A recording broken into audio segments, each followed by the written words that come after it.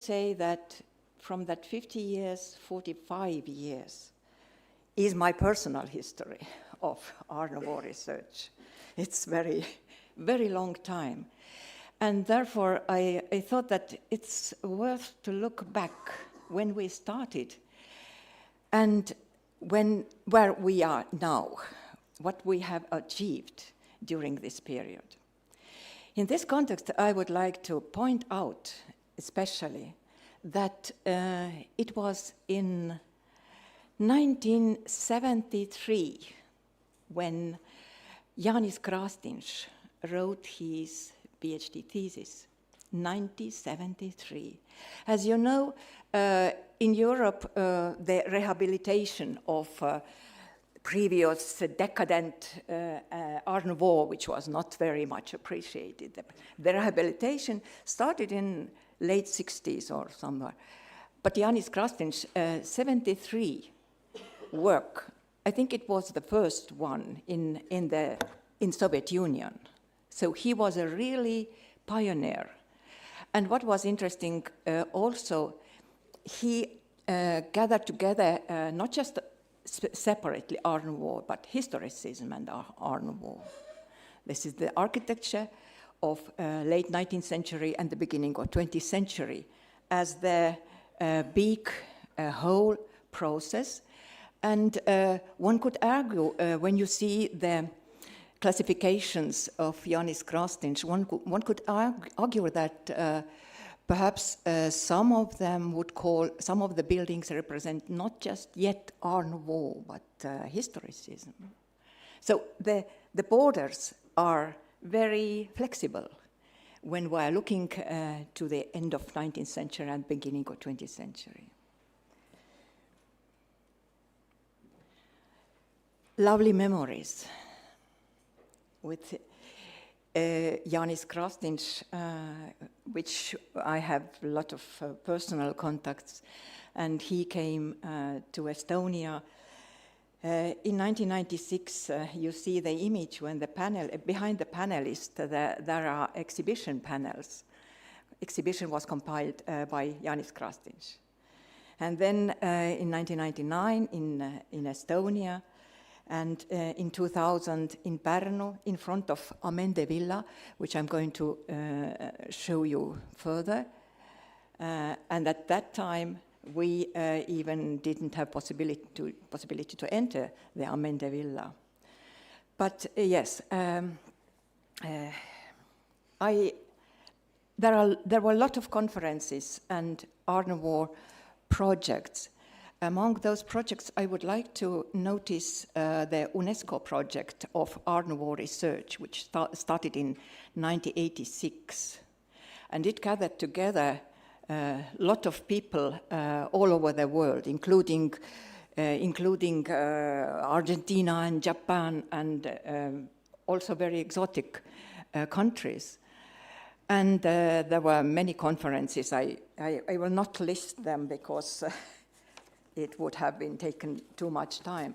But why I like to point out this UNESCO program was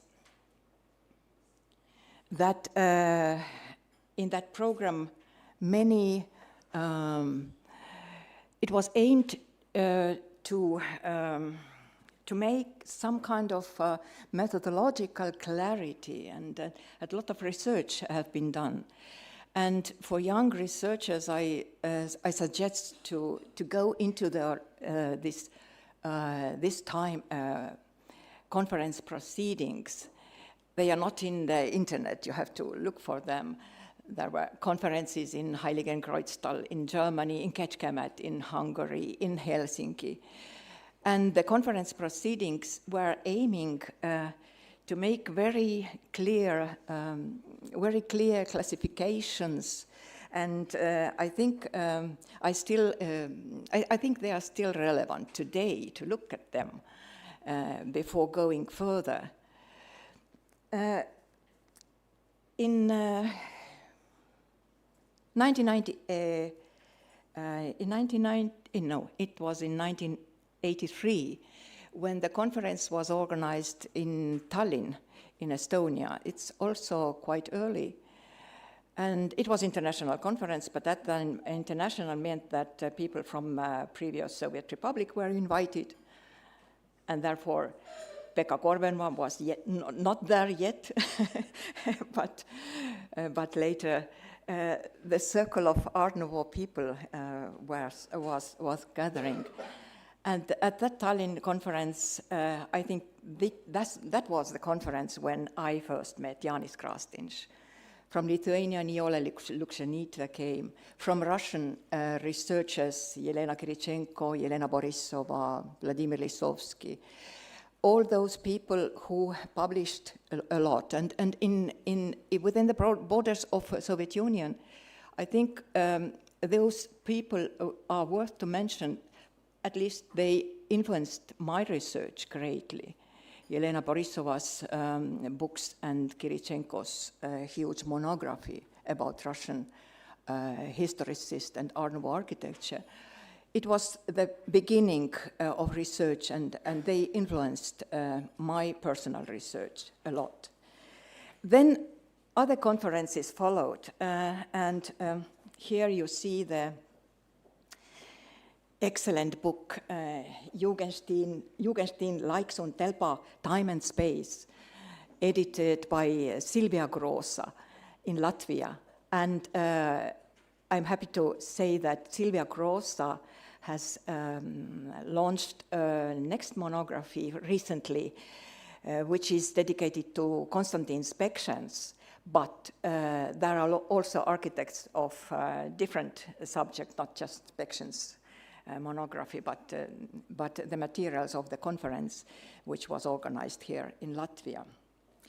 And a lot of other conferences in York University, Architecture 1900 was organized. And it was mentioned that we launched the project with the Swedish Museum of Architecture, the project of research of Art Nouveau, 1900, Stockholm, Helsinki, Riga, Tallinn, and St. Petersburg. We gathered together, and the result of that conference, of that project, was a huge exhibition with only originals in display. And it was a nightmare for organizers to get all those originals from country to country, but we still managed to do it. And it was a wonderful project. And there was a conference in Stockholm, and here you see the conference, or maybe not seeing. The conference in Stockholm was called Architecture 1900 in a New Light. At that time, we felt that the new light or some new aspect is needed for researching Art Nouveau architecture, because at that time, it seemed that there is so much research already that what new aspects could be discovered? It's very difficult to say. And I'm not sure if we managed to find this new light. But it was for surely, for us, for participants, it was very good to learn from each other and to compare all these regional contacts and similarities and differences at that time. In Estonia, the research of Art Nouveau architecture started in 1974, and the main person who initiated it was Leo Gens, who published a small book about Estonia theatre, the main monument of Art Nouveau, or more precisely Jugendklassizism building in Estonia. And many books were followed. Here you see Leo Gens's Karl Burman. Karl Burman was the first Estonian professional architect who started in 1910 only. So Estonians were quite behind, and therefore in Estonian architecture of Art Nouveau there are many foreign architects from Finland, from St. Petersburg, from Latvia.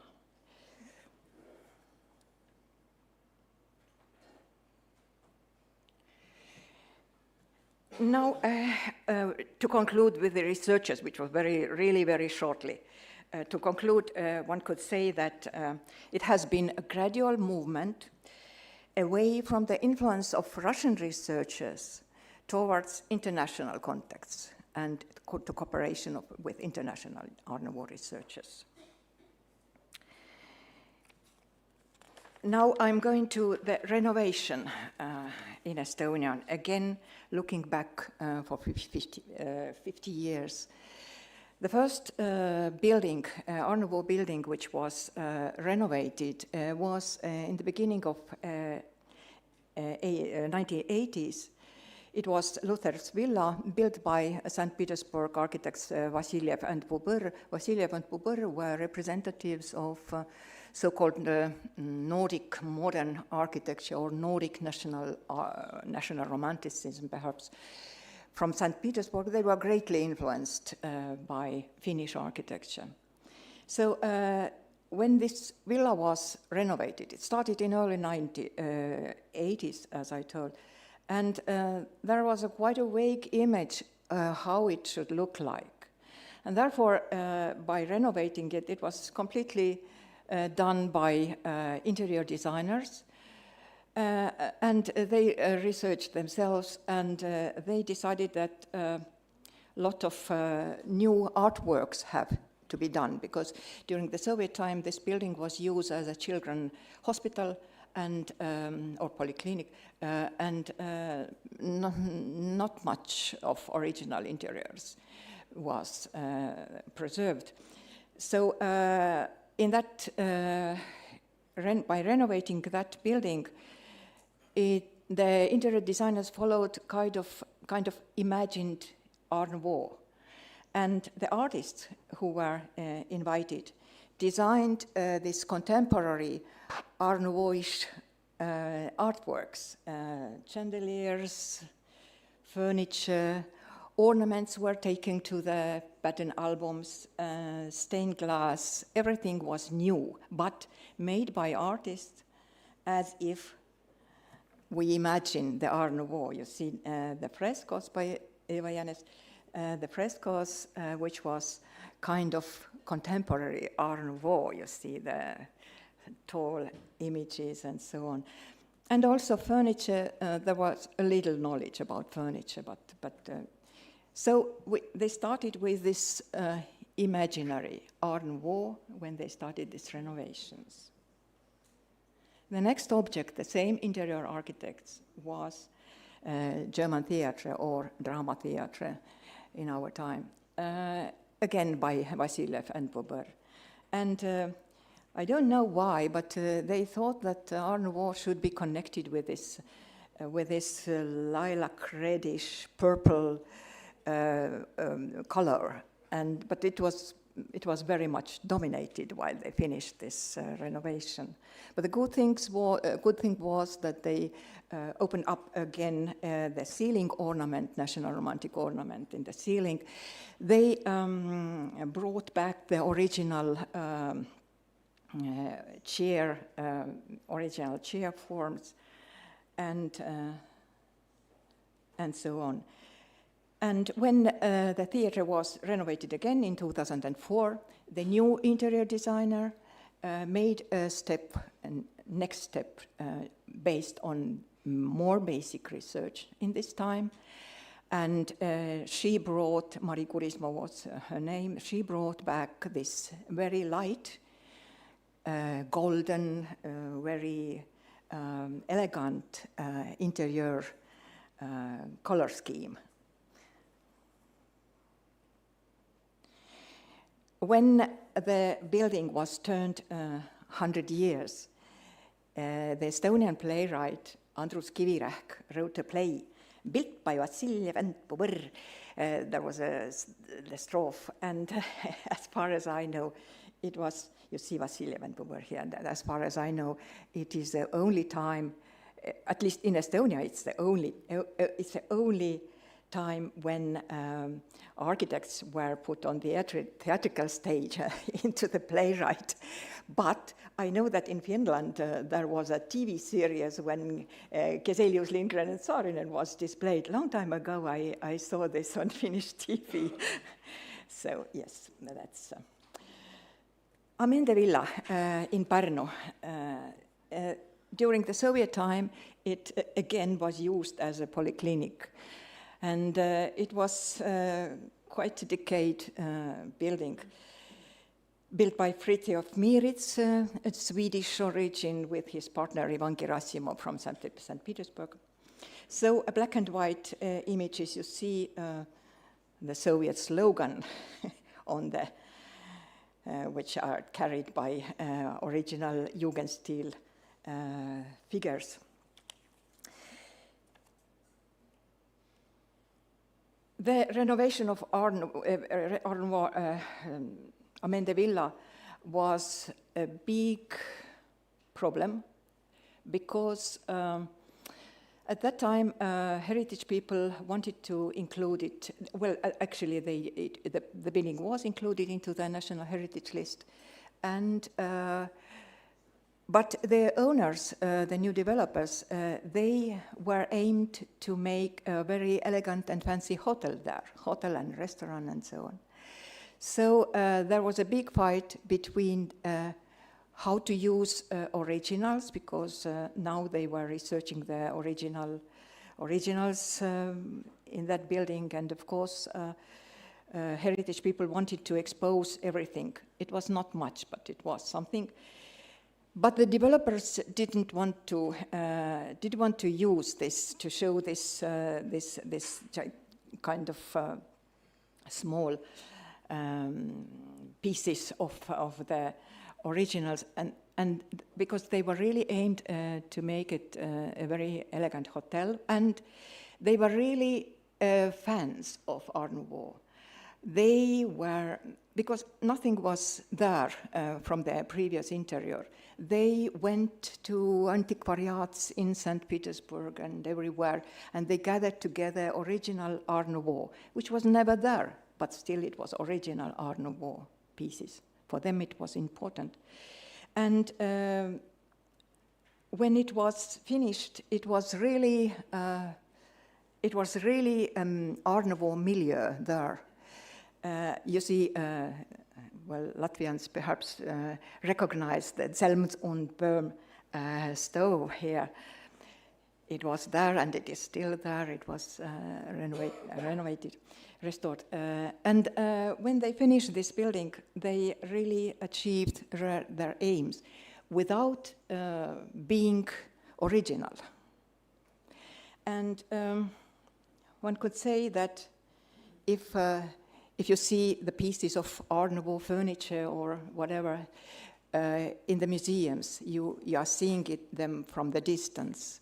While in Amende Villa, you can sit on them, and when you order a glass of champagne, it will brought to you with Art Nouveau original goblet. So this is this was the idea of the owners of the hotel. Main, one could say, main national symbol, Estonia Theatre, which is not so much Art Nouveau anymore, but we called it Jugendklassicism, which is kind of contradictory term, but still classicism, which appeared in 1910s. And at that time, neoclassicism was not classicism anymore, but it was the mixture. As we see yesterday, by the way, a lot of classicism became powerfully in form, and but the Jugendstil was still existing in some places. So Estonia Theatre renovation started immediately in 1990s, when Estonia gained independent again, and well, it took some times. There are interiors. A lot of original details were restored or remade. For example, these rooftops.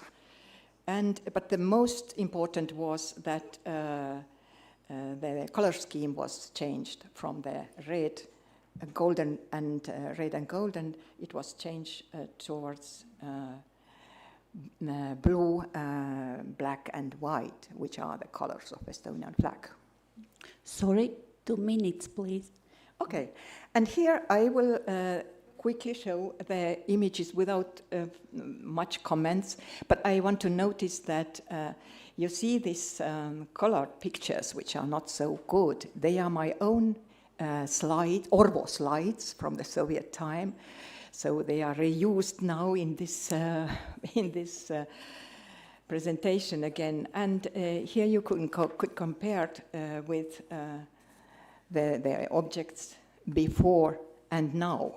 And I'm very proud to show very good images, because all those years I have to travel with my slide and to show only those brownish bad images.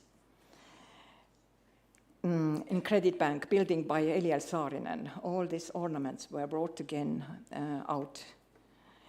A hotel that was remade, the previous bank, it was previous Riga bank, and now it's fancy Hotel Barons.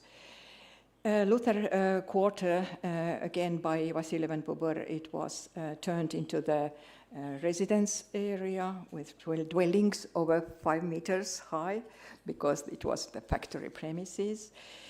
In the machine hall of this quarter, it was important to exhibit this concrete structure, original, and it was made fancy bureau spaces. It was much more good cooperation between heritage people and the developers.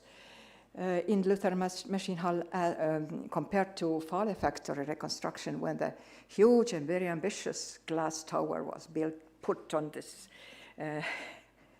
beginning of the 20th century factory building.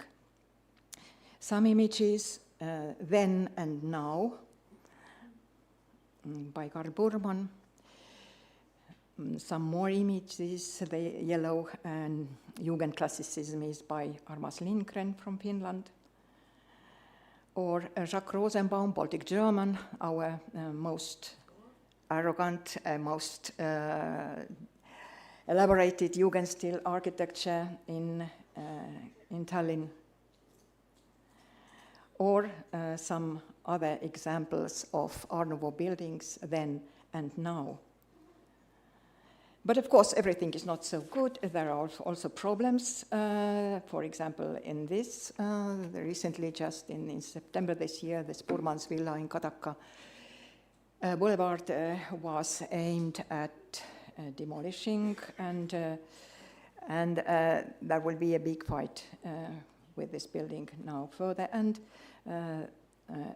another building which is under the threat in Tartu. Very bad example, Seewald Hospital. In this case, the contemporary photo is the bigger photo with a very decayed building, very decayed interior, which was excellent Art Nouveau before. And the final. In conclusion, we could say that Art Nouveau architecture in Estonian has been quite well taken care, despite, of course, of problematic cases. And it is used, it has found new functions, and one could conclude that the Art Nouveau architecture is appreciated in real estate market. It is considered exclusive. Art Nouveau sells. The market value, active use, and the wise renovations, and the conferences like this here today are the best guarantee for a long life and bright future for Art Nouveau buildings. Thank you. Thank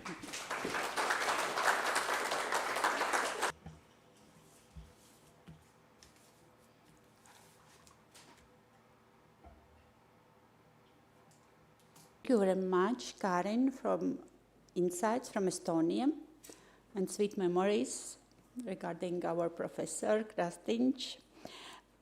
And now it's time for our next presentation, and I'm inviting Natalia Lapaine from Slovenia, from Museum of Architecture and Design. And Natalia is museum counselor, and she's a lot involved in activities regarding well-known, outstanding architect Plečnik, regarding her heritage in Slovenia, and not only Slovenia, in many other cities as well.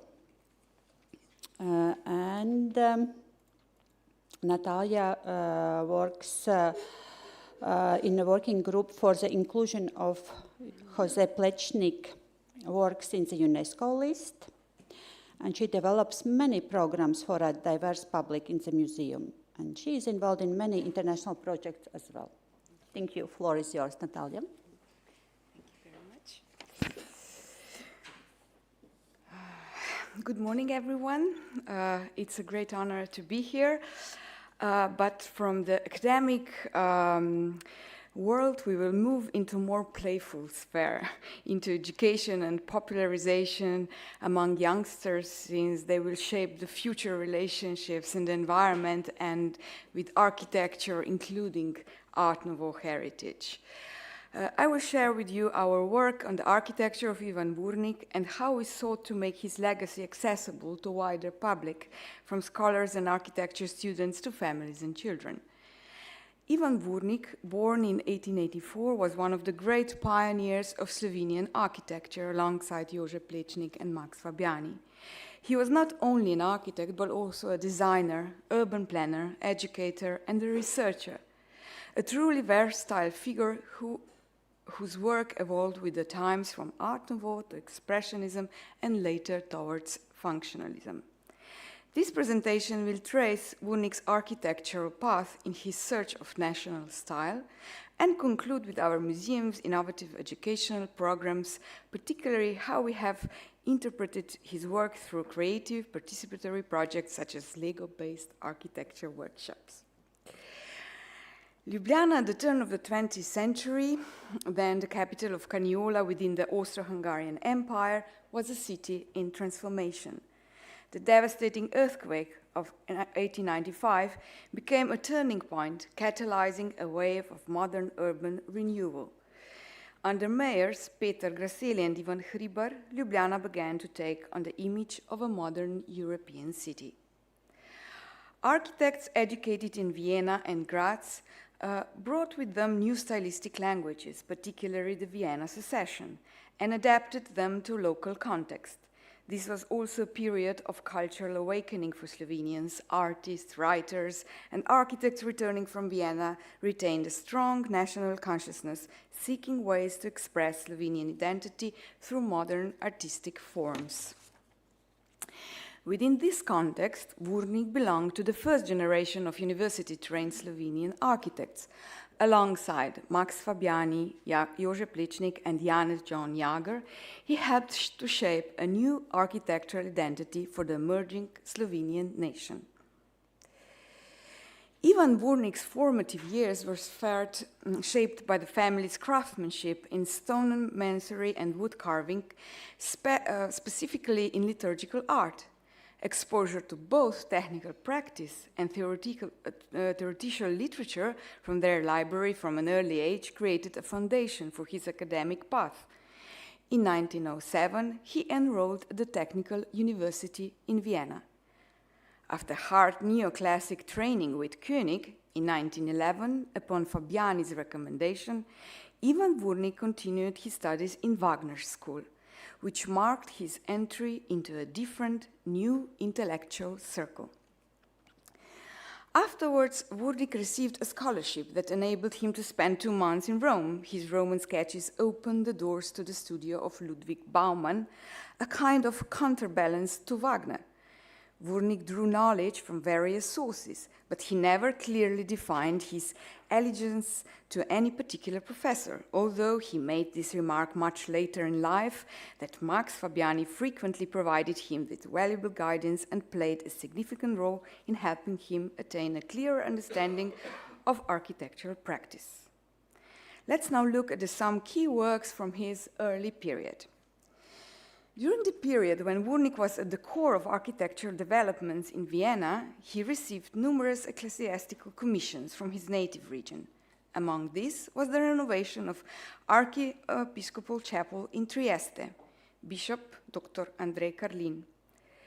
In autumn 1913, Bishop Karlin also officiated the marriage between the architect Ivan Vurnik and the painter Helena Kotlar. The two were inseparably connected in their design of liturgical furnishings. The static model of the church of St. Leopold's at Steinhof was widely known, not only through play of reliefs and patterns on the altar and the tiling of the dome with irregularly broken gold-jointed ceramic tiles. Ivan Vurnik found model for his two relief angels by the tabernacle. The direction of the project was in Vurnik's hands, while Helena alternated between several design tasks, preparing the pictorial decoration of the chapel, creating a design for crucifix, painting the Annunciation of to Mary and St. Andrew, and producing a sketch on the tabernacle. In the painting, we could see Madonna's turban in the Slovenian national colors. Nevertheless, the chapel represents an outstanding example of Art Nouveau ecclesiastical art and may be regarded as a true Gesamtkunstwerk, total work of art. During the war, Vurnik returned to his hometown to Radovljica and later served as a soldier. Even amid wartime, he designed military cemeteries in Serbia, showing his sense of architectural responsibility toward memory and landscape. With the end of hostilities and the dissolution of the Austro-Hungarian Empire in 1919, Vurnik was entrusted with the demanding task of establishing the Department of Architecture within the newly founded University of Ljubljana in the new Kingdom of Serbs, Croats, and Slovenes. He offered professorship at the new School of Architecture to Max Fabiani and Jože Plečnik. Fabiani declined, but Plečnik was elected full professor and started teaching in 1920-21 academic year. Within the department, Plečnik had his own school of architectural composition, while Vurnik taught all technical subjects. Both architects laid the groundwork for modern Slovenian architectural education. With the establishment of the University of Ljubljana, it became necessary to construct an anatomical institute for the Faculty of Medicine. The structure is relatively modest in scale, but the facade is emphasized by vertical articulation of pilasters. This approach, characteristic of early modern architecture, endowed the building with a sense of monumentality and represented a departure from the classical and historicist tradition. But at the sanatorium at Golnik, Vurnik combined functional planning with national and local influences. Set on a hillside beneath Golnik Castle, the sanatorium's symmetrical facade and pointed arches give monumentality. The project was reportedly inspired by the Swiss sanatorium in Davos, which had been visited by the director, Dr. Anton Brezel, who provided guidance to the architect. But the same Wald Sanatorium in Davos also inspired Thomas Mann in his writing of the book The Magic Mountain. But according to the art historian Stane Bernik, Vurnik drew upon contemporary Czech expressionist model, while other scholars emphasized national and local Upper Canolian influences in the design. Perhaps the most notable commission was the furnishing of the entire presbytery of St. Catherine's Church in Topolaba, Ljubljana. The classic white gold elegance of the Triestine chapel was replaced by an archaic coloring. Baroque architectural elements were covered with painted geometric decoration related to the patterns of Wiener Werkstätte.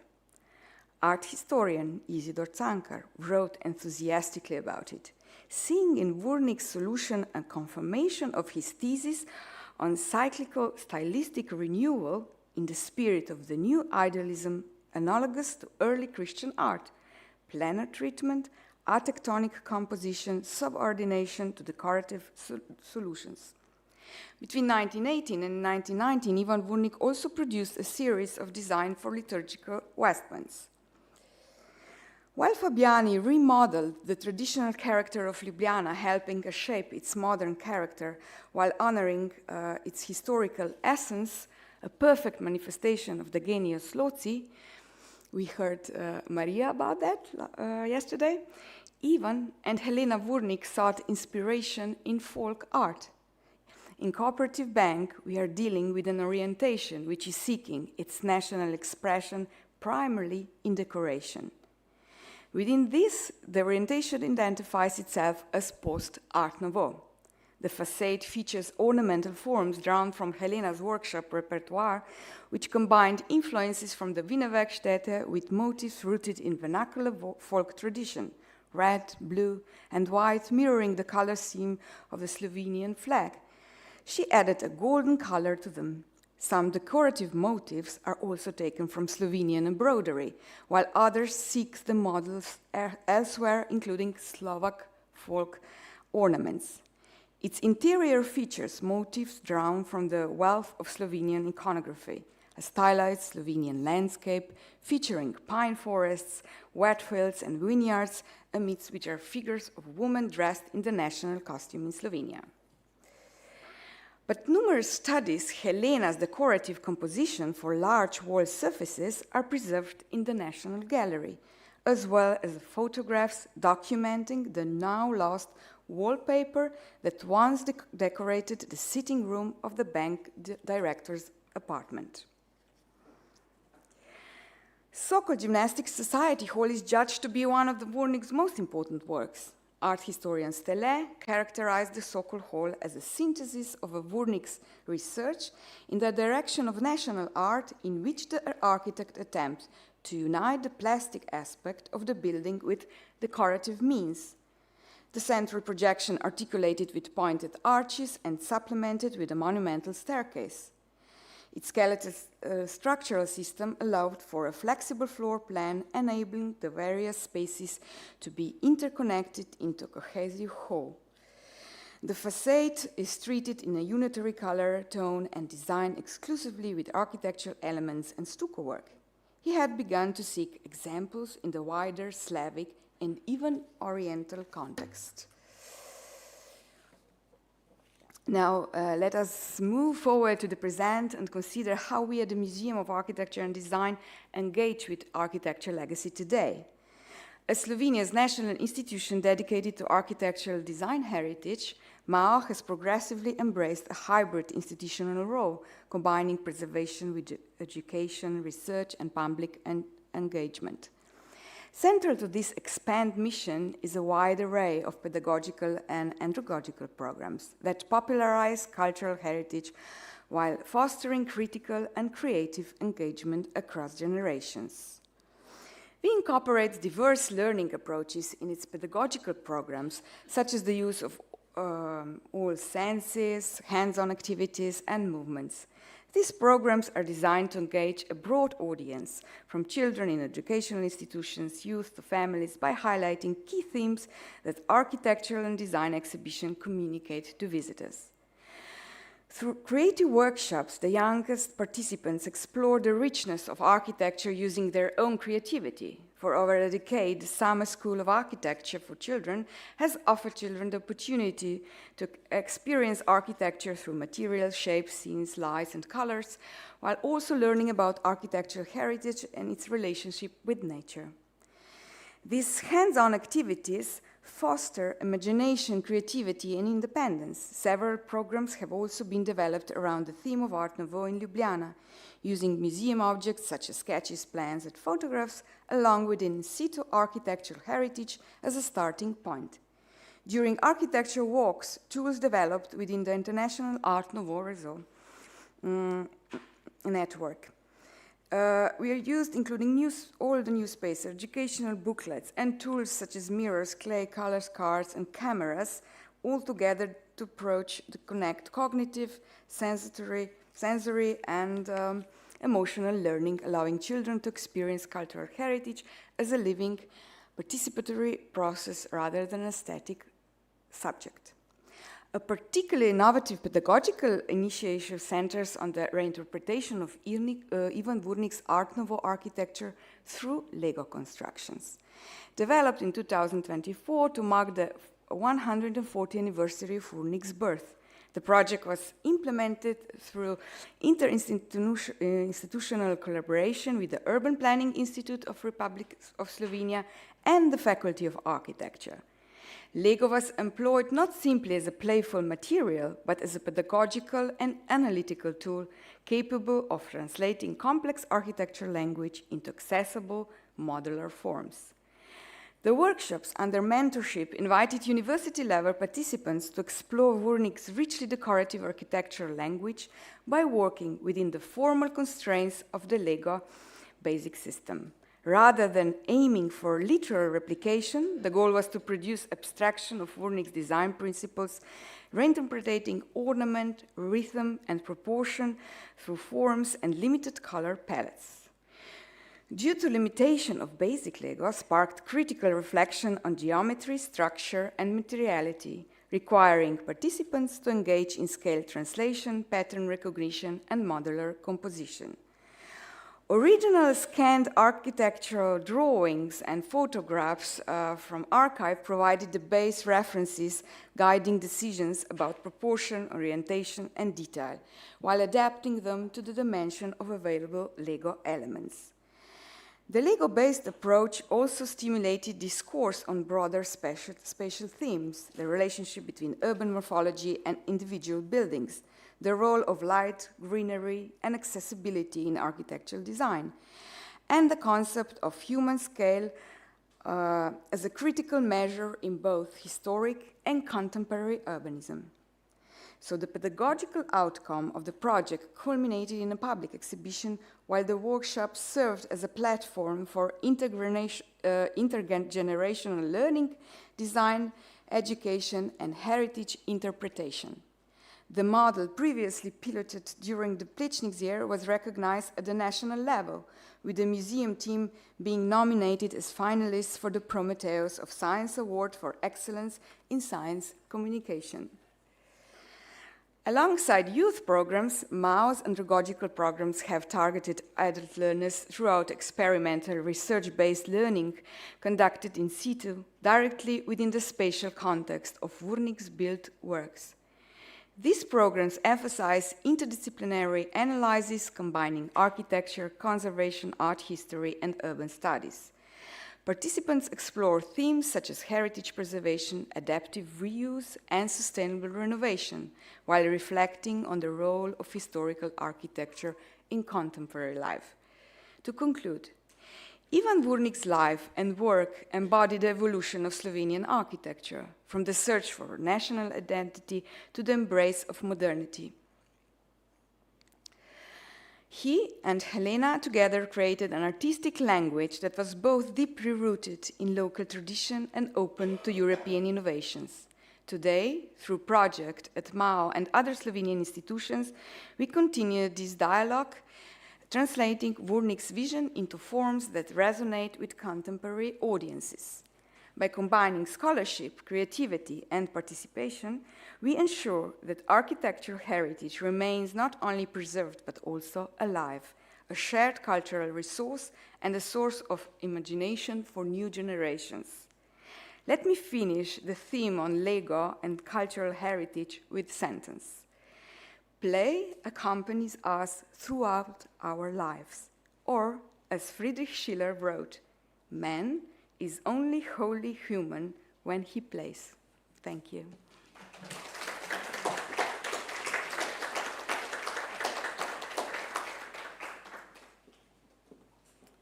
Thank you, Natalia. I think it's very, very important and challenging for all of us to reach new ways and some experimental maybe ways in promoting heritage of Art Nouveau.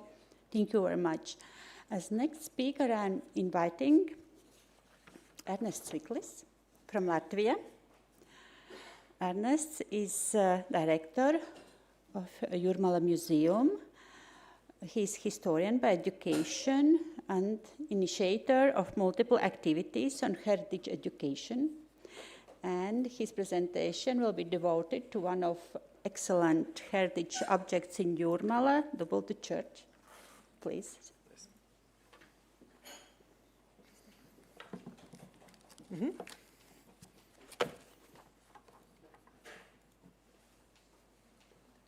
Paldies.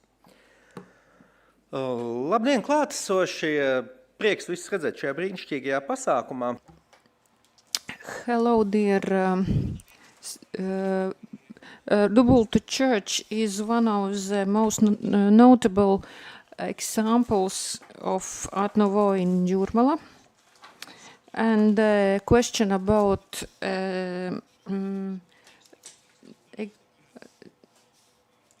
of religious buildings restoration is very interesting. As with development of Art Nouveau, we can see the results in religious buildings. In the world, the most important examples is Sagrada Familia or Otto Wagner's Saint Lebethel's Church in Vienna, which was built in 1905, 1907. And as in any other field in building industry, the religious buildings are impacted by the Art Nouveau. If we take a look at Latvian and Riga examples, as the previous speakers mentioned, this development is not homogeneous. As we see in line with other styles, when we talk about Dubulti Church, we can see some deviations from the style as we talk about Art Nouveau. The most vivid example in Riga, Konstantin Spērkšņs developed cathedral in finished at 1907. Art Nouveau examples are also in Cross Church, as similar to Dubulti Church. The Boxlav was a developer. And also New Gertrude Church, some features, even though they are neo-Gothical examples, we can see some examples of Art Nouveau. But Dubulti Church is a very vivid example of Art Nouveau. Some Art Nouveau examples are also in Strenču Church, especially internal paintings, Kabilas Church, and also Valka Lugužu Church, which was rebuilt after 1907 fire. And for example, their spire is in Barocco, but interior is Art Nouveau. In Dubulti Church, in Jūrmala, there were not many buildings Art Nouveau. Boxlav's built Marienbade Church was demolished, but religious buildings as such, if we see, we can see only two examples. One is Dubulti Church, and the other one is Summer Synagogue, which was partly Art Nouveau. And so we can say that the only example of religious building in Dubulti is Dubulti Church. This church, it was built in 1909 and is considered one of the most important buildings in Latvia. On the one hand, its fate is very typical but on the other hand, we can see it is very lucky and good example compared to other churches which didn't survive. This church is not the only church. The previous church was congregated in 1800s. It was very important to build this church in Dubulti, and the parish got Strauberg's built church in Dubulti. The first church was for 150 people, and it has become too small. And after it was demolished in 1911, which is interesting. Some of the building elements been saved, especially altarpiece. And later on it was moved to Ludza Lutheran Church, where it is still in use. In 1904, in Sloka, Baron von Fricks says that the building, he gives a piece of land to build the church, and in 1904 it was written in they were gathered raised money, and 12,000 rubles were raised, and it started to build in 1905 in September. The official it was congregated in 1909. Krišjānis Ķergalvis was the main developer. And if you look at the drawings, you can see that Bokslavs, the architect,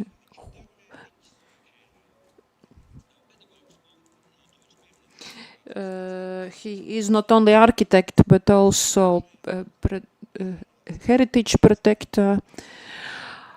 If you look at the drawings, you can see how the first altar, which was neo-Gothical on the left side, on the one that is developed later and included in the church, we can see that the trends are changing. Architect is following the changing trends, and also the Dubulti parish is very progressive and wants very modern church.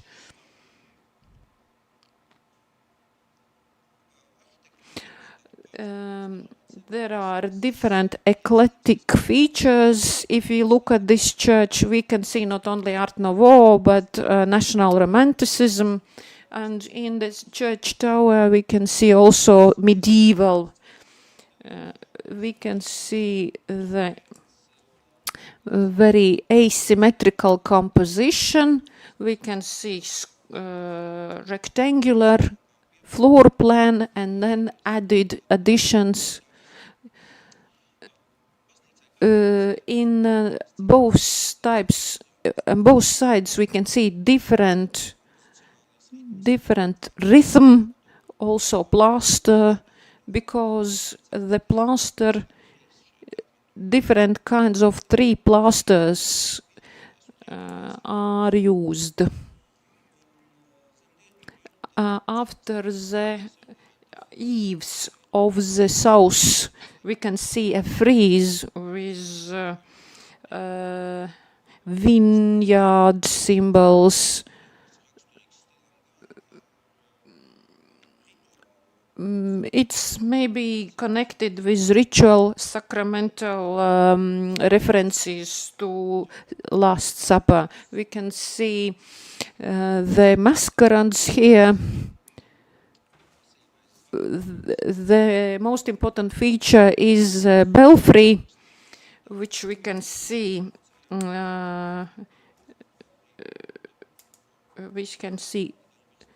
The church tower is decorated with mascarons and festoons.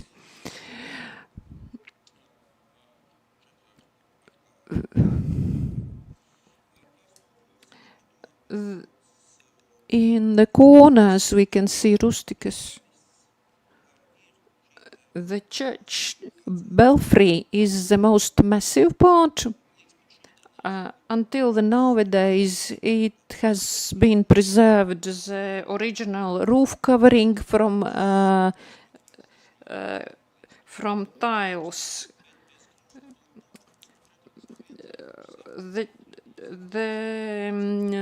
It is 41 meters tall, the belfry.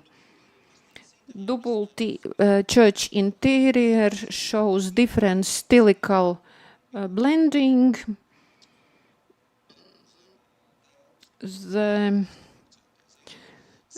There is gilded geometrical motifs, very rhythmical pattern, meanders.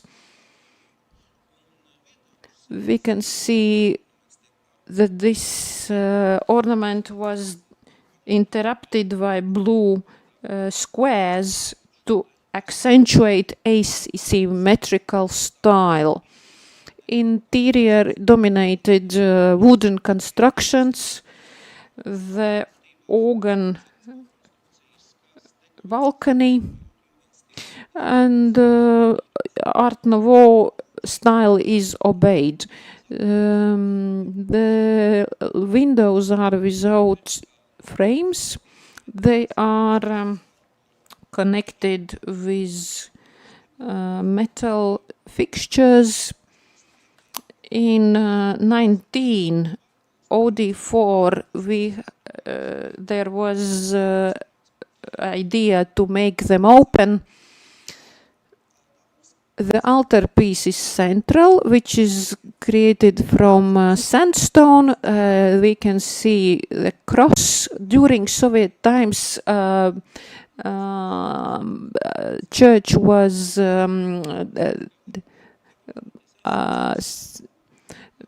during the First World War. It was ordered to burn down the church in order to create in 1915 it was given order to put mines around and to blow it, just because in order to blow up the tower. But local police said that it is not good idea to blow the tower, and they saved the tower from blowing. During that time also was given order to evacuate people, and that the last time before evacuation there was a service. They evacuated the church bells to Russia. It is not known whether the bells were destroyed or not. The services took place once a month. After the World War I, the services were consumed, but after Second World War, services were not allowed. After the 1990, the congregation returned to church, and church restoration continued. There was church after the Second World War. Dubultu parish still continues. They continue their work, and the last pastor, Valdemar Slorbergs, who is seen here in the picture, and during the 50s, the congregations, the first communion in Dubulti church. During the 60s too, it was given to Soviet, and it was turned into a museum and concert hall. No church services were allowed. On the you can see the picture on 1959, the picture where still the parish, the last service. Until when the church was given to the museum, so they, as you see, the cross is removed in 1966. Most probably took place. We don't know, but it seems that it. And the last service was in 1962 in April. When it was not possible after that. If you look on the picture at left side, these are the bells, not from the churches. These are not the double churches bell towers, bells.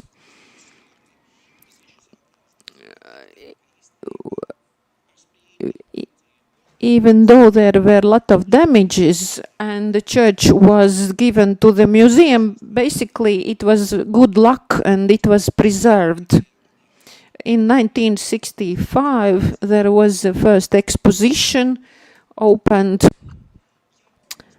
And during 80s, it is clear that the church is not really suited for museum. The historical exposition is somehow contradicting art, and if you want to develop this museum, you need to renovate the church. And there was also repairs to the church clock, and church organ was renovated, and the church roof is fixed. In 1989, renovation started, but take into consideration that this period after the repairs in 1989, the parish gets this church back, and in 1990, in 18th of November, the first church service takes place. In 1992, the cross is put back, and also altar is put back, that they got back from Slokas church. In order to restore the altar, it was developed new software in order to renovate altar. It was restored in a very precise. It was restored in a good position. After that, unfortunately, there are a lot of things that were destroyed, but the roof is restored. And for example, they got chandeliers back, and also church benches, which were delivered to other churches. And those churches that were in Jaunjelgava were quite destroyed because they made them shorter. All in all, the church benches are back, and we are restoring them. The clock is being restored in 2006. The mechanism is renovated, and also the church bell mechanism. The rest of restoration work is going on. The organ is 2009 is replaced. During pandemic, they also polished the wall, the tiles of the floor, and now they are looking forward to facade renovation. But church is a living organism, and they have to find balance between the parish needs and the church itself. Thank you very much, Ernest, for this comprehensive report on Dubulti Church, which from one hand largely illustrates a typical church story throughout the ages in Latvia, with this change of functions during Soviet time. But from other hand, we could see nowadays this is still alive and full of people, full of activities, cultural events. We could be very proud and happy about this fate of Dubulti Church. Thank you very much, Ernest. I would like to invite next speaker, Rizwan Bayramov from Azerbaijan. And Rizwan is architect and heritage specialist with more than 40 years of experience in architectural design, monument restoration, and cultural heritage preservation.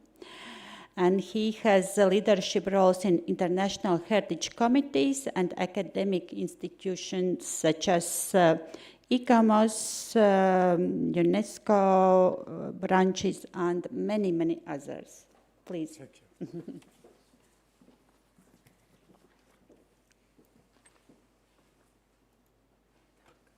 If you don't mind, I just a little bit talk about the... Es runāšu par Jugendstila arhitektūru Baku. Kā mēs būvējam, kā jūs zināt, līdz 19. gadsimta otrajai pusei bija pilnībā islāma valsts. 19. gadsimta otrajā pusē kapitālisms prasīja pilsētai izaugsmi, un Baku izauga, sāka attīstīties jaunie pasūtītāji. Tie bija vietējie cilvēki, kuri bija mācījušies Eiropā, un viņi uzaicināja arhitektus no Eiropas, un, lai izveidotu Baku pilsētas plānojumu un projektētu jaunas ēkas. 19. gadsimta otrajā pusē Baku visi stili sanāca kopā. Baroks tikai vēlāk 19. gadsimta beigās ieradās arī Jugendstils.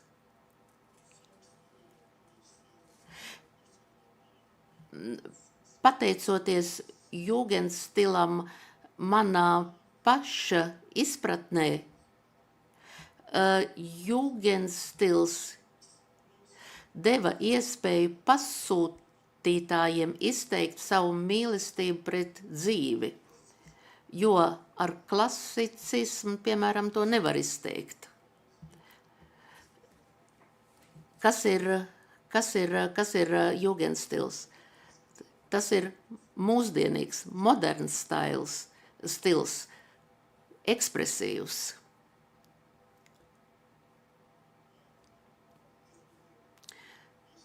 Kā mēs runājam vakar, Jugendstils tas neaizstāja dzīvojamās ēkas, bet arī ne tikai dzīvojamās ēkas, bet arī bankas un citas sabiedriskās ēkas tika būvēts jugendstila stilā. Bet tās bija lielākoties dekorācijas Art Nouveau stilā, jugendstilā. Bankām vajadzēja jaunu vietu. Bija vajadzīgas plašas telpas apmeklētājiem, tātad tika pieprasīta jauna konstrukcija. Un kas bija jauna konstrukcija? Tie bija tērauda rāmji. Es rādīšu attēlus. Piemēram, tā ir banka.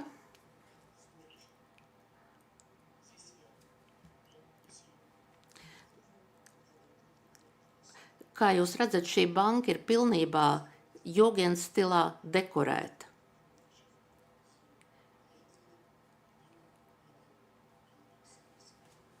Un ir arī jauns, moderns telpu plānojums. Šīs ir bankas detaļas.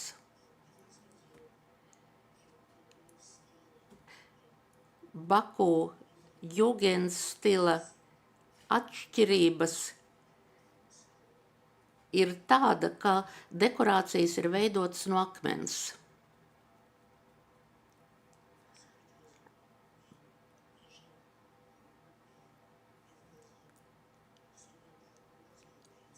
Pirms padomju laika mēs arī lietojam latīņu alfabētu, un te jūs to redzat.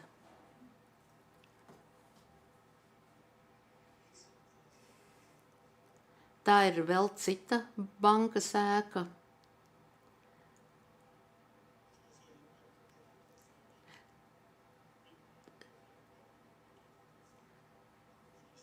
Tā ir bankas filiāli Tbilisi izveidotai bankai.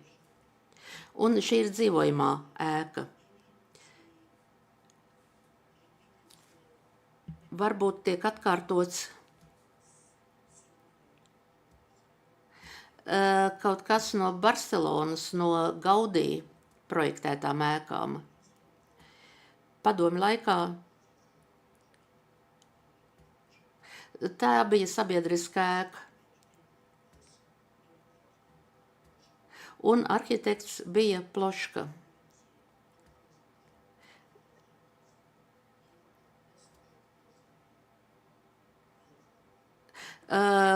Šajā laikā, 20. gadsimta sākumā, daudz arhitekti bija no Polijas un Vācijas.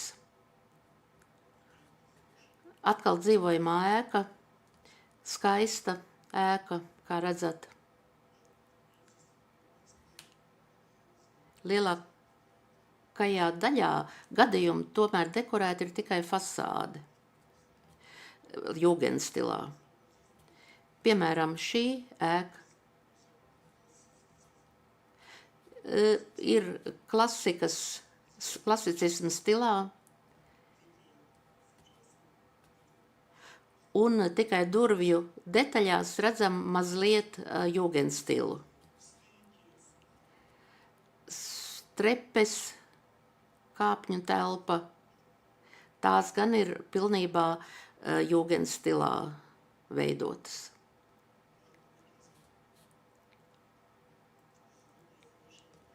Vēl viena dzīvojamā ēka.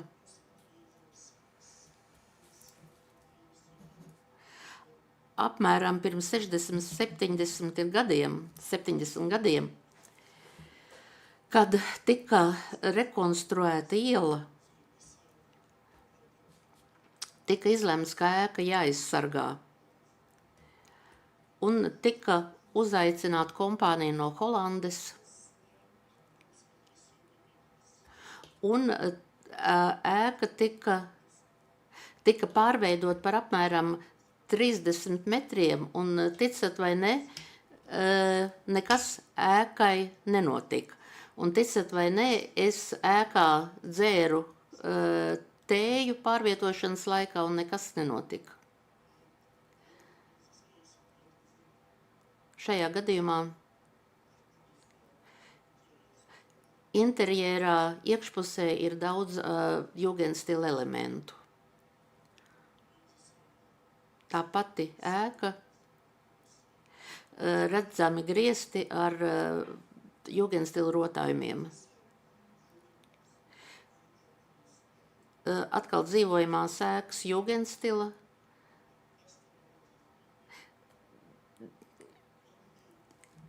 Īpašnieks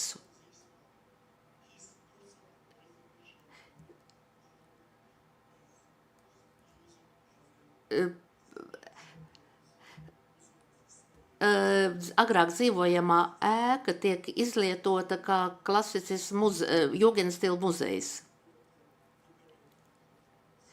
Un atkal dekorēts ar jūgendstila ēku.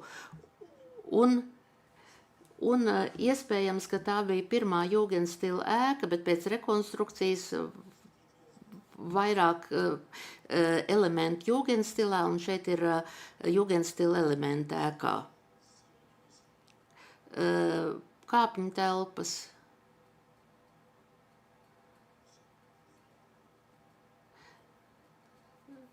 Būvēta 1910. gadā.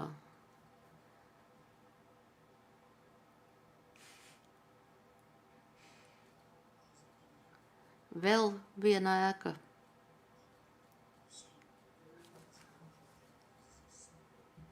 Un ornamenti veidoti no akmens.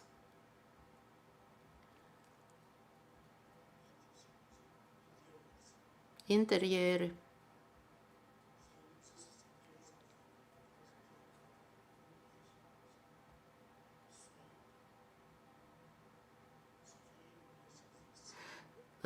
Krāsnis, kamīni, griesti, mazliet mēbeles.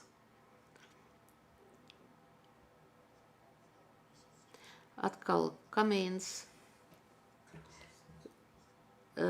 kas dekorēts ar jūgendstila ziediem.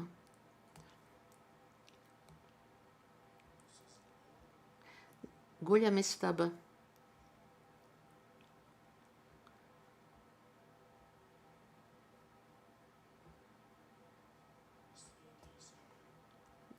Kāpņu telpa.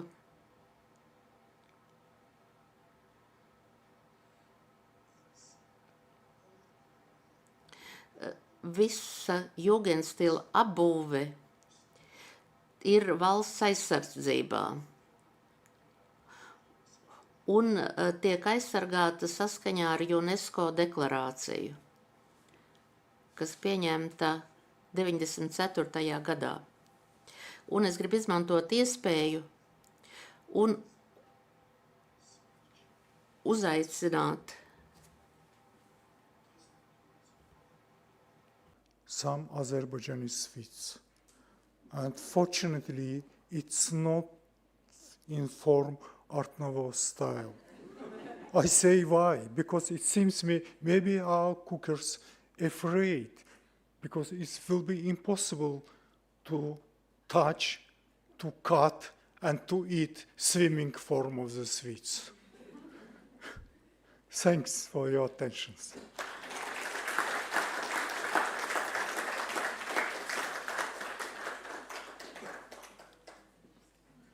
Thank you very much, Rizvan, for the presentation of great heritage of Art Nouveau in Azerbaijan. And I'm inviting my dear colleague, Anita Antenisce from Latvia, to presentation Art Nouveau original features of early 20th century industrial heritage of Riga. Anita is architect, master of architecture. She's continued her research on doctoral level as well. And for many years, she was teacher in Riga Technical University for architect students, national and international as well. And her research interests span from the history of architecture towards contemporary architecture. And he is author of many research articles in professional and research journals as well. Please, Anita.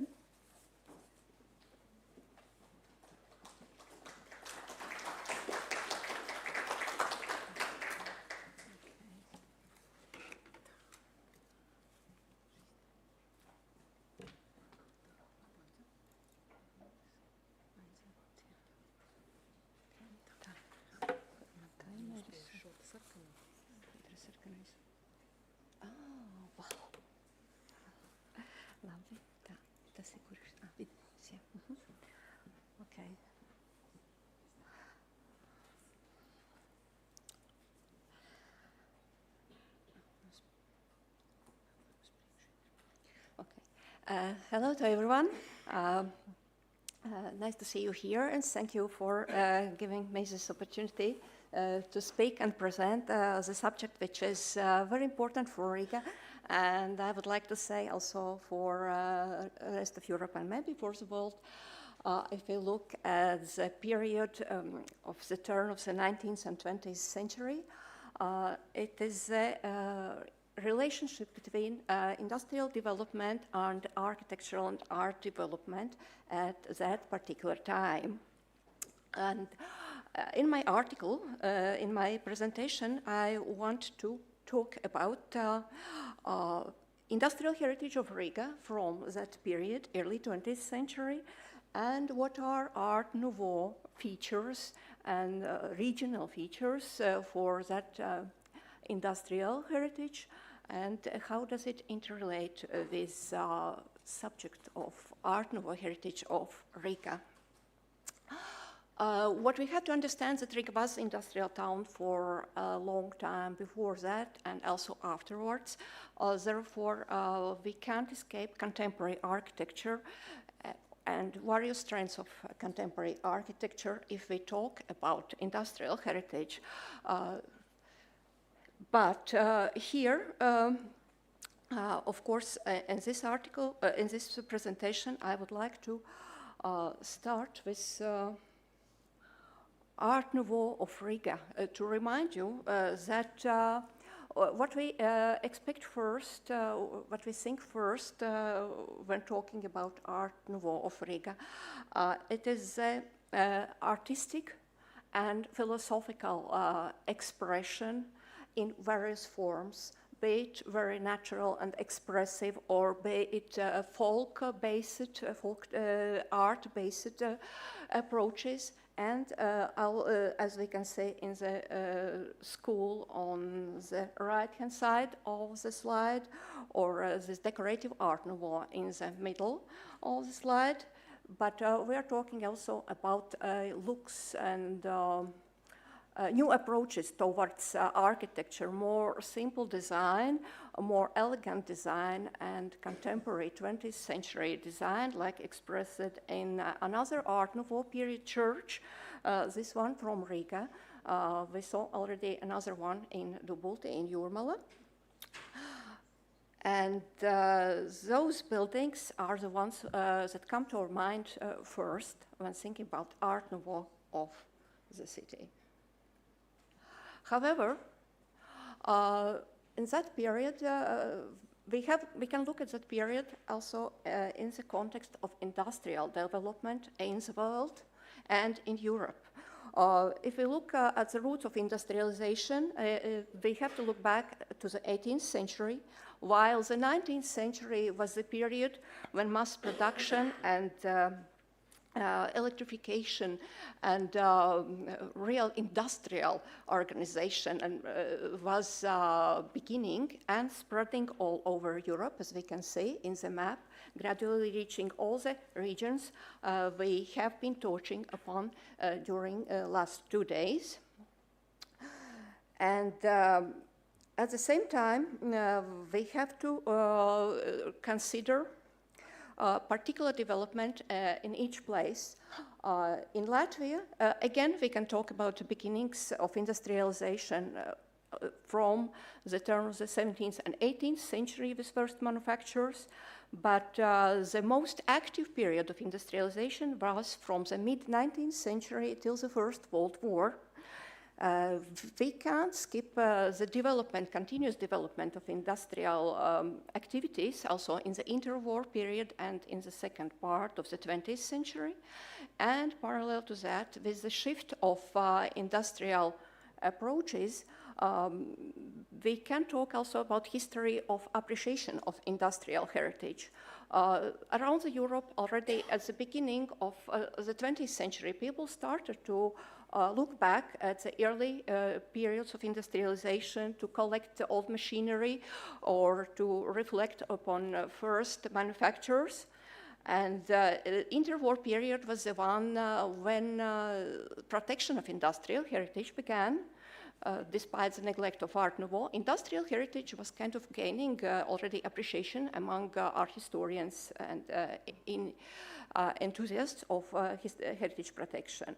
And the most active time of recognition of industrial heritage started in 1960s, 1970s, kind of parallel with appreciation movements for Art Nouveau. For the sake of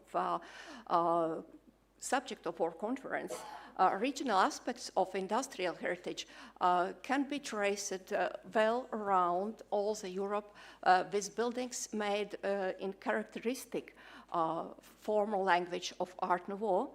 As we can see, a textile factory and now a museum in Terrassa, or Carlsberg Brewery in Copenhagen, or Helsinki railway station that are all examples of different functional and different architectural organization of premises and structures from Art Nouveau period. Also, Zollern in Dortmund is one of the best known examples also of World Heritage Site, while brewery from Varese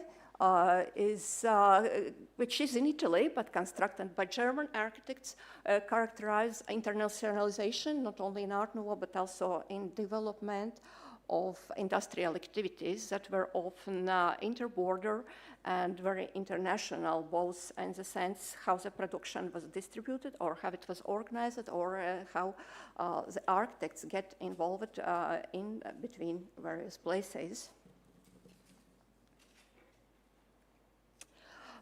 If we look at Riga, the beginnings of industrialization were at the mid of 19th century. And in this presentation, I'm just touching briefly upon structures from this first period. My idea is mostly to focus on Art Nouveau period, when features of Art Nouveau and even beginnings or roots of modern movement could be traced in the structures. We have to remember that it's not only about direct industrial heritage like factories, railway stations, bridges, etc. We have to remember that industrial heritage is regarded also in a more complex scope as apartments and workers' housing and public buildings that are related to industrial productivity. In case of Riga, if we are looking at this map, can we get it? Okay, so the yellow areas, sorry, the pointer doesn't work very easily, but they are those industrial areas that were marked at the end of the 20th century as still industrial.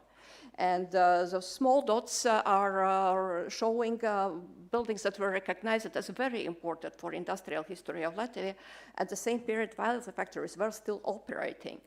The history is very turbulent, as we know that different political and economical situations were going upon Riga and Latvia during the 20th century.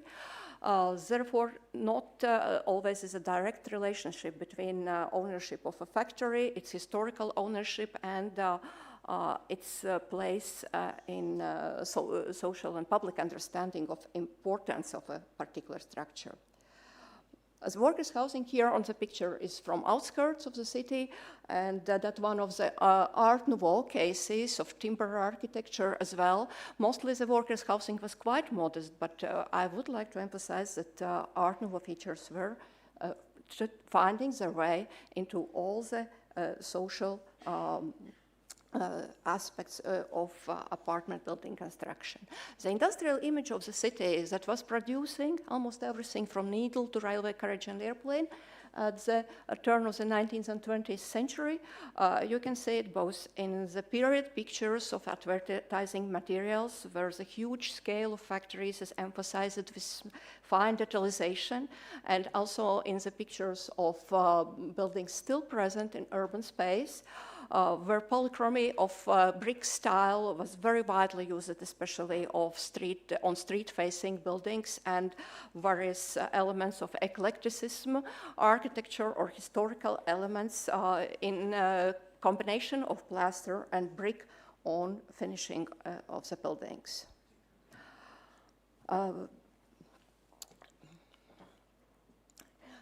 From typology, as I mentioned, we have everything from food production till machinery production and very heavy industry. Here also textile industry.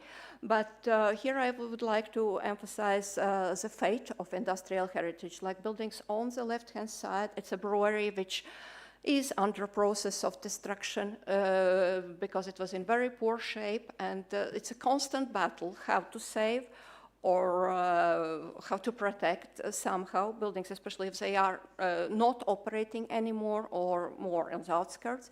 And from the other side, on the right-hand side, there is a web factory that is protected. 4 buildings are listed on cultural monument list of Latvia.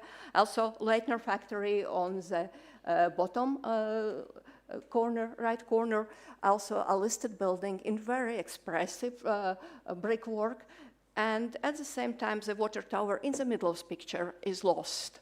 It was in outskirts, it was in the middle of industrial area, and this old picture is almost only testimony that it ever existed, such a beautiful structure in Jugla area. Salamander factory, which changed ownership, changed production activities several times during the 20th century, and somewhere in the middle of all of that, we have lost quite a lot of fantastic buildings. Distribution of factories. You can all say in the booklet about Art Nouveau Museum, the distribution of Art Nouveau buildings in the city center. This is a map emphasizing location of industrial premises at the very turn of the 19th and 20th century. All the red dots marking factories operating, existing, built at 1900, before the Riga's 800th anniversary.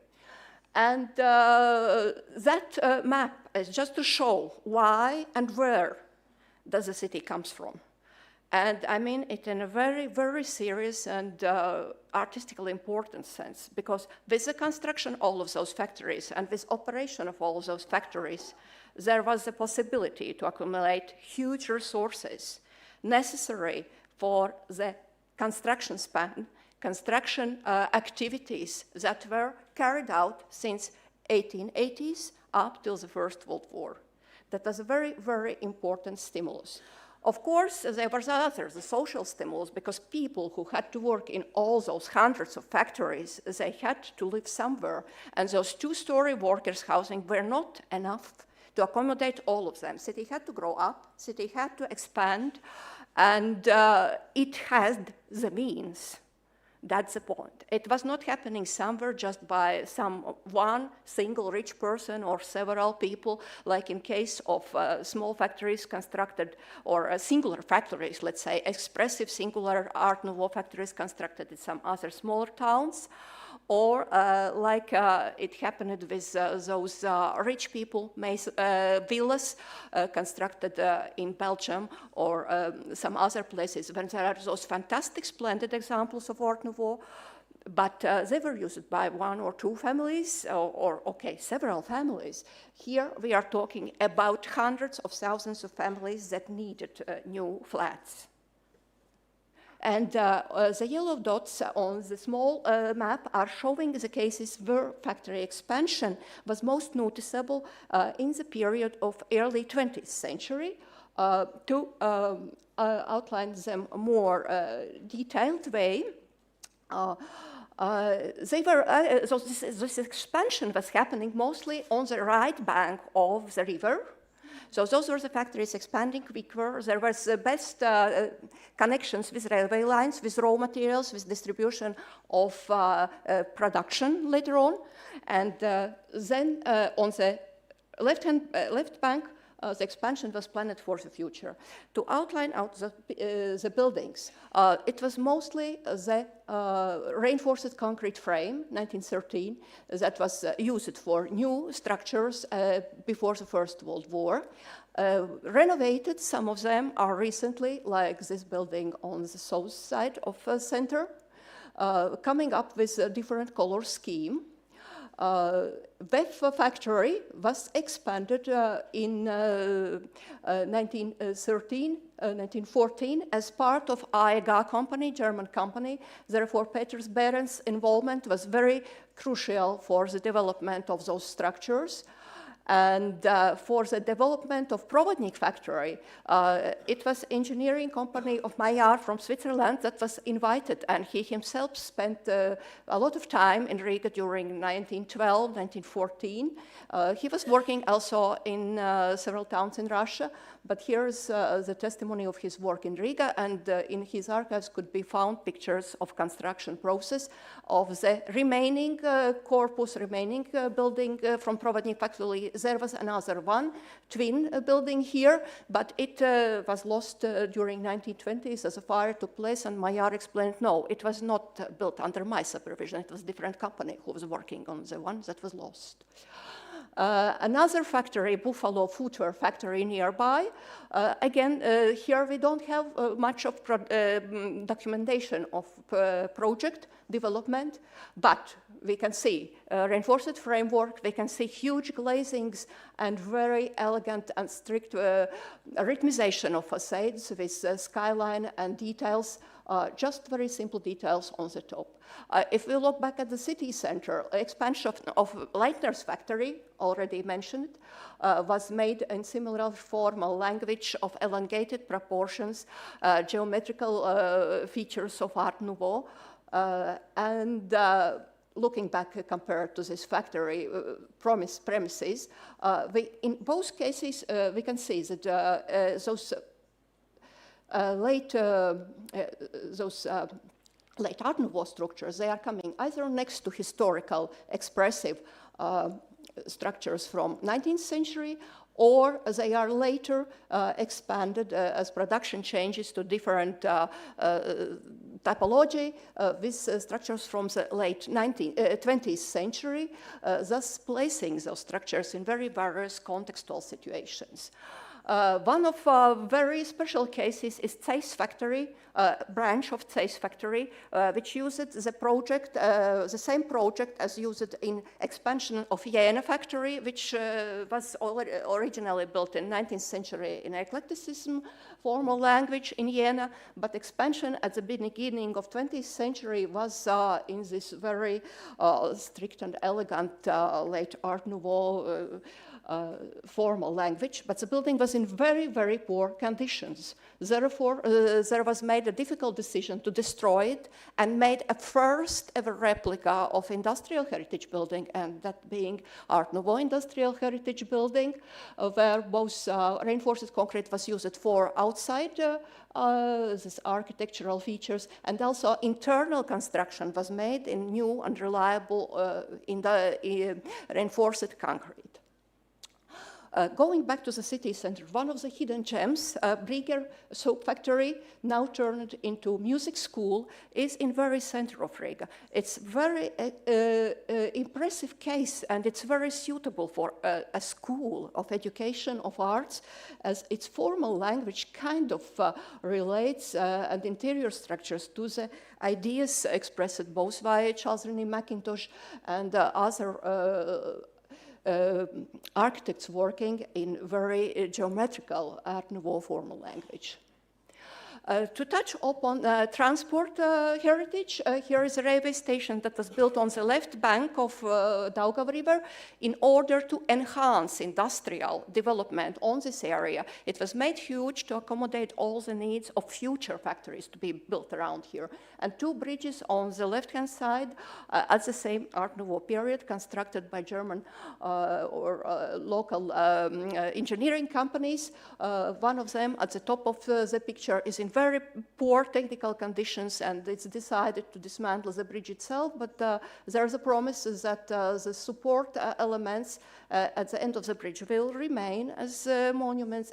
It's also listed monument. And the other bridge, it looks in very similar poor conditions, but luckily it's still operational.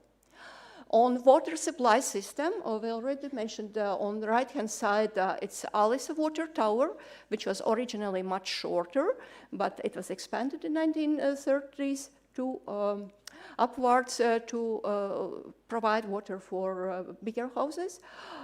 Again, the other water tower, which is more ascetic in its design and far outside of center on the right bank of Daugava River, it's elongated Art Nouveau features.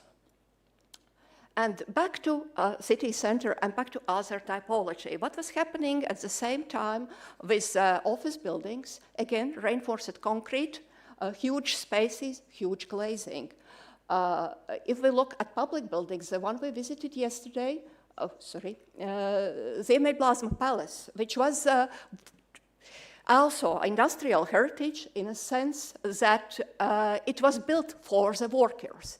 The original name of the place, it was Anti-Alcoholic Society, Ziemeļblāzma. So idea was to provide cultural entertainment, relaxation, and all the good activities that could be used against the expansion of alcoholism among workers, because working conditions were very hard.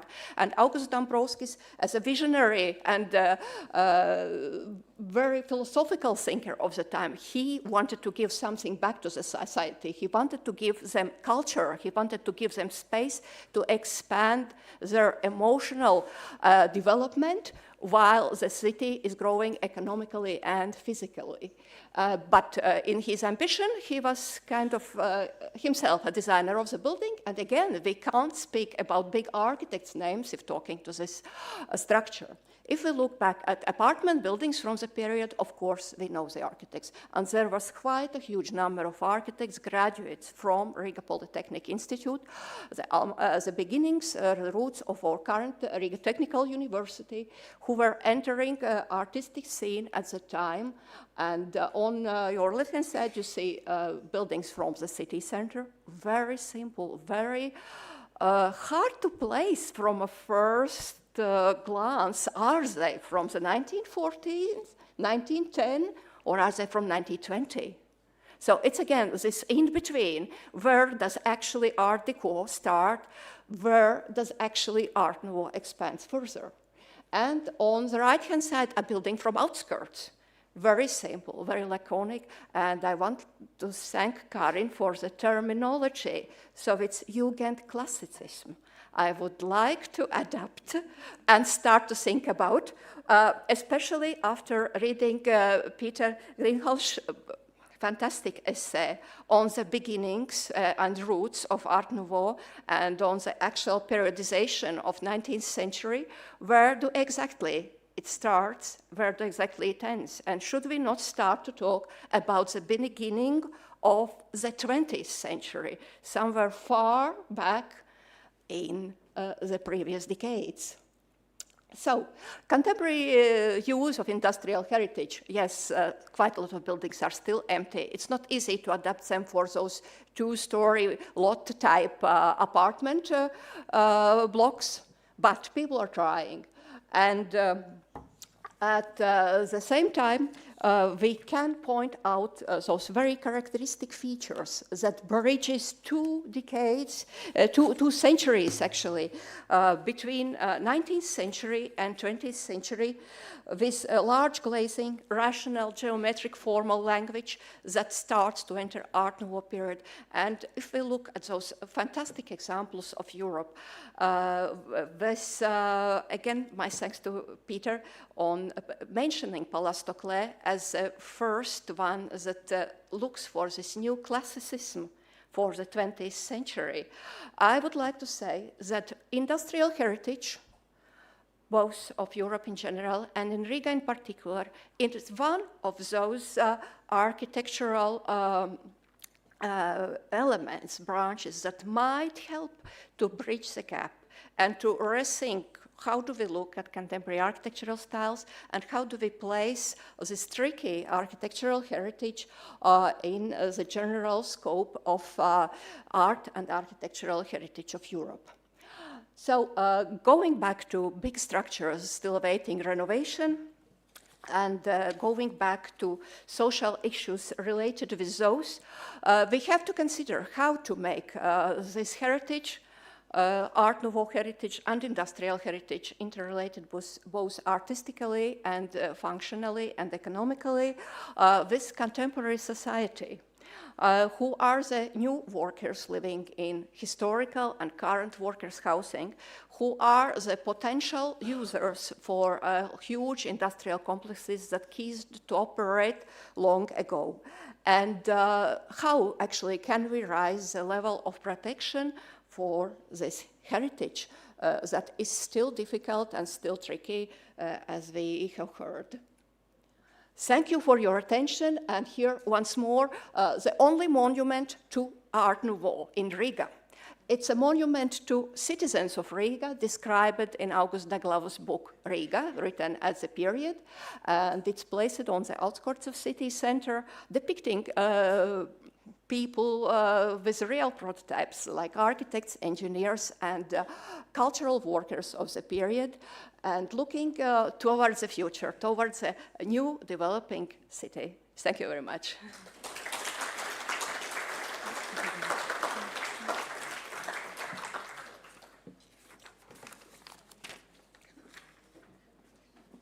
Thank you very much, Anita, for putting the challenges of industrial heritage protection on the discussion. So I would like to say thank you very much about these stories from Estonia, Slovenia, Azerbaijan, and Latvia, and what we could reach from these stories. A lot of activities are going on regarding this Art Nouveau heritage. But what we could hear, industrial heritage is in danger, and how this phenomena is widespread, and what is practices and experiences with this topic in another contexts, in another locations. Maybe this is topic for coming conferences, because of course this is very, very important topic for all of us as well. But now, as I proved yesterday, coffee is a very supportive tool for rising discussions. And I am inviting you to coffee break till 10 minutes to 12, when next session will start. Thank you very much.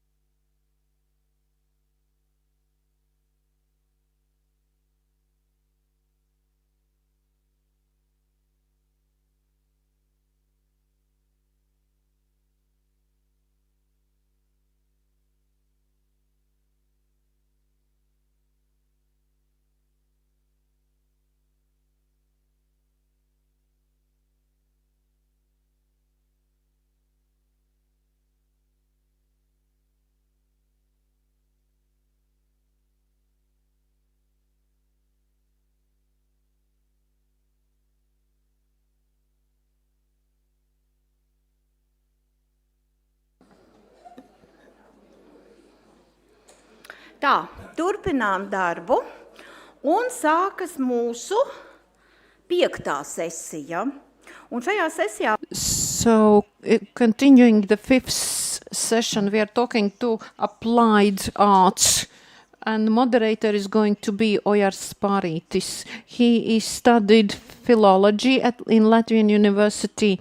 He is in the Academy of Art, habilitated doctor. He is interested in the Renaissance culture and sacral art, as well as national heritage protection. He took part and led a lot of art and architecture restoration projects.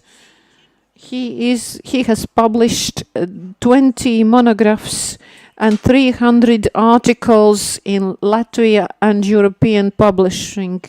He took part 70 conferences, international conferences. He is Latvian president, representative UNESCO. He received 3-star order, and he also has many Italy, Holland, and Netherlands awards. Ojars Pārītis, please, the floor is yours. Colleagues, good morning. At the 5th session, after such a laudatio, is only necessity probably to die, because until I am alive, I already listened what will be probably post-mortem announced, but it's better to be alive, of course. Well, pardon this black humor, but I'm happy to be a tutor and also moderator of this 5th session devoted to applied arts. And as you see that our friendly Art Nouveau community today is gathering again and then having this educating, entertaining, and friendly conversation, and with a big curiosity, everybody percepts what has been told here from the pulpit and what is being shown on the screen. That's why also I am very pleased to invite our next speaker, and Dr. Silvia Carbonell-Basté, and she is a doctor in art history and from the Autonomous University of Barcelona. And she has written a doctoral thesis on textile collecting in Catalonia. And curator of Textile Museum of Terrassa, and in last 10 years is a director of this textile museum. Her research touches on textile modernism, industrial textile heritage, and collecting textiles. So let us enjoy the topic, and please, bring this nice presentation for our education. You have 20 minutes, please.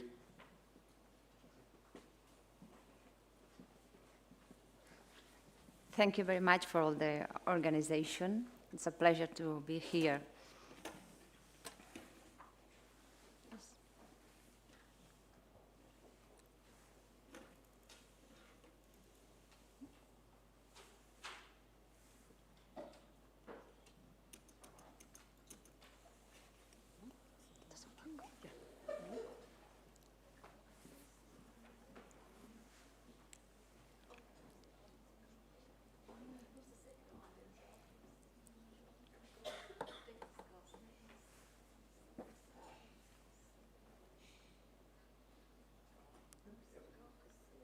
I don't know.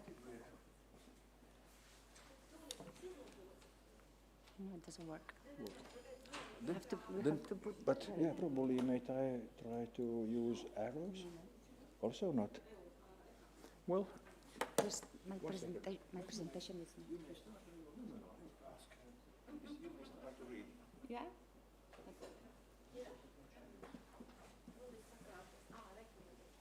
Okay. No, it's not this one. No, be careful. Yes.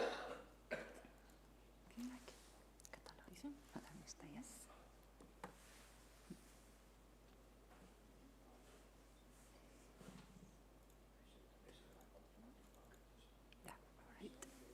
This one. This okay? Yeah. Mm-hmm. Okay, thank you. Well, modernism in Catalonia was one of the most significant cultural movements in Europe in the late 19th and early 20th century. Beyond the strictly artistic sphere, it was a movement that embraced industry, architecture, design, and applied arts with a desire for global renewal. Its emergence cannot be separated from the Universal Exhibition held in Barcelona in 1888, an event that not only projected the city onto the international stage, but also facilitated contact with the most innovative aesthetic trends from France, Belgium, Austria, and England.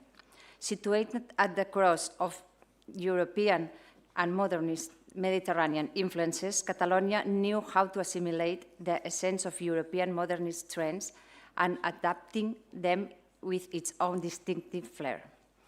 The Catalan industry, a leader within Spain, was undergoing a period of significant growth and transformation at the time. Technical innovations such as widespread use of the jacquard loom, the mechanization of processes, and the consolidation of a network of industrial and artistic schools had all helped with the achieve diversified and competitive production. Aware of the importance of symbolic capital, businessmen became promoters and patrons of modernism, commissioning buildings and works from leading architects and artists. The aim of this presentation is to provide an interdisciplinary perspective on modernism textiles in Catalonia.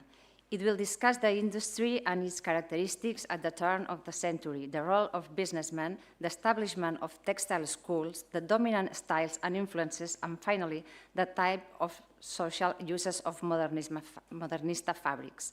All these topics will be covered in general terms without entering into an exclusive analysis.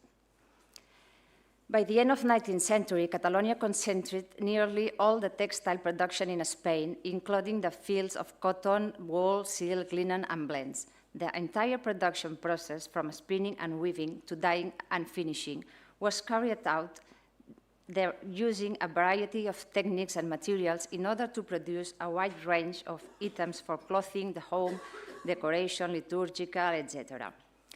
Despite the crisis resulting from the loss of Spain's colonies in 1898, which seriously impacted the Catalan economy, the textile industry survived and became consolidated as a driving force for industrial modernization.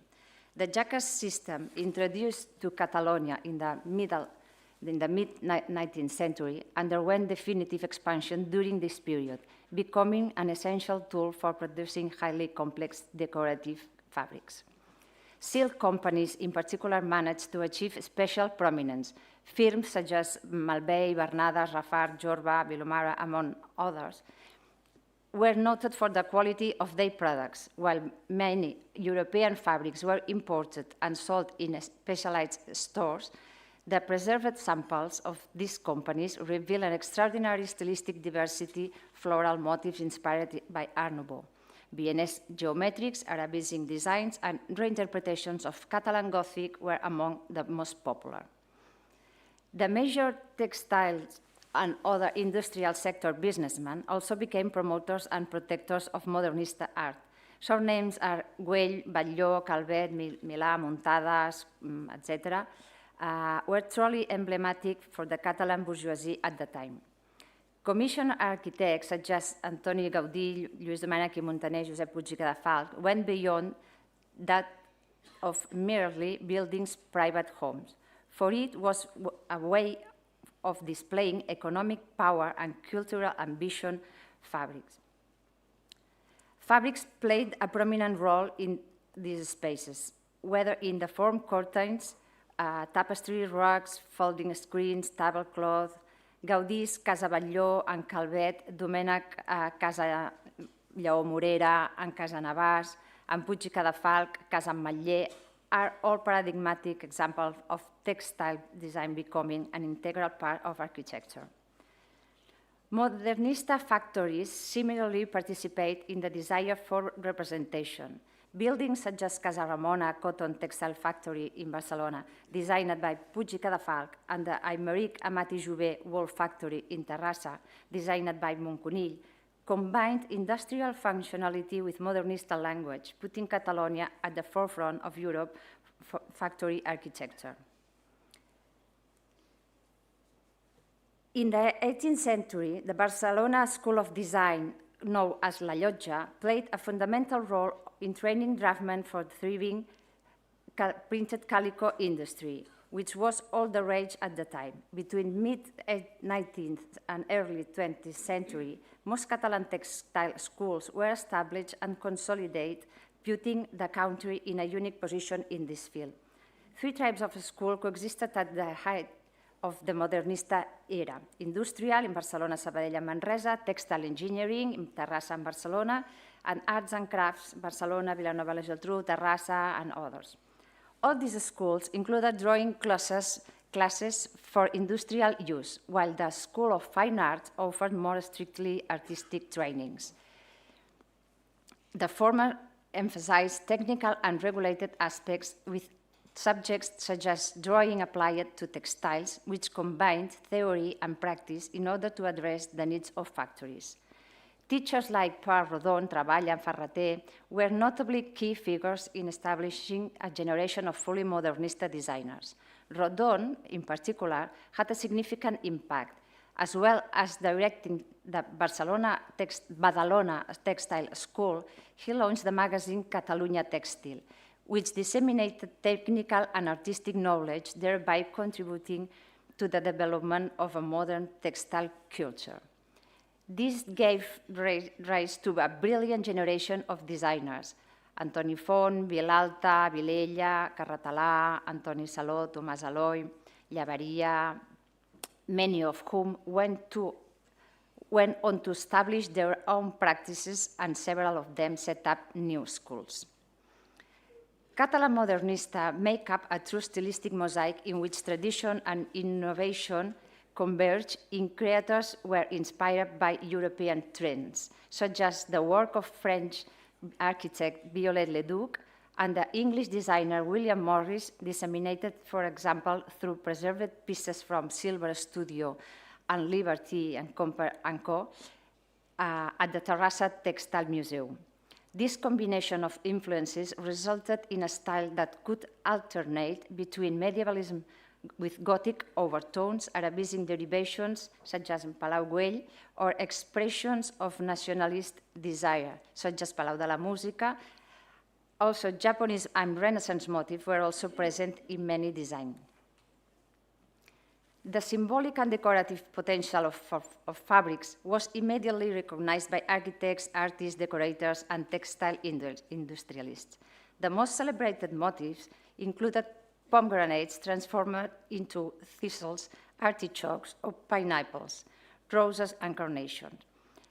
These were adopted from Gothic fabrics from the 15th and 16th century and reinterpreted to create modern icons.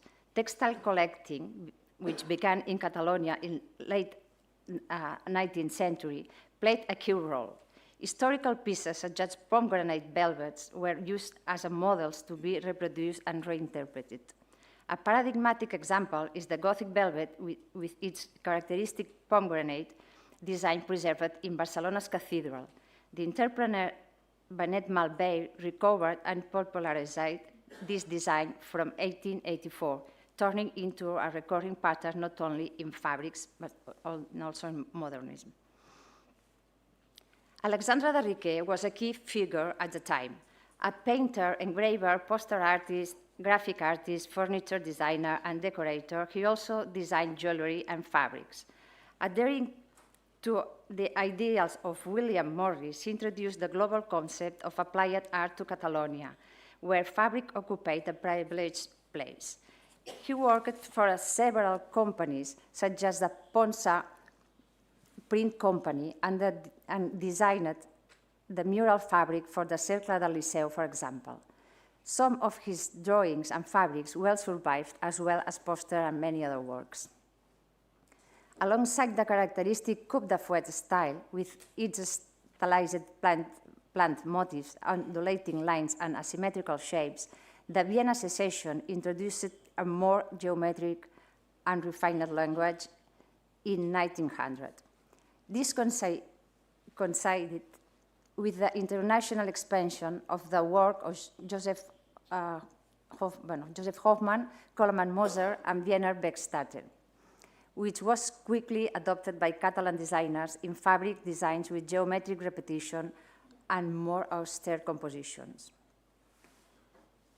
The decorator and cabinet maker Gaspar Omar was particularly renowned for his fabric and embroidery creations, with his knowledge of combining with great refinement naturalistic florals with motifs with new geometric trends of Viennese and Central European inspiration. In collaboration with Domenico Montaner and the silk businessman Vanetti Malvei, Omar designed many textile items that formed an integral part of the interior decorations. The curtains, wall hangings, bedspreads, rugs, and upholstery designed for furniture in his works reveal a highly distinctive style that is consistent through the entire architectural ensemble. Casa Lleó Morera and, above all, Casa Navàs in Reus, preserved almost intact, provide a privileged testimony to his work, although his contributions to Casa Rosés or Casa Oller, among others, are also known thanks to the photographic documentation and several recovered pieces. This is one of the cover. I mark in red the original image, and here the piece we recovered. At the same time, these very same creators frequently produce designs for the domestic and family sphere. Trousseaux and household items included drawings that were often embroidered and or painted by the woman of the family, thereby establishing a direct link between artistic creativity and everyday practice. Examples of works by Jujol or Mazot demonstrate how modernista sensibility also permitted the most intimate spaces of the home. As we have seen, the field of modernista textiles embraced a wide variety of types that range from domestic use and the sumptuous field evident in clothing, especially for women. In the domestic sphere, the urban bourgeoisie demanded a broad range of products that covered all the house's needs: towels, bedspreads, tablecloths, rugs, folding screens, or curtains. Modernista interiors, especially in the Eixample district of Barcelona, were characterized by an exuberant combination of tapestries for furniture, for walls, tablecloths, cushions, and portieres, all of which helped to create unified and harmonious environments in dialogue with the furniture, stained glass windows, and mural decorations.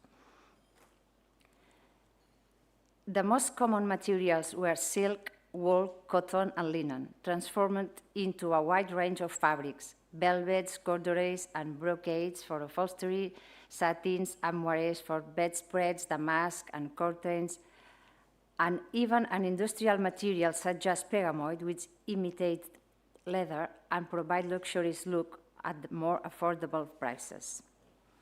Embroidery, both applied and direct, manual or industrial, decorated all manners of garments. The collaboration between industry and artisans' workshops allowed the production that combined quantity and quality, responding on the demands of an expanding bourgeoisie market. While few interiors have retained all the original fabrics, the sample and other pieces, and especially clothing, preserved in museums and collections, enabled to us to recreate this period of splendor.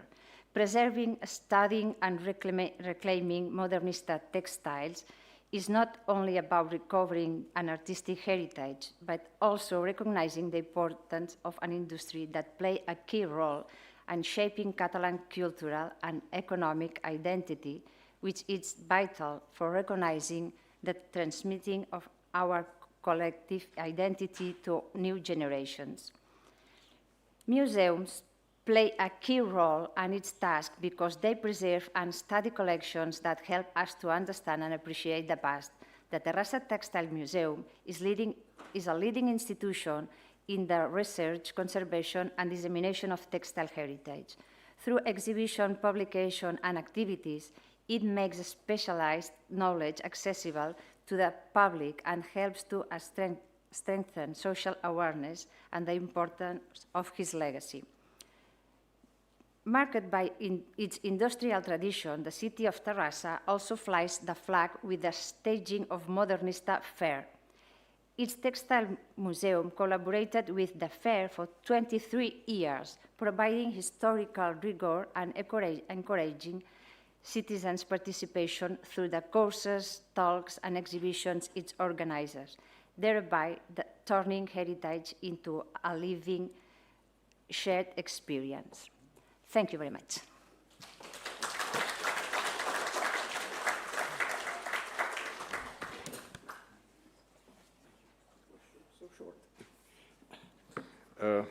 Dear Sylvia, your presentation was so short that you see that we were eager to listen and see much more that you may present. So really, your applied arts and textile history, so fascinating, but also everybody do discover also related motifs and also floral ornaments and all kind, but also I see that probably your textile design is also influenced from some kind of Mudehar style or the Muslim background until the Reconquista. It was actual in Spain.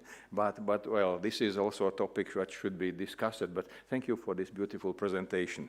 And now, ladies and gentlemen, I want to see where is Edita Parute, my colleague.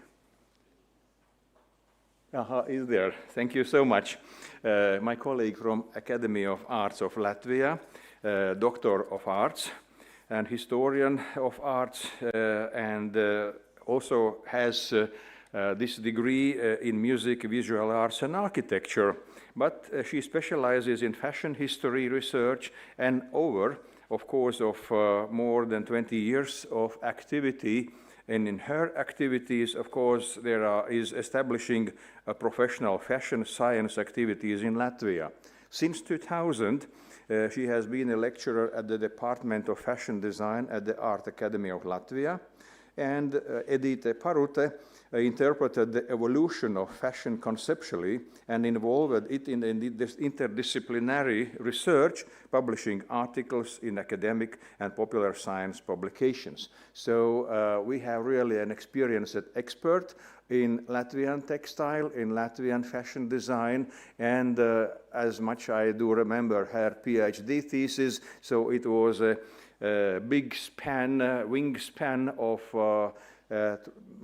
from the medieval time up to the end of 18th century. And of course, Edita Parute is now a consultant to many fashion shows and also fashion designers, and very beloved lecturer in this branch. Please, Edita.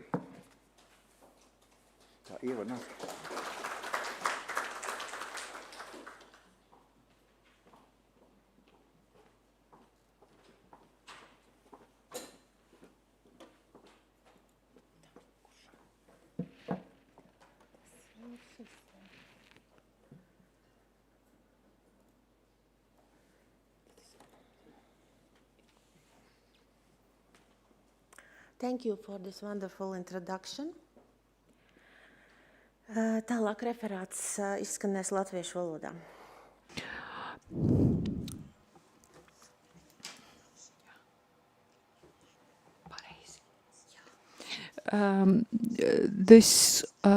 There was a very interesting theme depicting women's fashion, and I will present Canadian curators Ingrid Mida slow viewing method that first as method was looked at reading fashion in art, published in 2020. Using this method, we see that we can look from the different point of view. We view them for a longer time. During this conference we cannot slowly view, but I'd like to show you the formula how to do it. And I will show you the peculiarities of this, chronologically looking at the development of Latvian portrait painting. What I'm going to talk about, using this slow viewing method, we will analyze two examples. Julius Feder's Nadezhda Smedra de Sinclair portrait and Johans Walters Fair Market in Jelgava.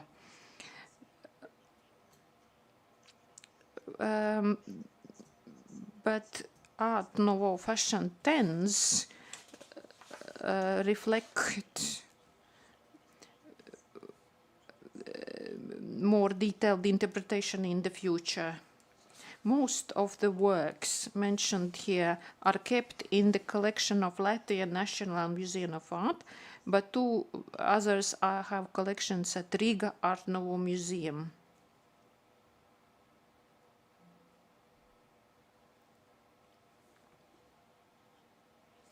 I'd like to show you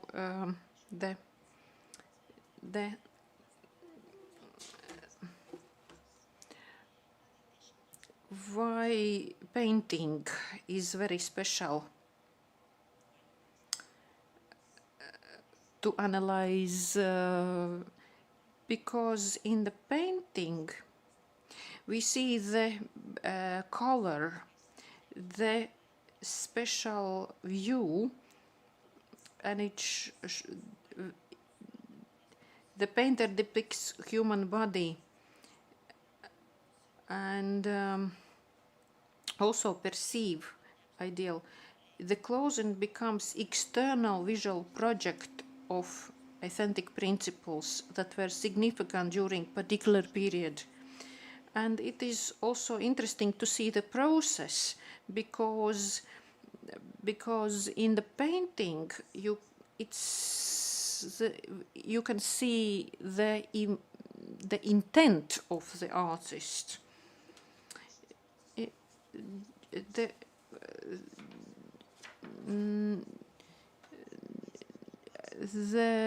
In the portrait painting, the artists should add own attitude, reflection, but however, it is not been possible to avoid immortalized characteristics of Art Nouveau. The second half of 19th century discussions were about photo images. The photographic portraits were used for specific purposes.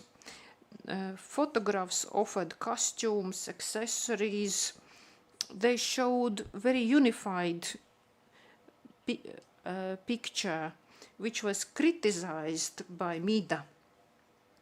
She uses Charles Baudelaire's remarks. In painted portraits, color tones, mood, and even some photographed images potentially exchange various aspects of portrait.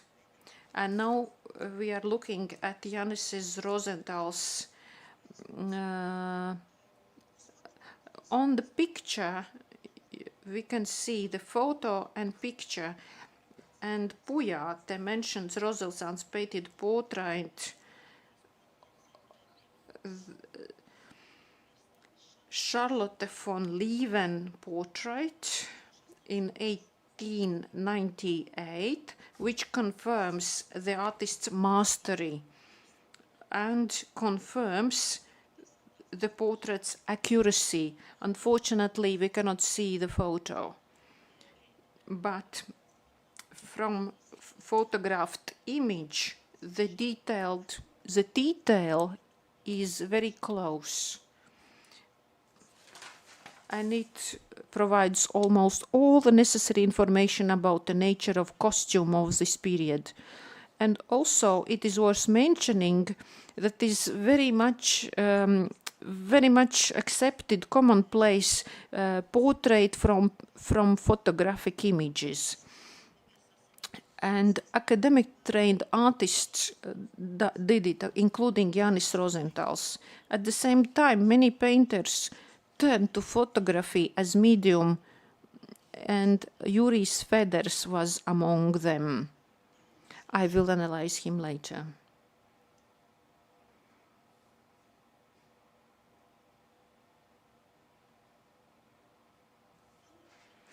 And later about this, on the context of Art Nouveau fashion and fashion, you can see the Johann Walters at the party, which is at the beginning of 20th centuries, and this composition emphasizes silhouette lines of women's clothing, and there are shimmering brush strokes. The depiction of clothing in such compositions is important means of artistic expression, but is not detailed and does not convey objective reality as it would be in photographs. Rather, it is perceived as projection of artist's individual vision, and in this case, using women's fashion, it is just to stress the mood. Similar approach is Walter's Two Women by Lamp in the previous slide, as you saw.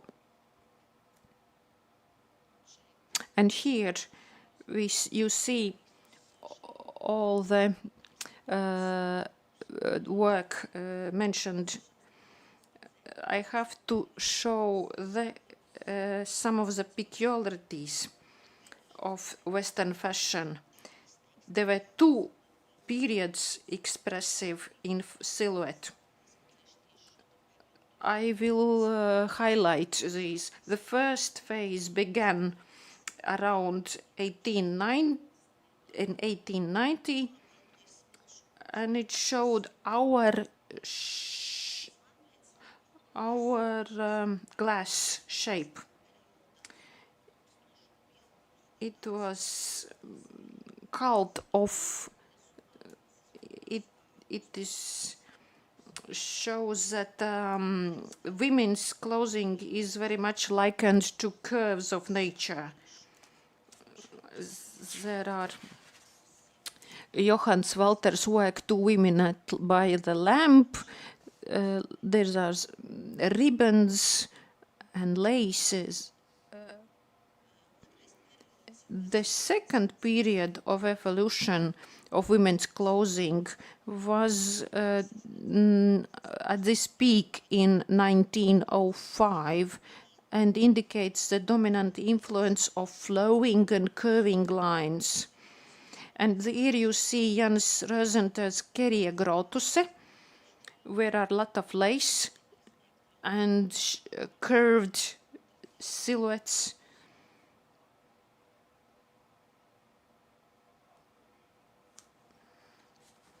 Next period, you see the blouse and skirt, and you see girl in grey dress, portrait of a pianist. The skirt shows curvature and sinusoidal curvature. The next is late Art Nouveau period. After 1900, from it was a new hat accepted as boater's hat. You can see men, but these hats also women borrowed, especially during summer resorts. And here you can see in center woman's figure sitting at the table but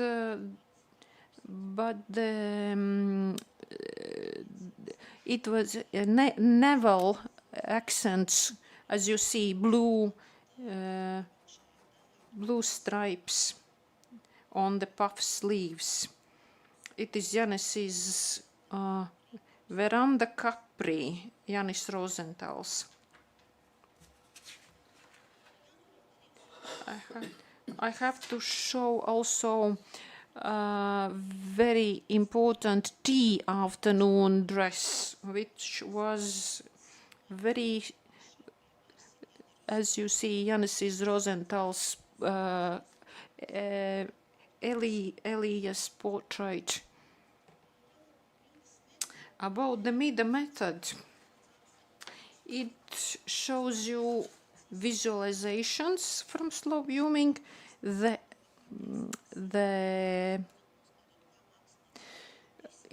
is important to show how artist imagined the dress, and it's very much important. The context is very important. We have to understand and find new ideas. However, alongside objective circumstances, there is also a subjective moment, because each reader, viewer, could generate a story in his mind, thus expanding the view on artist's work and interpret it. That makes the slow viewing method a universal tool for delivering into the subject, which focuses on the story behind the depiction of the clothing. So there are 3 stages of this. The first is the first impression. The second is contemplation or reflection. After the slow observation, there is transition to additional information, analysis of artistic means and expression, and the third stage is interpretation, where we try to analyze the special cultural and historical background. The first example of Nadezhda Maranvilla de St. Clair by Julius Feder. The viewer observes typical portrait of Salon, which is in a aristocratic pose and dressed in festive gown, and it is an hour shape and puffed sleeves and bell-shaped skirt and train. The representative nature of the dress is emphasized by status symbol of the fan that shows the festivity, and its hairstyle is shown to festive hairstyle. During the contemplation style, the viewer gains additional information about the person depicted in the portrait. Sources indicate that the person depicted was a daughter of a French civil servant who was a friend of the artist. The interpretation of the specific example allows to supplement the first impression gained during the slow viewing stage. And it is possible to imagine that the costume from our shape, we can look that there is transition. The color palette, the fashion tended toward the illusory effect.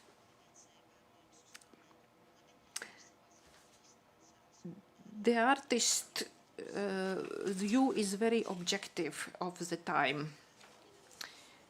It can be also observed the works that we can only imagine.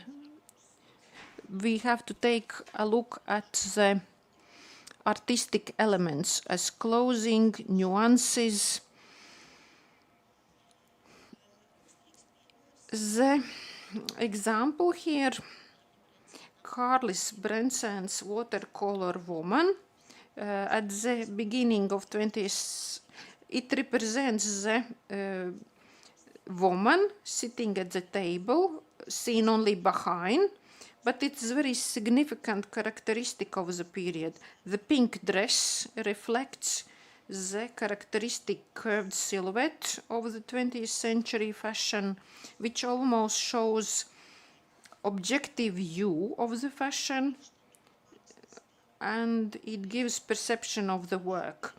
Along with here, we see also some ideas of the art as whole. The second example is Art Nouveau, Sonia Grima oil painting Seated Woman, 1900, in which generalized depiction of fashion shows subjected. The volume of the dress, hairstyle is characteristic of Art Nouveau using painting, leaving the detail of the dress to the viewer's imagination. And yet we can see some of the sleeves, volume, high collar, ruffles. And here, one of the most ambitious multi-figure compositions, which was created by Johannes Walters in Jelgava. It was completed in 1897. There are two ladies. The first impression is a brilliant captured moment. Both are very fashionable ladies that appear very hourglass silhouette dresses and hats. And in the next stage, we can looking at Maris Brandts said that there are two ladies in light. One of them is later wife of Johannes Walters. The other one is Caroline Stellmacher. In 1903, she has become to Purvītis' wife, and Purvītis also is depicted in this painting. And here we see pastel colors, which are very typical for Art Nouveau. Wasp waist, slim, and all the details that we don't have time to analyze. But the artist's vision reveals very personal feelings, which alongside with creative style show that everyday scene, but very detailed. Every detail has its meaning. We could have analyzed the sun umbrellas, but we have to finish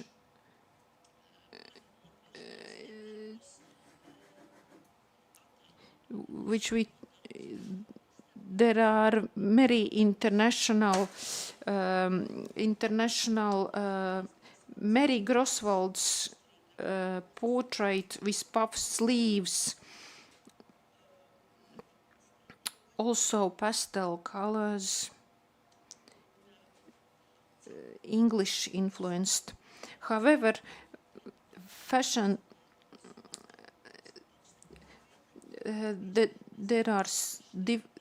we can imagine what could have been here, but next generations will have material to analyze. And here we see the most important points. What is very important? The first, international influence in fashion, but it's very much, let's say, not very much shown. it is very rich material for next generations, which cannot show in one presentation. Thank you for attention.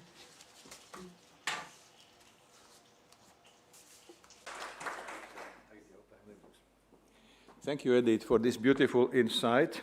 And everybody, of course, were witnessing how the insight could help to extract information on fashion design from fine arts. And of course, these related arts always are illustrating the epoch and then could make also conclusions or in a quite broader scale.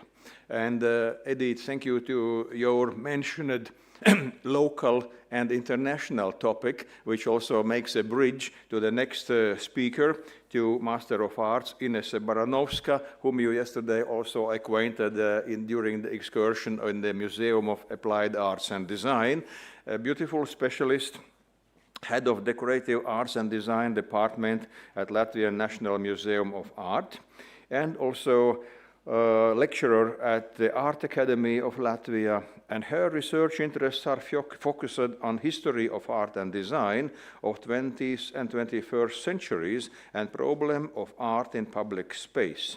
She has published articles on art, lectured in Europe and in USA. She is the compiler and author of various books and catalogs. So, the floor is yours, please.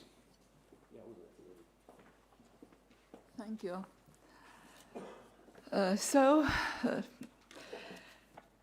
Hello, and we were very happy to show the exposition and exhibition of our museum, Decorative Arts and Design Museum, just 5 minutes walk from Riga City Council, and and you visited yesterday, and you have possibility to see the original artifacts, but today I will be focused on Art Nouveau period artifacts in our collection. They are not so many, but they are, I think, very brilliant. And originals you managed to see yesterday, but I will talk about the story behind these art objects and about the artists who created these art objects. More than 100 years ago, brilliant first generation of Latvian professional artists, not only fine artists, but also designers. They didn't know that they are designers, but I think the designer name is really appropriate to them. So this is our museum. Many of that you managed to visit yesterday, and now the beginnings. At the turn of the 19th century and 20th century beginning, Riga was a rapidly growing multicultural metropolis of the Russian Empire. And it's really very international city with many international connections and developed economy. Railway development allow you in 2 days reach Berlin, Paris, Munich, etc. So the connections with the Central Europe and Nordic countries are really existing. And as we are talking about nowadays, that we are talking about globalization, I think Art Nouveau period, the end of 19th century and the beginning of 20th century, is also globalization in a different way. But the Industrial Revolution, of course, developed people, and it is also the first period for the new generation of talented Latvian scientists, engineers, artists, architects. And really, this young generation artists who come from Latvian peasants and first generation of educated, highly educated artists, they desire to get education was very, very important. And in spite of less of money, in spite of many complicated things, they have big desire to go and to study. And so it is the first generation on the turn of the 20th century, then a group of brilliant, professionally educated artists returned from the studies in St. Petersburg and Europe, come back to Riga and decided to think about language, local language and interpretation of Art Nouveau and National Romanticism. The museum preserves remarkable examples of ceramic, stained glass, furniture, textile patterns and drawings, but by outstanding Latvian masters. And these artists, mostly of them, their first education gets in Baron Stiglitz Central School of Technical Drawings in St. Petersburg. In 1879, industrialist and merchant Alexander Stiglitz founded a school to train drawing teachers, applied art instructors for industrial art schools. However, Stiglitz School developed into the most prominent educational institution for decorative applied art and in all Russia. And many Latvians go to St. Petersburg. And in spite of difficulties and poverty, they were the most brilliant students because they want to reach the goal. And students here learned academic drawing, modeling, painting with watercolors and gouache, graphic printing techniques, studied ornaments, orders, perspectives, anatomy, sketching, and art history. And we can say that these students were educated like designers in comparison to St. Petersburg's Art Academy. These are more practical education. And the professors were very strict, and it was difficult. If we read, for example, Richard Zariņš memories, how professors were strict, and sometimes if you don't manage to do something in time, you get punishment and you can refuse your stipendium, and it was not easy. Anyway, they were trying, and the most talented students always received scholarship to continue their education abroad. And so this opportunity was used by Latvian students and opened the doors to Europe art, and they traveled a lot.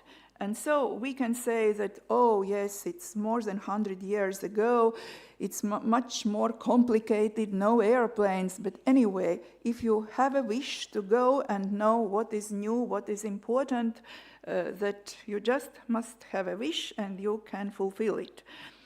So here you can see Latvian students. They united about 1898 in Latvian Artists Association Rūķis in St. Petersburg. And this was initiated by the Stiglitz School students, but it unites several students, not only for Stiglitz School, but also from Art Academy, Music Academy. So, how to say, music, art, literature, design, all together.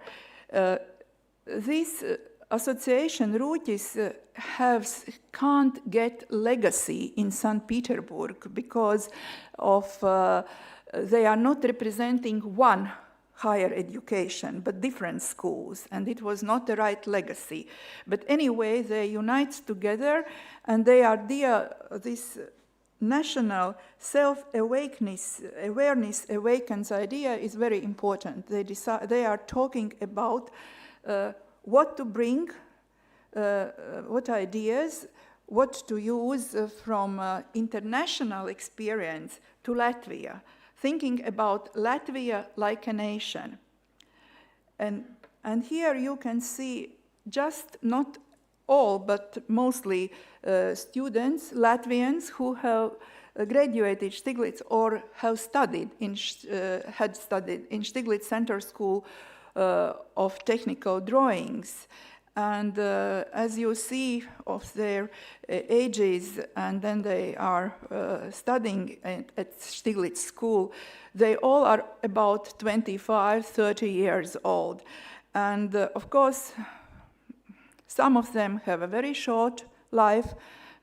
Some has experienced Russian Empire times, revolution, first Latvian independence, and Soviet times. Some of them died in 1919, and so very different periods and historical merry-go-round. But they all of these artists have contributed something very significant for Latvian culture, for Latvian art.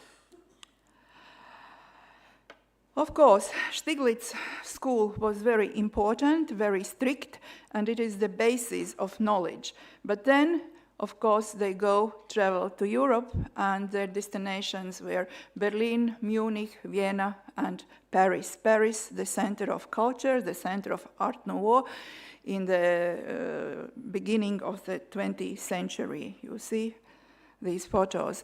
Another significant impetus to strengthen national self-awareness and deeper research into ethnographical heritage was Latvian ethnographic exhibition organized by Riga Latvian Society in 1896 because of 10th All-Russian Archaeological Congress. And it is, you see, these documentary photographies and drawings. It was very wide and impressive event. First time you get a big vision of Latvian ethnographical heritage that parallel these international trends of modern artistic language like Art Nouveau. This ethnographical heritage inspired almost all Latvian artists of this period, designers. Now I'm just focusing on concrete examples from our collection. Julijs Jaunkalniņš, one of the founders of the artist group Rūķis, and he graduated Central Technical Drawing School in 1893, and as a very good student, he was sent to Paris, Lyon in France, and also to Italy and Germany with aim to open textile composition class at the school. And from 1899, he was elected as school inspector, especially for this textile drawing class, and he was a supporter and inspired person for many Latvian students to study at Stiglitz School. This is really the oldest art object in our collection because we are focused on Latvian professional decorative art and design, and this decorative plate is from 1892. And Maiolic decorative plate, you can see floral motifs and birds, and it's really, you can understand that it's very actual theme of Japanese influence in Art Nouveau period. And I can say that it's not typical. Julijs Jaunkalniņš have not done many works on ceramics, but this big plate is produced during, of course, and with the technical possibilities of Stiglitz School.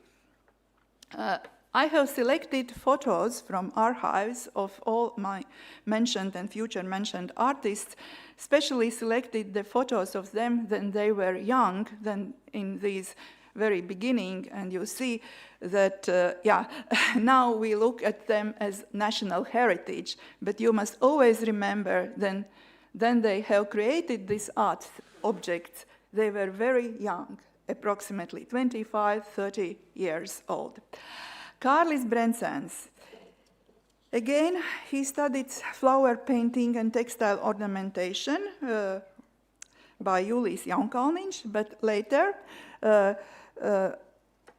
glass painting under Charles Passet, French stained glass artist who was invited to Stiglitz School.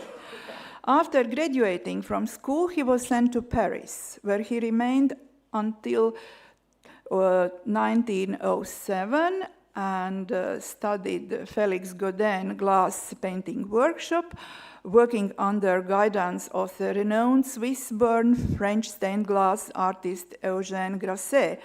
And this stained glass rooster from 1905 was created in France and exhibited, we have documentation, at the Salon de Mars. This is very typical composition for Art Nouveau, very bright, and cock is symbol, rooster is symbol of France as well. And you can see these bright colors and some dynamics. These snowflakes gives very special dynamics to all the composition. It's really very, we are proud to have this, but because not a lot have survived. After returning from France, and here are examples by Eugène Grasset and Felix Godin, and École Nancy.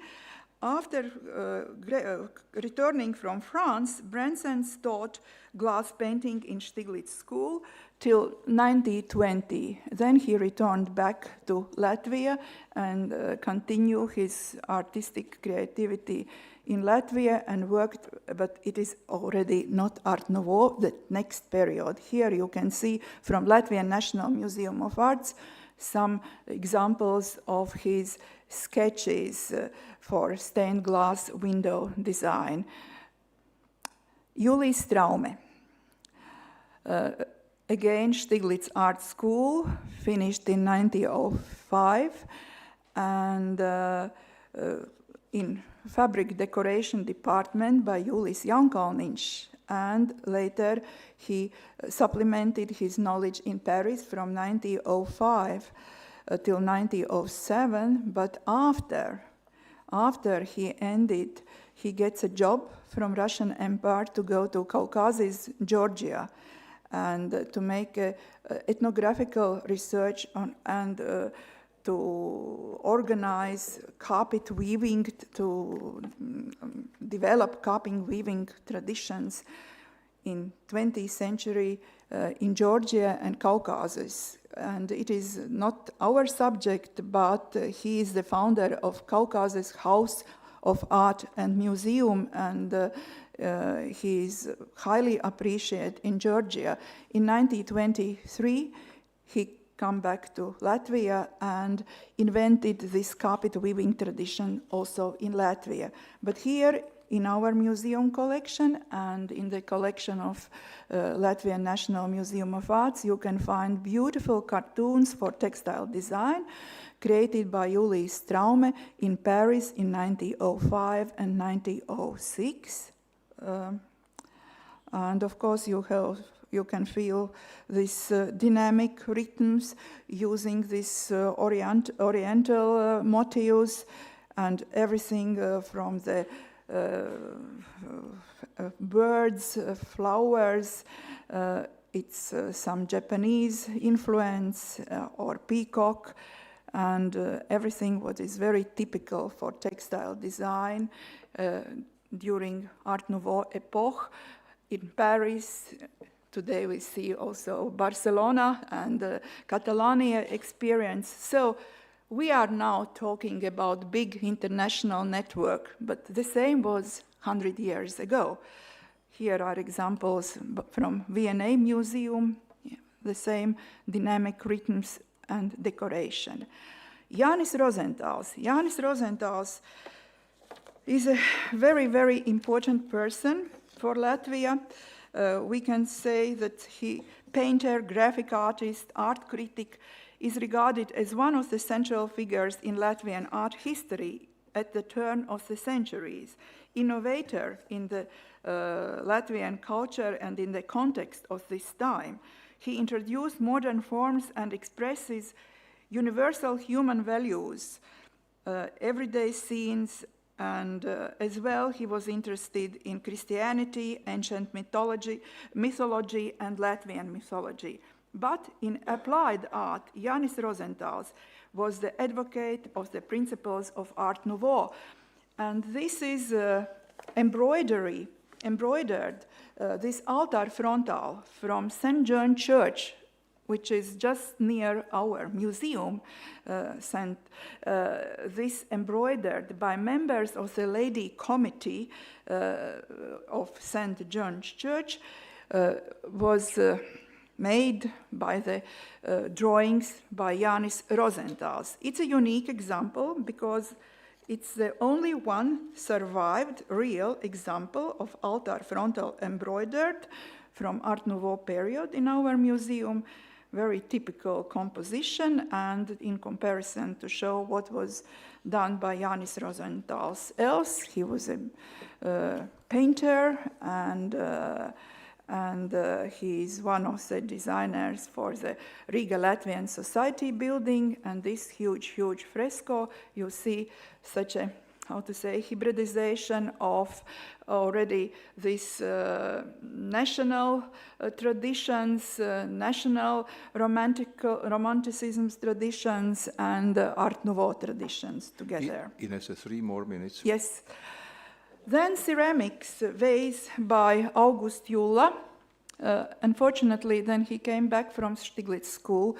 He continued more like a sculptor and a teacher, but the objects, vessels that he have created during Stiglitz school, they are really very brilliant Art Nouveau examples, such classical Art Nouveau examples with a nice glaze and decoration. Then you see this is not just a vessel, but very sculptural form. For example, this decorative vase crabe, and here you can see some similarities from French designers and ceramic artists and sculptors of the same period.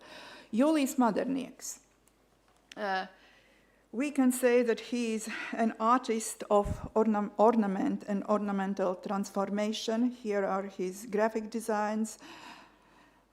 He himself creates the first ornament book by 1913, and he was such a, how to say, Renaissance artist. He was doing everything, designing books, later interiors, furniture, tapestry, textile design, and here are, unfortunately, nothing survived, but you can see his first interior designs from 1903 in comparison what is in furniture design in France, some similarities, and the mixture of national romanticism and typical Art Nouveau style.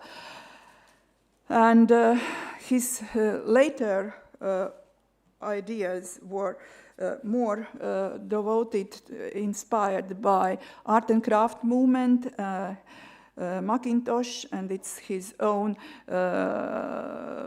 apartment furnishing what he have designed himself for 1913. And the most brilliant thing that also not exists anymore, it's ceiling decoration, and in the hall of Attis and Anna Ķēniņš School at Terbata Street by Konstantin Pēkšēn and Ežen Laube. This beautiful building, unfortunately, not exists, but you see how it transforms from the very typical traditions of Art Nouveau to more vernacular culture forms and ornament, and more geometric, more strict. And here are his textile design examples.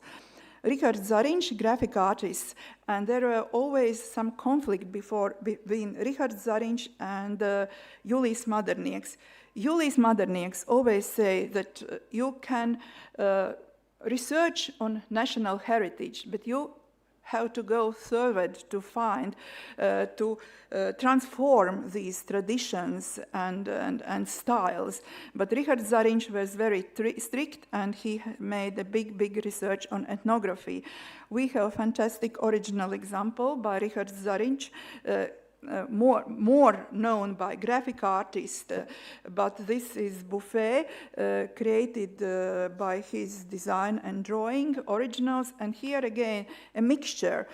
You can feel these organic Art Nouveau forms and inspiration of Latvian ethnography heritage. Dory chest decoration motifs, you can see these from Ethnographical Museum, Dory chests of the 19th century, and the same decoration is this.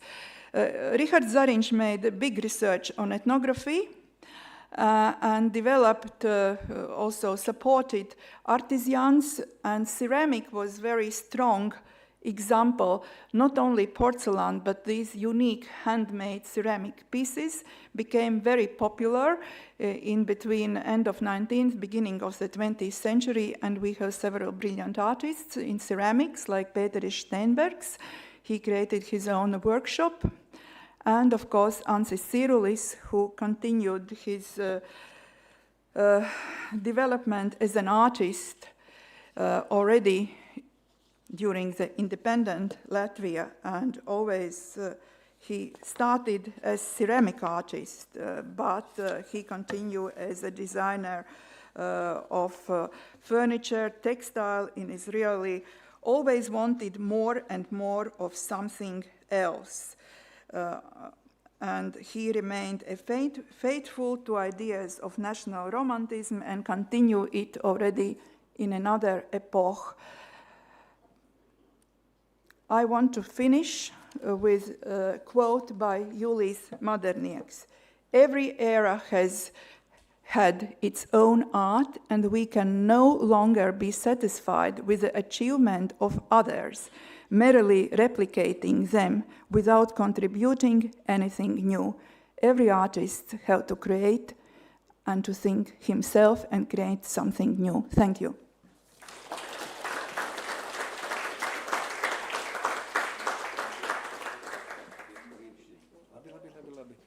Thank you, Madame Baranovska. Thank you, Ines, for this beautiful contribution to our conference. And our panel number 5 comes soon to the conclusion, and I have to invite Marikit Taylor, independent researcher from Switzerland. But before that, I would like to also to give some short quotation about her studies and also interests in art.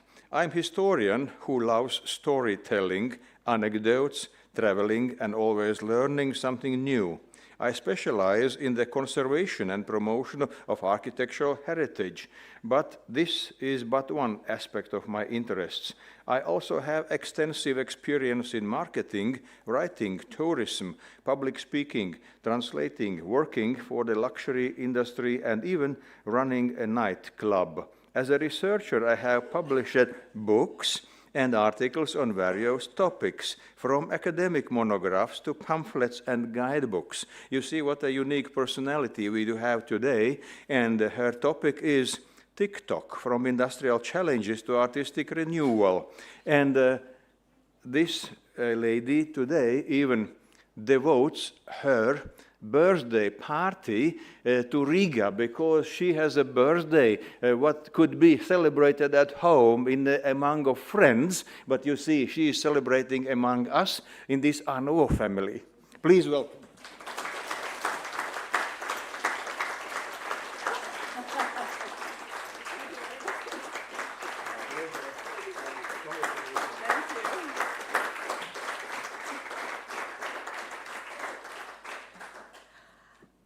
Thank you very much.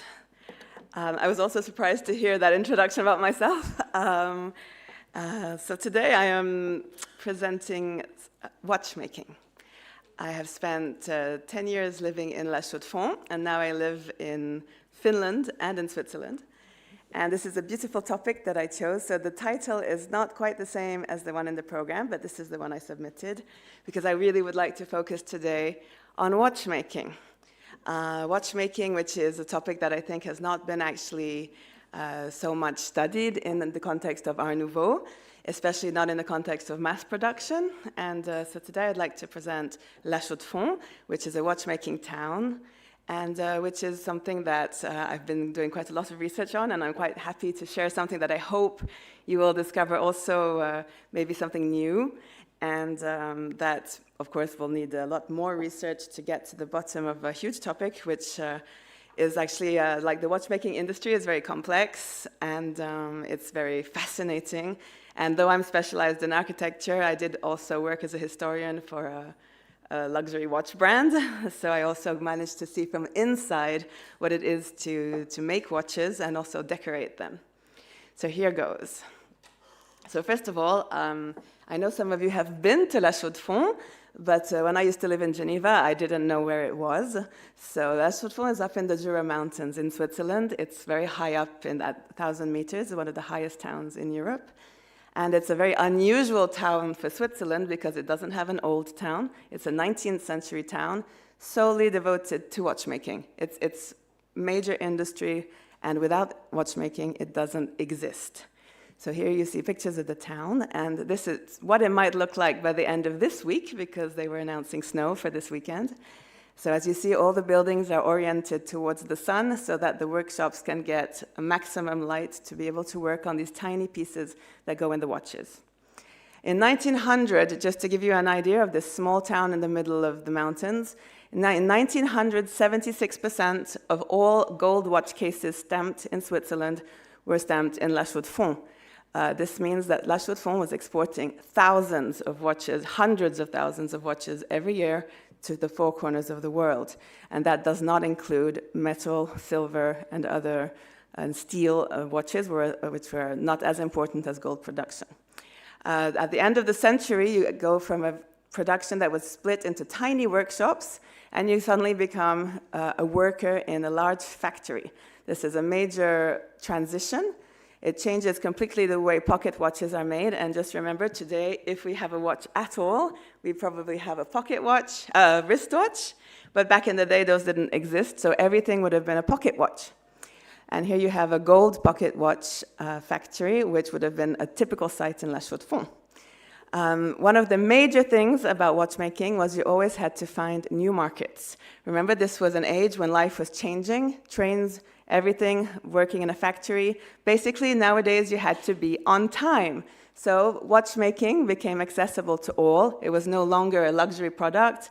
It got something that even a worker could own for a lower price with maybe not such a beautiful watch. The main thing that became the selling point would be the decoration of the watch case.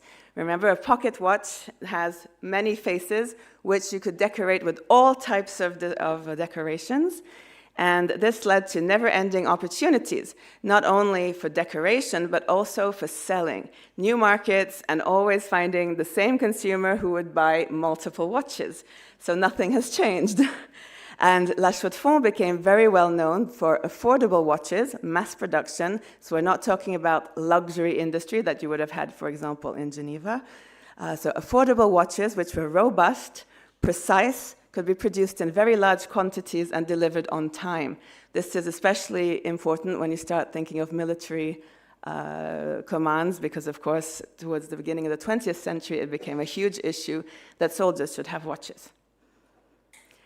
So it's a mono industry. This is always something that's quite dangerous for a town. So even today, because still today La Chaux-de-Fonds lives thanks to watchmaking, when it's good, it's very good. When it's bad, it's very bad.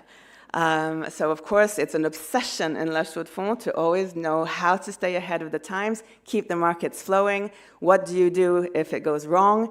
And how do you answer to these problems? It's always staying ahead of techniques, of modernity, of technology, but also fashionable decorations. So that's mainly what I'll be talking about today. Art Nouveau, as you can see, is not that necessarily the main principal type of decoration. You have decorations of all sorts. So to start, I've showed you some examples of other kinds of decorations that you could put on pocket watches. I've spent hours going through thousands of these watch models. You really understand the concept of mass production when you go through all these. So I've just put a couple of pictures for you to see the diversity of styles, how anything was good to put on a watch case. Old-fashioned Louis XVI, Swiss chalets, automobiles, depending on your market, depending on your public, depending on the geographical region to which you were exporting watches, of course you would adapt the style. And you have, of course, at this time, around 1900, plenty of pictures of women on bicycles, women golfing, women doing anything, but also trains, cars, but also hunting scenes which were very, very fashionable as well and had been for a long time. Amongst all these thousands of models that you could find for all decorators, suddenly at some point around 1900, you see Art Nouveau patterns infiltrate this massive production of models. First of all, it's a very standardized kind of Art Nouveau, so nothing new, nothing that you might not have seen on a poster or on a champagne sticker, along with a train or a tennis player. And then in 1900, of course, the World Fair that we've evoked quite many times was a big time for watchmaking. All the Swiss watchmakers sent off their best production to Paris. And here you have, for example, Georges Favre-Jacot from the Zenith brand, who was a visionary industrialist. He understood the importance of hiring artists to decorate his watch cases. So he commissioned, or actually tried to commission, Murat, who was one of the most important artist in Paris at the time. He was so fashionable. Murat didn't want to actually design a watch for Zenith, but he sold the rights to the Four Seasons. So we all know these Four Seasons from Alphonse Murat, and here you see their reinterpretation on a Zenith watch, among others that were sent to Paris. And these watches, the whole collection of watches, was awarded the Grand Prix. But what kind of interested me is that not all these watches in this selection were actually Art Nouveau at all. So he was ahead of his time with Murat, but because you're always looking for novelties and things that will sell and the things that people will know about at the time, one of the other in this batch was this. The Campo dei Fiori pocket watch, which actually represented an effigy of Christ. And it's the reason that he chose this one, and this is just to show an example of how these watchmakers thought and how they were always looking for new things, it's because this medal had been found in 1897 in a flea market on the Campo dei Fiori in Rome, and it was thought to be, at the time, the only existing effigy of Christ that had been made during his own lifetime. And so everybody in the public knew about it, and so, of course, the first thing you're going to do if you're a watch producer, put it on a watch. Oh yeah, the fun anecdote was that I read that it was mainly supposed to appeal to doctors and to priests. Further down the line, again, finding the tactics to find beautiful and sellable products. Zenith also buys asked René Lalique, who did design as an independent artist. Zenith hired René Lalique to design this pocket watch, which is called l'Opaline, which represents 12 floating women dancing. And this is a very unique piece. It's made of gold and Lalique crystal. And this is just another example of how you could integrate this kind of beautiful watch, but also mass production. There's different types of watches all the time.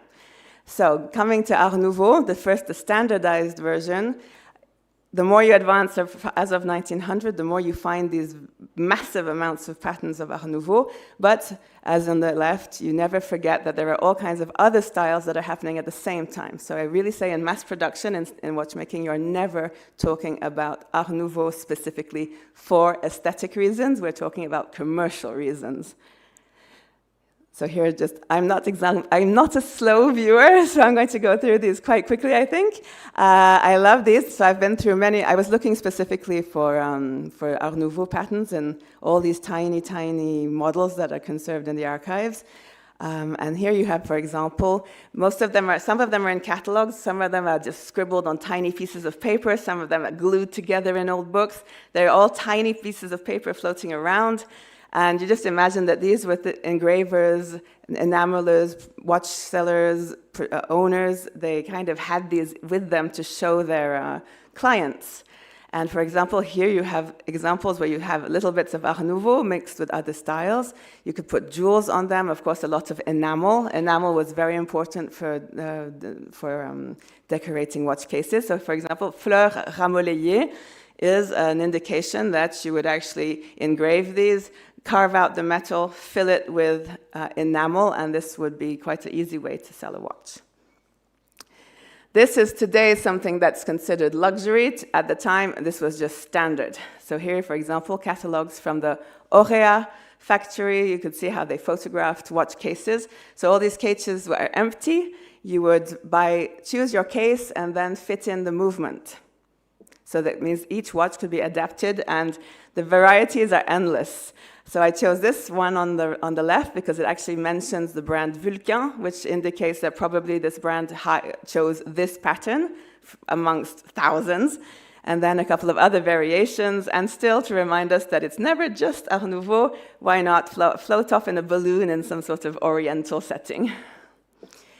This is a beautiful, very Art Nouveau-y, but kind of mixed with other stuff. I actually curated an exhibition of these small watch models, and for the exhibition we had demonstrations, and I asked a friend of mine who was an engraver and a friend of mine who was an enameler to reproduce one of these. So here you have the reproduction of a 1900 design. If anybody wants to see it afterwards, you're very welcome to come and see. They gave it to me when I left La Chaux-de-Fonds. And it's because it's an Art Nouveau pattern, so they chose this one with, of course, the lilies. The thing is with this mass production was that, of course, it kind of had a problem. It had limits. It was hard to distinguish yourself from all the rest of the production that was happening around the world. And La Chaux-de-Fonds, which was not known for its sort of high-class designs, decided quite early on in 1870 that they needed to make the education of the watchmakers better. So they created the École d'Art, which is the school of engraving, which later became for enameling and all sorts of other techniques. So we're only talking about the decoration of the watch case. The content, the movement, the technique is completely something else, different schools, different techniques, different crafts. But of course, both go hand in hand. Engraving could be easily accessible to anybody. They always joke that in La Chaux-de-Fonds, around 1900, the second son, the one that you did not know what to do with, you sent him to become an engraver. So of course, these poor boys who got sent to the school, they were made, hopefully to become better artists than they were. The big risk was that they would be trained in small workshops where they would never have time to learn to draw and learn to make real designs. So the school was here to level up the production of La Chaux-de-Fonds to keep the industry flowing. So here are some maybe more elaborate patterns that come from this time. Arist Racine, decorator who came from the École d'Art, who then, of course, maybe made more of an effort when he did create specific patterns and they integrated a lot more easily Art Nouveau because this is what they were also teaching at the time at the school. Various professors were interested by Art Nouveau. The last thing that became a huge issue in La Chaux-de-Fonds around 1900 was that already you could see that the wristwatch was going to arrive. This is a huge change in watchmaking production because as of the moment you have a wristwatch, you have glass on one side and metal against your skin. So there's no longer any metal that's apparent that you would need to decorate. So all these thousands of men who are engravers, enamelers, guillocheurs, what are they going to do? All these people are going to end up jobless. This was a huge issue and a big problem that people were thinking about at the time. And as you see, the first wristwatch were actually pocket watches that they added extra hooks to so you could just make them into a bracelet. But this would change after the First World War. After the First World War, the pocket watch basically disappeared. So in this context of kind of huge economical boom, great richness, but also stress about the future, Charles Le Platonnier, who was a very ambitious professor at the school, he decided that it would be very advantageous to open up craftsmanship to other forms of craft, so of decorative arts. He proposed the creation of the Cours supérieur d'art et de décoration, which would be solely for learning to design specific regional kinds of ornaments, creating a new style which would be first adapted to watches. This was his tactic for getting this class to be created. His ultimate plan would be to afterwards open this up to other forms of decorative arts and ultimately the architectural design. So Le Platonnier, who was a very charismatic person, got his way despite the fact that some people thought local industrialists would not be interested in a regional style. But he tried to convince that this would be a way for La Chaux-de-Fonds to stand out on an international level. So of course, he first started by teaching his students to stylize nature, first learn how to draw, learn how to represent nature exactly as is, and from that extract stylized motifs, which would be able to be replicated either on tiny watch cases or on building facades. So here, for example, one example of a pocket watch that was designed with the inevitable snow of the Jura Mountains, often on pine trees, or fir trees. This is why this style today, this particular regional style that Charles Le Platonnier developed with his students, is known as the style sapin, which means the fir tree style. So the sapin, the fir tree, with snow, without snow, branches, trees, forests, are reinterpreted, stylized forever in this kind of motif that they created. Here's a couple examples of course, they started by designing watches. So here's some examples. These are some, here you see really stylizations of the trees of the fir tree. And when you see these kind of geometric, on the left, the kind of geometric forms, that's actually a stylization of the calcaire, which in English is soapstone. It's basically sorry about that, it's a stylization of the very hard rock that constitutes the Jura Mountains, which is in all these kind of strata. They tried to relaunch a trend of pendulette table clocks, which had kind of gone out of fashion. The idea was, by giving them a modern twist, regional style, maybe they would actually be something that the watchmakers could also sell. It didn't really work, but there were a couple of beautiful projects that came about within the school, but it didn't go that much further. And then there was a pivotal moment for this École d'Art. It was sending 108 of these style sapin watches to the to the Milan 1906 exhibition, where these students who were not professionals, they were still learning, got to send all these watches, these watch cases, to this international exhibition. And the idea was to show what was possible to do if you wanted to create a very unique regional style that would actually be very inviting and intriguing for industrialists. When they were debating on whether or not they should send these students to the exhibition, they said, well, it was our duty for the prosperity of our watchmaking industry is to make known to foreign consumers who will visit the exhibition which are the modern styles of decoration. And one of them said, if by exhibiting in Milan our efforts are appreciated, and that this appreciation translates into demand for similar watch cases, we will have reinforced by rejuvenating it a branch of our industry. As always, you see this idea of creating a new style, rejuvenating, going ahead. Art Nouveau is always equated to being modern, though using more traditional motifs. So here are some of those watches that were sent to Milan in 1906. Many stylizations of the fir tree, of the calcaire from the mountains. More, some of which we actually have the drawings that were reproduced in magazines. They actually sent a whole class to go and visit the exhibition. And the most famous of all, perhaps down the line, became Le Corbusier. So Charles-Édouard Jeanneret, who is now known throughout the world as Le Corbusier, was actually one of the students in this watchmaking decorating class of Charles Le Platonnier.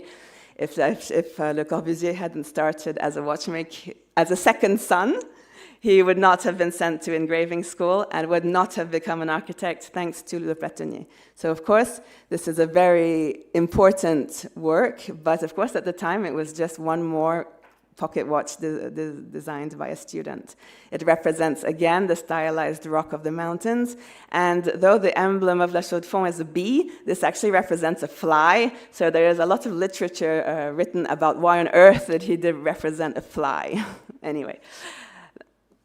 This is one of my favorite ones from Milan. It's a gentian. The gentians grow very high, and the legend says that the height of the gentians in the spring will tell you the amount of snow in the winter. Here are more the stylizations of pine trees, some grasshoppers. As you see, they are very different from the ones we saw in the mass-produced, standardized, more international Art Nouveau style. There was quite a lot of reviews in the press abroad and also, of course, in La Chaux-de-Fonds. Many of the reviews were very good. They actually received a diplôme d'honneur for their 108 works, which was, of course, a huge validation for Le Platonnier and his class. One writer in the local press said that they were original but a bit strange, and that they would probably be hard to understand for the common consumer. And one of this, I liked this sentence, which was, nevertheless, some modern tendencies in decorative arts have numerous fanatics, and who knows, something good will no doubt come of it. Something good did actually come out of it, but I have to admit that though this was a huge endeavor, and within La Chaux-de-Fonds it became a real thing, it didn't actually become either an international phenomenon, and it did not seep into the industrial production in La Chaux-de-Fonds. So the production of these style sapin pocket watches did stay very niche, and nowadays it's very hard to actually promote it because it's very hard to see them, whereas of course architecture is much more easy to promote. So we will jump to the architecture sector because the success of Milan gave clout to Le Platonier's plan to develop this class and try and teach these students other forms of decorative arts, which would actually give them perhaps other forms of job possibilities if they all lost their jobs as watch case engravers. Here's the Villa Stotzer, designed by the future Le Corbusier, one of the villas that he designed with René Chapala. And that all the students kind of participated in decorating. Here's the post office, one that we don't talk about very much because it's completely disappeared, but they decorated in brass the whole interior of the local post office. The Salon Bleu, which is now a beautiful element of La Chaux-de-Fonds heritage, which you can visit. Totally part of it, which used to belong to a watch case maker, is decorated completely as a Gesamtkunstwerk in the style sapin. The ceiling, which represents stylized birds. The crematorium, another major monument of La Chaux-de-Fonds, completely style sapin, Gesamtkunstwerk.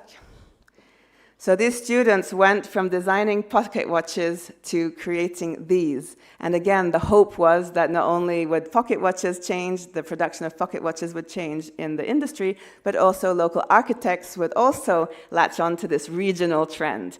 Once again, this didn't actually work, and we have about 10 creations in La Chaux-de-Fonds by these students that were so enthusiastic, and they followed their professor, and they believed in this regional style so much, but actually, because it was such a handicraft, it was so local, it was so maybe difficult and expensive to create, as often was the case with Art Nouveau, it never actually caught on, and we still have only these 10 examples. Here's the ceiling of the crematorium, and if you look, you can see stylized flames, because it's a crematorium, but also stylized pine trees, because this is also a Jura forest. So, what can we say after all of that? What was if I think about watchmaking and all these different patterns and what this adventure, as they often call it, this Art Nouveau experiment, of course, was mainly due to Charles Le Platonnier. I think it's often in regional context, you have one very motivated person. You have a group of specialists who they are the driving forces behind what actually happens. And whether it latches on or not, they are what makes the bubble exist for a while, as it did in La Chaux-de-Fonds, or they are the ones that then will lead to a whole school or a whole amount of buildings or other elements being created, perhaps such as Lechner. Sometimes I think of him, who had so many students who then followed.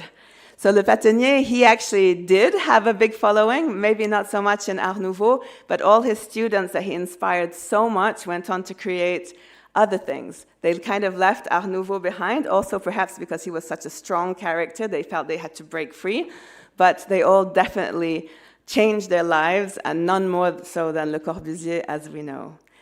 And when I think of watchmaking at the moment, because Art Nouveau, of course, is no longer integrated into patterns anymore, but never so much have the ideals of Art Nouveau been still as pertinent as they are today, because nobody ever needs a watch anymore. So if you're talking about the luxury industry, you're always looking for new elements, new ways to design, new ways to decorate. So leaving behind these wonderful Art Nouveau patterns, we left Art Nouveau behind, we left the pocket watch behind, we went to standardized wristwatches, And nowadays, everything is luxury. There is no more mass production. So enameling, any kind of crafts, handicrafts, is now what we sell for thousands and thousands of francs in watchmaking factories. So the idea of this is feather marquetry, which also kind of reminded me of Art Nouveau a little bit because of the peacock pattern. So I think this idea of reviving handicrafts, keeping traditions alive, skills alive that are now disappearing completely, this is some idea of Art Nouveau that continues even today in watchmaking. Thank you. Merci.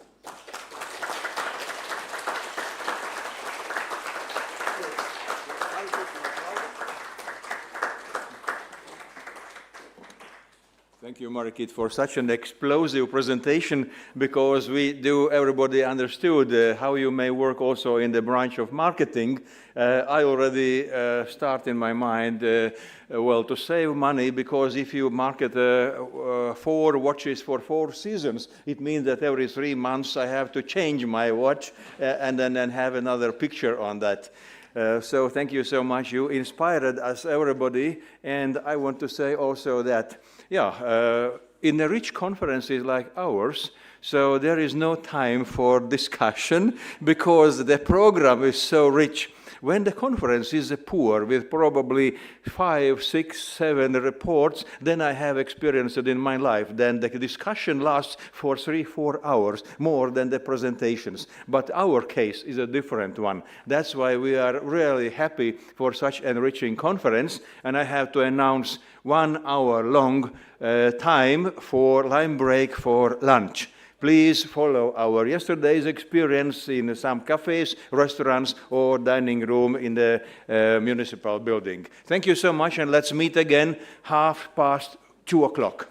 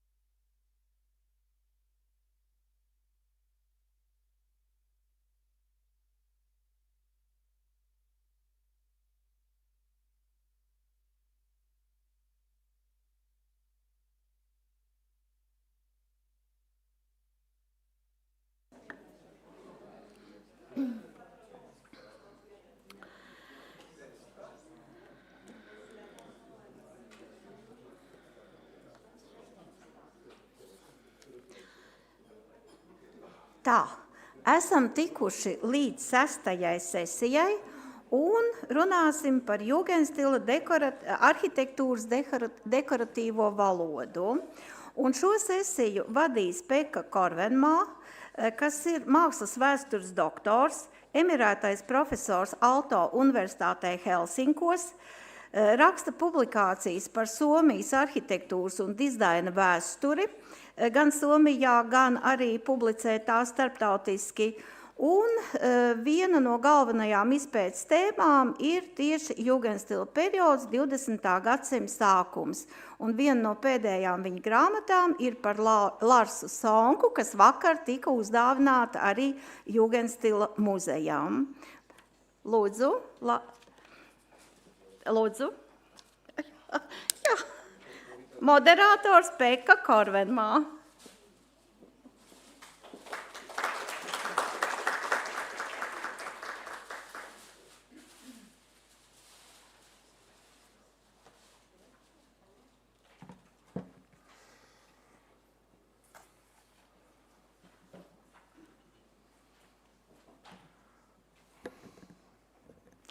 Hello again.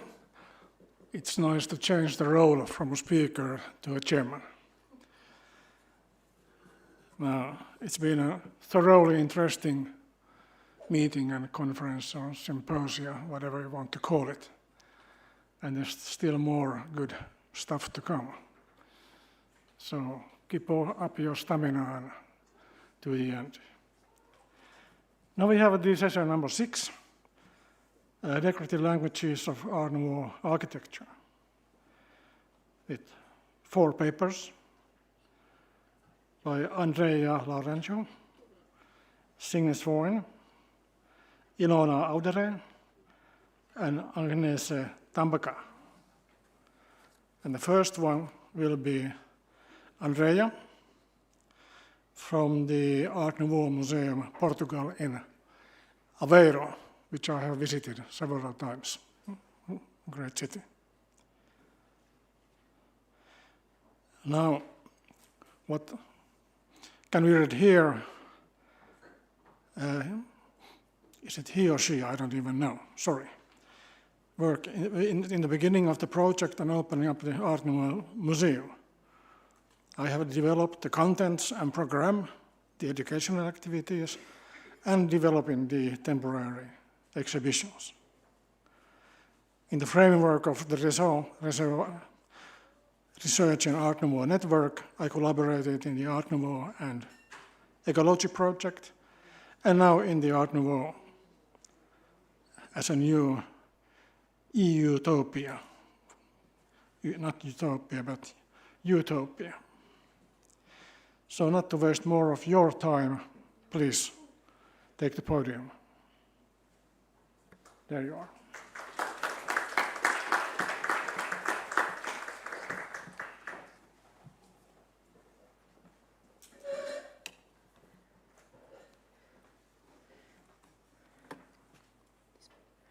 Yes.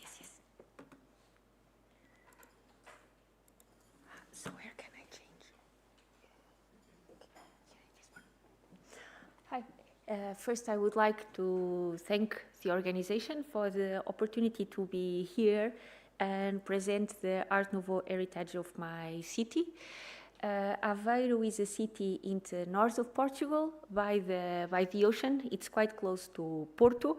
It's a medium-sized Portuguese city, and for the ones that already visited the Art Nouveau Museum, I can tell you that you have now motives to come back because we just renovated the museum. So since 30 of September, very, very recently, we have restored the courtyard and some of the spaces, and also added much more information to the museum. So you are welcome to return. So our Art Nouveau Museum was the residency it was built between 1907 and 1909, and it was a family home. Here lived Mário Belmonte Pessoa with his second wife, Elisária, and their 4 children, Julieta, Branca, Luís Mário, and Romeu. And Mário Belmonte Pessoa is also known as Major Pessoa because he was a pharmacist, but he was a pharmacist in the army. So he was a major, but he actually made his fortune because he was the owner of several cocoa plantations in São Tomé and Príncipe.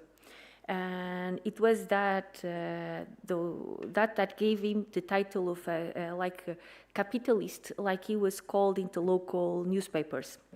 He was a cultural and well-traveled man, and he lived between Aveiro, São Tomé e Príncipe, Paris, and Switzerland. As the example of his house shows, the Art Nouveau movement in Aveiro was mainly driven by the small local bourgeoisie. Examples of owners of the Art Nouveau buildings include doctors, lawyers, but also small traders. For example, Francisco Rebelo dos Santos, his building was a bakery and it was also his house. The combination of residential and commercial space is very common in the city.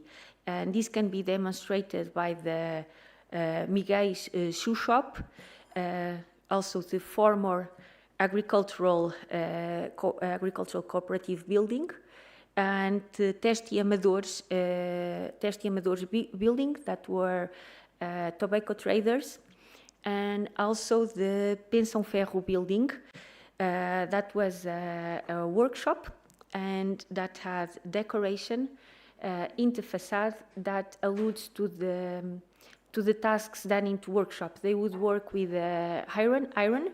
So the decoration has one medallion with that says labor, with the tools used into workshop, and the other side as a medallion with the laurel and saying honor. And this relationship with commerce, it's also something that we can see in buildings that did not survive. For example, Trindade Garage, a project from 1912 from Francisco Silva Rocha that was built in Lourenço Peixinho Avenue and that sadly was demolished in 1945, or the Albino Miranda grocery shop that we only have the tile panels in our connection. But this bourgeoisie was very modern and dynamic for their period, for their time, and they knew about the new trends coming from Europe, and in particular from France. Portugal at this time had France quite as a cultural reference, and so they adopted for their home a new approach that prioritized beauty and functionality and found the main source of inspiration in nature. They valued their homes that were beautiful because they were using alternatural forms and motifs of plants and animals that were incorporated into decoration, but they were equally comfortable. There was a very high emphasis on the ventilation, natural lighting, as well as a sensible organization of the domestic space, and the functionality of each room was taken into consideration. For example, in the Art Nouveau Museum, the first level, which is more decorated, was suited to receive visitors, and the upper floors were destined only for the family, so the decoration was less present, although all of the space has beautiful light and flows very, very well. And thanks to their modern taste, the conditions were created in Aveiro for the implementation of the Art Nouveau movement and for the development of some particular and unique characteristics in the city, using locally produced styles, but also the designs of local artists and architects such as Francisco Silva Rocha, Jaime Inácio dos Santos, José de Pinho, and Ernesto Corrodi. And between the end of the 19th century and the 20th century, the city was developing at different levels. First, we have the railway, the train line arriving in 1864 to the city, and this also boosted the development of industry in the city, mainly ceramic industry. And it is the development of ceramic factories in Aveiro that is deeply connected with the Art Nouveau movement.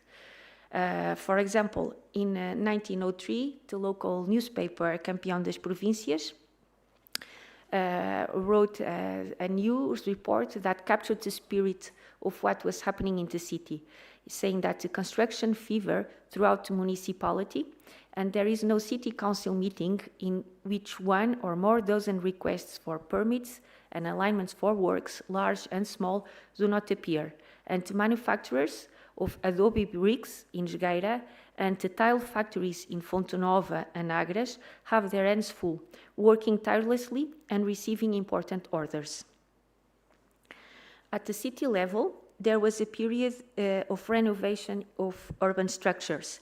The examples can include the enlargement of the São Roque Canal that connected to the train line, finally diverted the salt and fish transports away from the city center.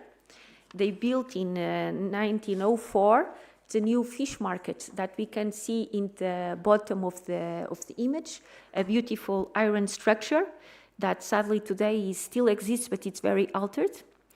They paved the municipal square, and there were a lot of developments in public hygiene, with sewage and water supply being developed in the city. During this time, in 1901, it was built, the building of the Mercy Hospital, designed by Francisco Silva Rocha, and it took several years to be concluded because it was just built with money donated from city inhabitants. And this is still part of the hospital, also they only use it for offices, and it's part of our Art Nouveau itinerary. Francisco Silva Rocha is the main name of the Art Nouveau movement in Aveiro, and he was also very relevant in the restoration of the building over the main canal. That was a former tide mill. And it was the project from Silva Rocha that adapted this building to be the industrial design school. And the industrial design school started to function in this building in 1903. The Campeão das Províncias at the time described it as a spacious and well-ventilated building, built to all modern requirements and with excellent incandescent lighting. In addition to all this, it also beautified the site, which had been marred by the old mill that now served just as the foundations for the new building.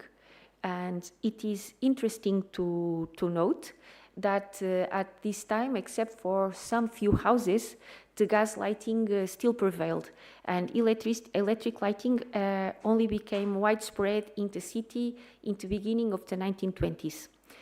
Francisco Silva Rocha taught in the industrial design school for over 40 years, and he also became the director of this school. Thus, he really influenced very younger generations. But it is, with no doubt, the industrial development, particularly in ceramics production, that brought wealth to the city. The main example from this period is the Fonte Nova factory that was established in 1882 and was destroyed by a fire in 1937. And also the Jerónimo Pereira Campos factory, established in 1896, and to Santos Martins pottery factory in 1905. The local newspaper, which is one of our main sources of information for this period, refers to an exceptional era and describes activity at its peak, driving machinery and manual labor in all the various branches of national and local industry. Bricklayers, locksmiths, carpenters, painters, tile makers, adobe makers all work tirelessly. The press intensifies its advertisements for tile and brick factories and refers to the significant volume of export from tiles from Aveiro, a new product for all the homes under construction. The kilns are working constantly, and tiles can only be obtained by advanced order. And thus, Mr. Pereira Campos and Filhos, owners of the factory, were forced to expand their establishment, working actively there on the construction of new facilities for more active operation. And at the same time, also in Fonte Nova, Mr. Melo Guimarães, the owner, is also building kilns and machine rooms for the manufacture of this type of tile and expect to start production shortly. This lively context appears the first more specific reports on the construction of what the local newspaper calls elegant modern buildings.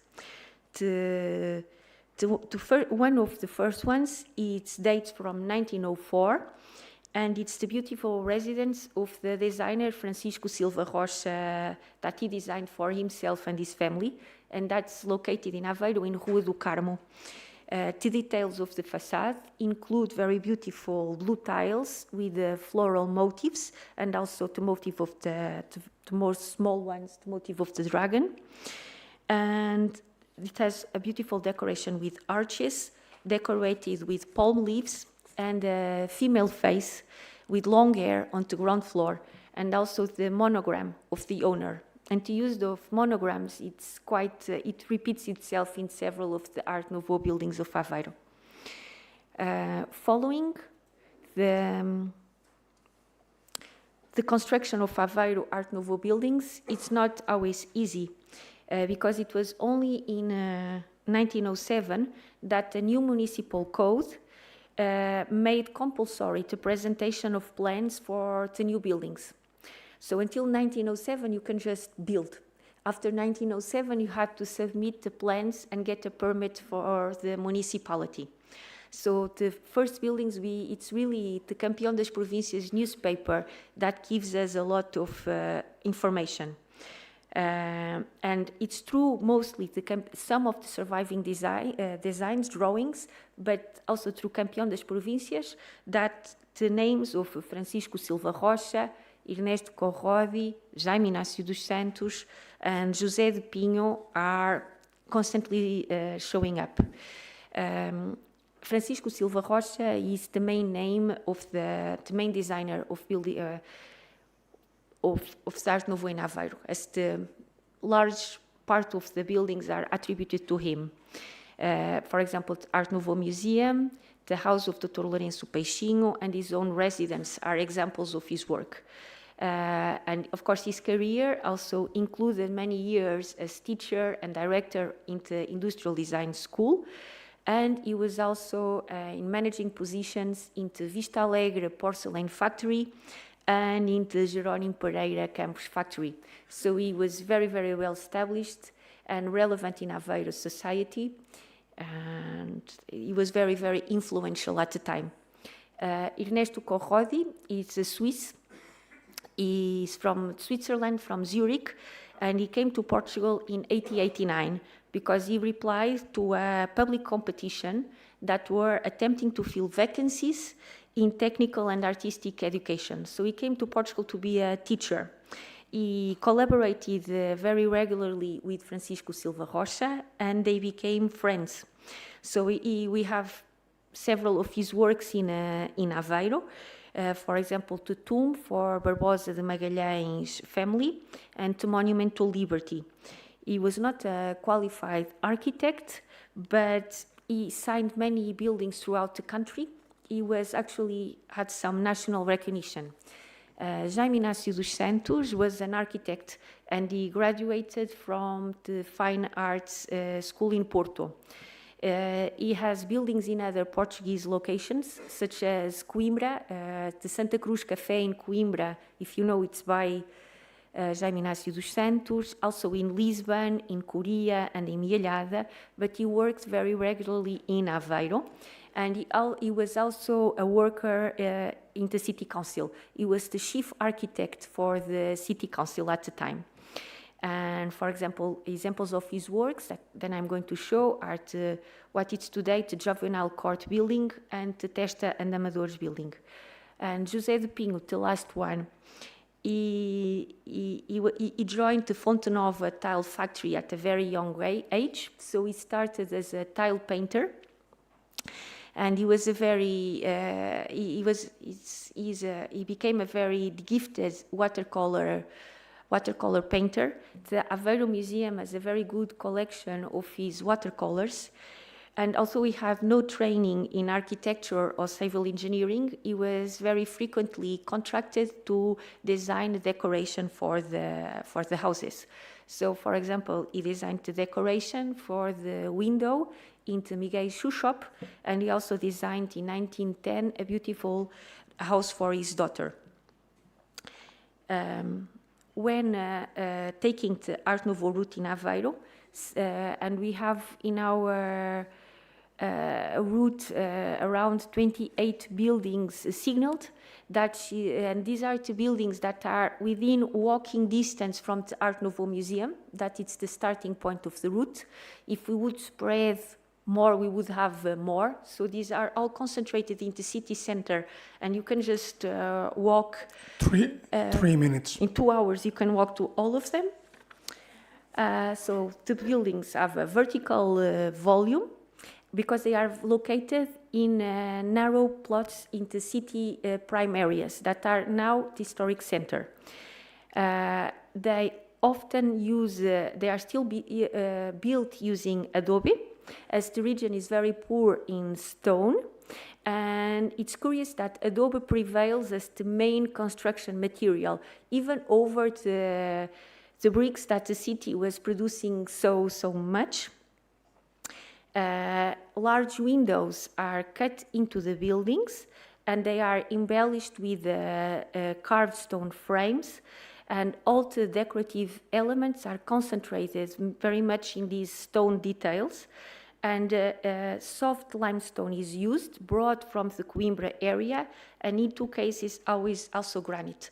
And the presence of stone in Aveiro, because we don't have it, it's a sign of social distinction for the builders of these houses. Of course, the use of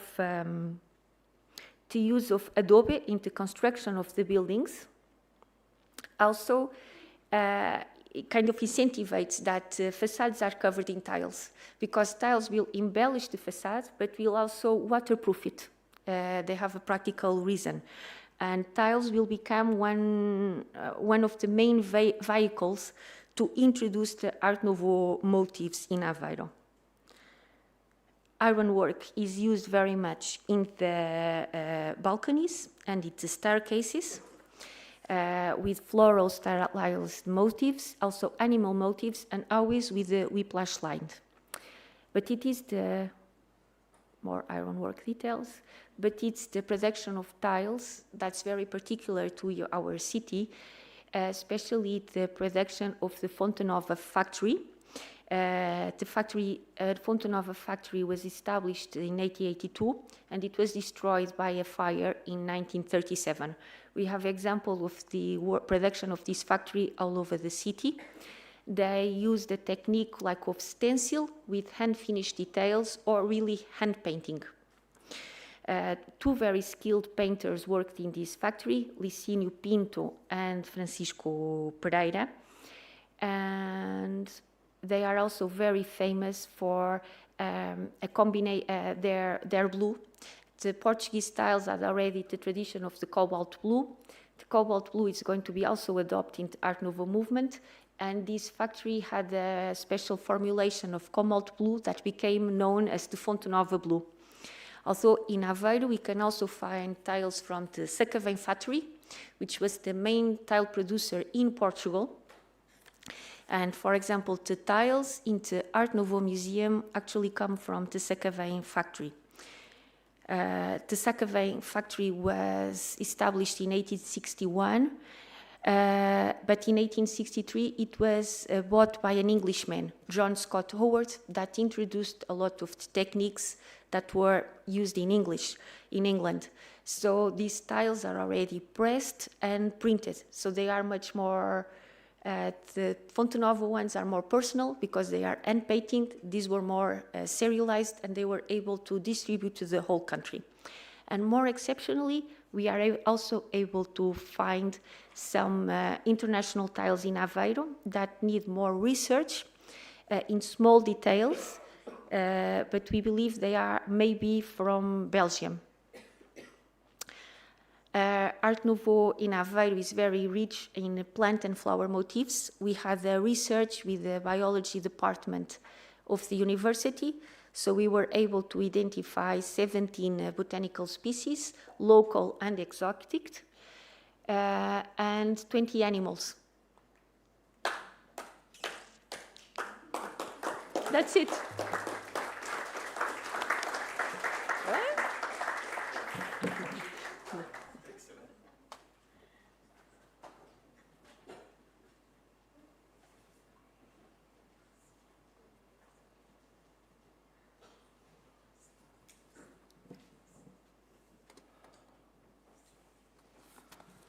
Thank you.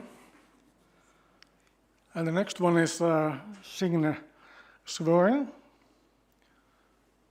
Yes. She is from Jugendstil Center, the Jugendstil Center and Cube in Viti, Norway. Master of Architecture from the Norwegian University of Science and Technology, specialized in building conservation and transformation. Works as a conservator of Art Nouveau architecture at the Art Nouveau Center in Ålesund, Norway, and the creator of the Guide to Preserving Norwegian Art Nouveau architecture, aimed at house owners and professionals working with Art Nouveau architecture in Norway. So Signe, floor is yours.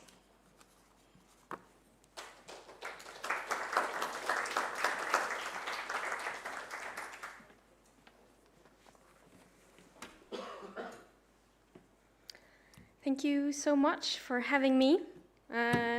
This is my first participation in a conference like this, so it's very exciting. We can start on the... Yeah. As was said, I come from the Art Nouveau Center of Norway, where I work as a conservator for Art Nouveau architecture. The building that you can see here is our own building where the museum is housed, and it is one of the foremost examples of what we would call National Romantic Art Nouveau, which is what my topic will be, and especially the meeting between the Norwegian Dragon style and Art Nouveau. Amongst scholars of Norwegian architecture from the early 1900s, it is generally accepted that the resurgence of National Romanticism affected the Norwegian branch of Art Nouveau. This was most evident in the fusion of Art Nouveau and the Norwegian Dragon style. The connection between Art Nouveau and Dragon style may at first appear unlikely. The most obvious difference, as our own Stefan Tschudi Madsen observes, is that the first, Art Nouveau, was an international impulse, utilizing construction as design and was based on brick. While the latter, the Dragon style, was a national, more decorative style in essence, and based on wood. For many, a melding of these two styles may seem improbable. But can a closer examination of these styles reveal similarities and factors that facilitate their convergence? Firstly,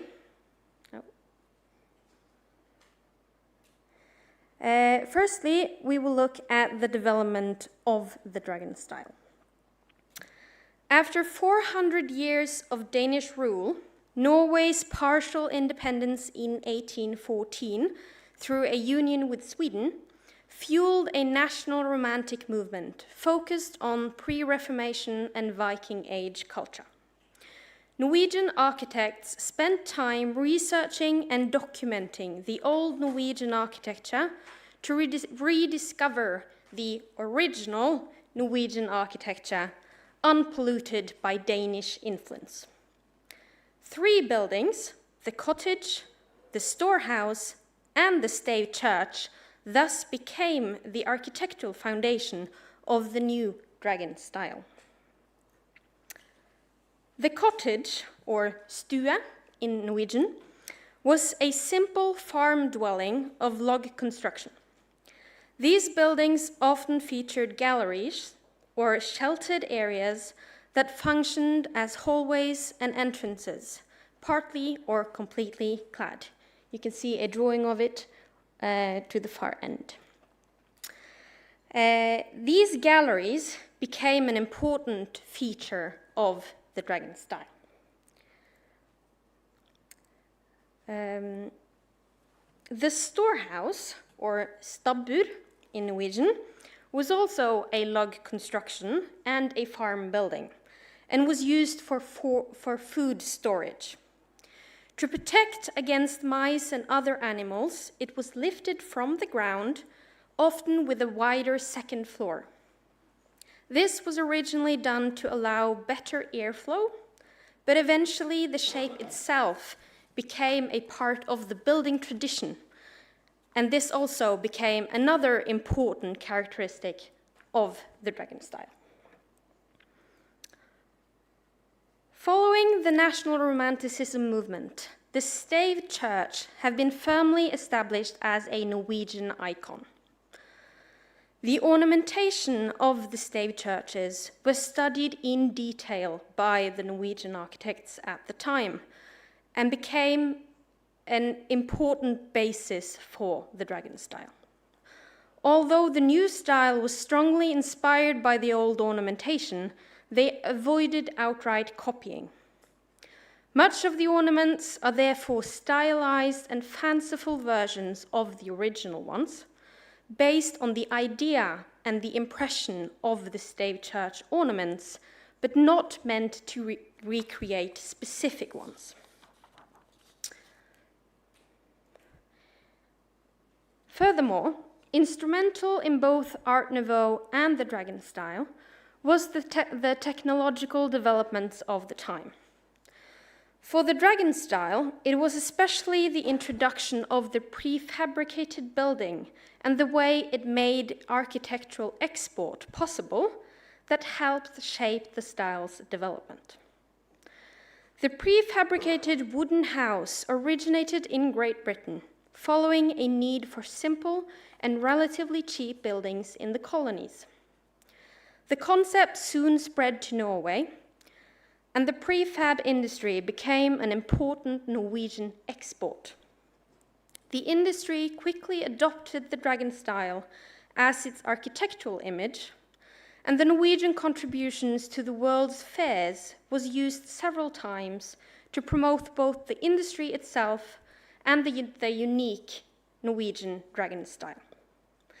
This export was important for the rise of the industry in Norway, and the prefabricated buildings also became popular amongst the tourist industry, with especially many hotels designed in the dragon style with the prefab construction.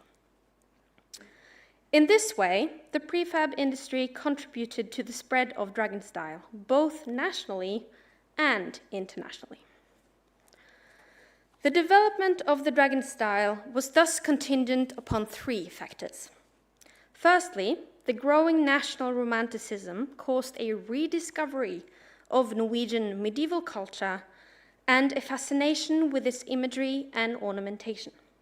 Secondly, this romanticism led architects to study old Norwegian architecture, giving access to a new architectural foundation.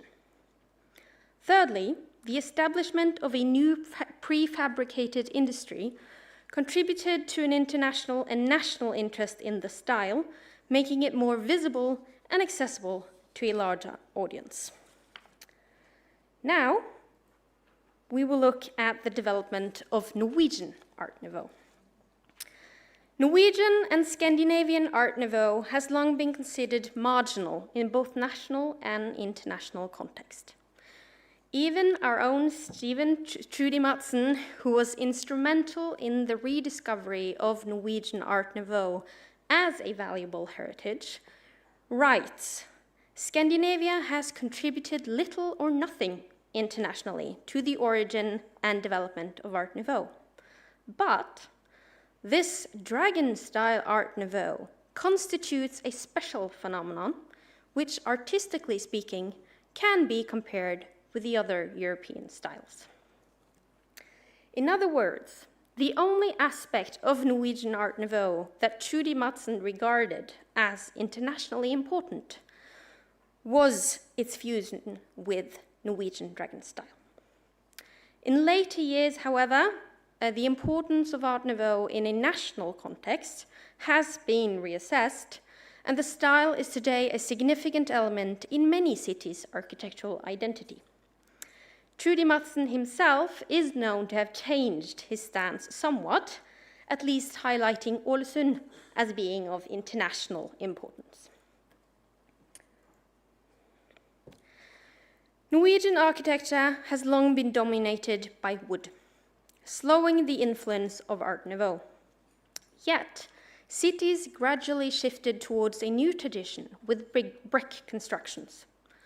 Following the fire that devastated Ålesund in 1904, the government issued a nationwide decree demanding all buildings in the city centers to be built in brick or stone, thus formalizing this shift.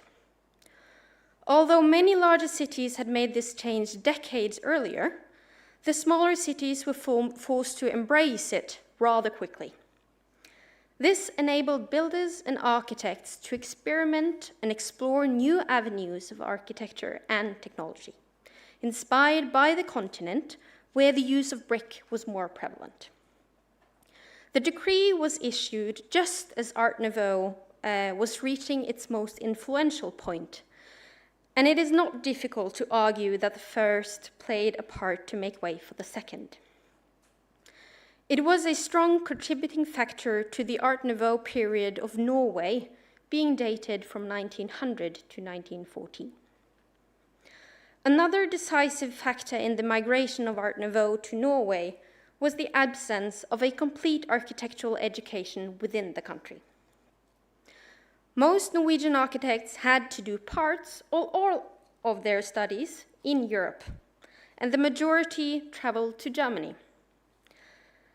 The German version of the style became a major influence, which explains why Art Nouveau in Norway is called Jugendstil.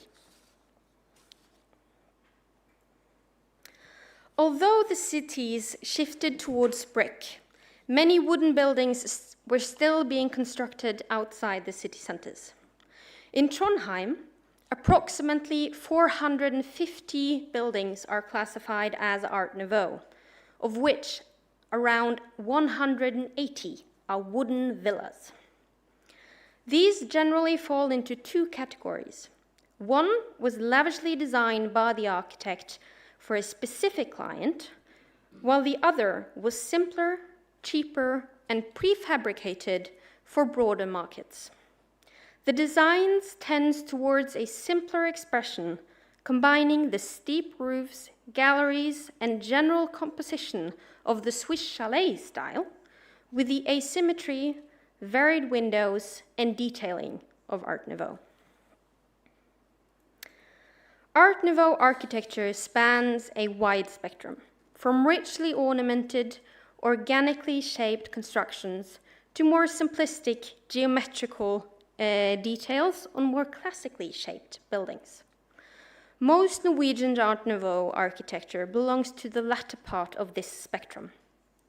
It uses elements like gables, towers, or windows to create a varied composition, but the ornamentation is usually limited.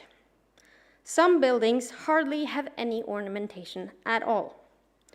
This tendency to simplistic designs can partly be traced back to the German influence. Another cause can be found in the economic situation, with a large working class of limited funds, as well as a development of societal tastes towards more modern designs. Norwegian Art Nouveau is therefore characterized by more limited ornamentation in size and scope compared to its European counterparts. There are many examples where ornamentation is completely lacking, and the decorative effects instead comes from manipulation of the rendering and the design of building components, as well as the use of differing facade materials. However, where ornamentation is used, it is with great effect, utilizing the language of Art Nouveau to highlight the flora, fauna, and cultural history of Norway. Although the first wave of National Romanticism had quieted towards the end of the century, it re-emerged around 1900, culminating in the dissolution of the Union with Sweden in 1905. Norwegians sought a national identity, and this desire manifested itself in the Norwegian variant of Art Nouveau. Most of this influence is connected to the merging with the dragon style, yet one national element of Norwegian Art Nouveau stands apart from this connection. During the Norwegian Middle Ages, there was a significant building tradition with natural stone in addition to wood. During the National Romanticism period, the search for a real Norwegian building material caused people to highlight stone instead of brick, which was considered un-Norwegian and a leftover from Danish rule. This led to the rise of Norwegian rough-hewn stone as a national facade material. This idea had a strong impact on Norwegian Art Nouveau, and the use of rough-hewn stone is as important a characteristic of National Romantic Art Nouveau as the dragon-style ornamentation. It should be mentioned that this very Norwegian material was also considered important national symbols in several other European countries as well, making it a national characteristic across several nations. The developments of Norwegian Art Nouveau was thus influenced by several societal factors. The change in building tradition and lack of a national architectural education enabled the migration of Art Nouveau to Norway. This influence was further spread through the country's many wooden villas, making it accessible to a larger market. The German influence and limited economy of Norwegian society steered the style towards simpler designs, focused on symbolic materials and limited but powerful ornamentation. We have now looked at the development of the two styles separately, but were they compatible in their visual language? The search for a new architectural identity was in many ways essential for the development of the so-called dragon-style Art Nouveau. The Art Nouveau movement already put a great emphasis on national individuality and artistic creativity. Drawing inspiration from national traditions was therefore fully in line with the philosophy of the style. Art Nouveau found its inspiration in nature, with motifs such as flowers, plants, waves, and animals, and so did the traditional Norwegian decorations. The jump from flowers and birds to mythical creatures were not difficult to make, and allowed the artists and architects to explore new avenues of creative, stylized, and fantastic depictions. You can see a melding of the use of grotesque masks, where it combines with the use of the femme fatale, or the female faces, turning into mystical, stylized versions. Even the entrelac traditions of the Norse ornamentation already inhabited many of the shapes and concepts used in Art Nouveau. A very good example is the carved portal of the Urnes stave church, where thin meandering plants intertwines with the thicker shape of a stylized beast. I see I'm running out of time, so I'm just going to jump to an example. This is, like I said, our building, the Swan Pharmacy, which was built in 1907 for the pharmacist Jørgen Anton Øvre.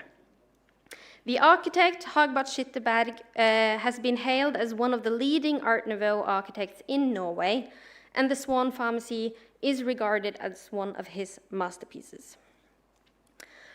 Skytteberg was strongly inspired by the search for a national architecture, and it uses many of the same stylized decorations found in the dragon style, both in the exterior and the interior. You have, for instance, these use of masks and faces, which spans a great spectre, where the same geometrical shapes are used as the basis for owls, mystical creatures, Vikings, and more undefinable faces. The dining room is the best preserved room in the building, and here you can clearly see the dragon style in its coloring and its furniture. This buffet is very dragon style in nature, but it still has very clear elements of Art Nouveau. You can see it in the rounded cabinets on the bottom, the curved shapes on the lower doors, as well as the whiplash curve on the bottom of the middle section. In addition to the furniture, you can see the fusion of the styles in the paneling, the textures and colors of the room. The pinewood paneling exhibits the characteristic curvatures of Art Nouveau, combined with small but effectful Norse elements. Further up is a Japanese wallpaper with gold and deep red coloring.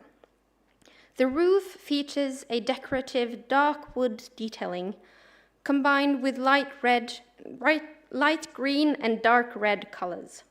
The total effect is an intimate but grand interior, featuring the strong coloring of the dragon style, combined with the playful curvature and Japanese detailing of Art Nouveau.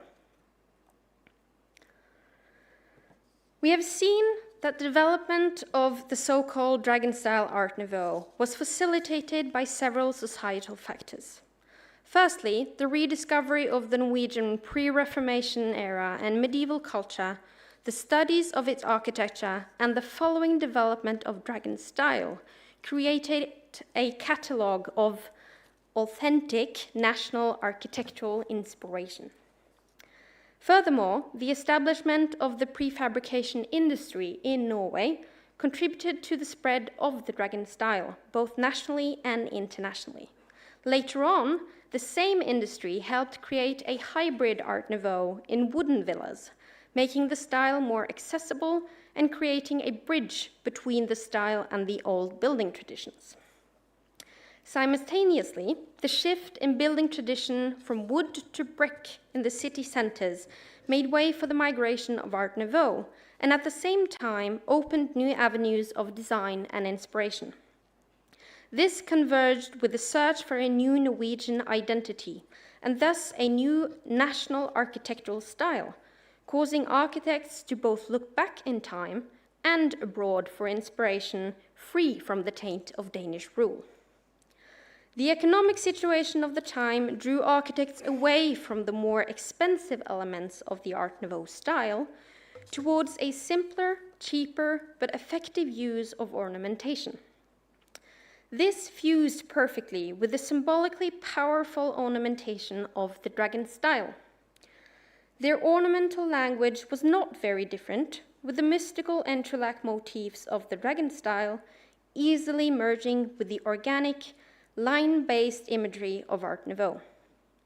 In addition, Art Nouveau's focus on artistic creativity, combined with a tendency towards stylized, nature-inspired ornamentation, blended with the artistic interpretation of the mythical Norse decoration created in the dragon style.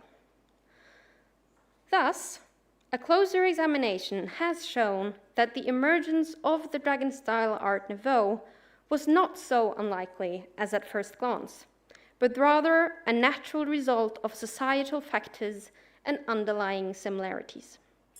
The result was a new national style, utilizing elements from Art Nouveau and the dragon style to create an imaginative and unique architectural language of dragons and whiplash. Thank you.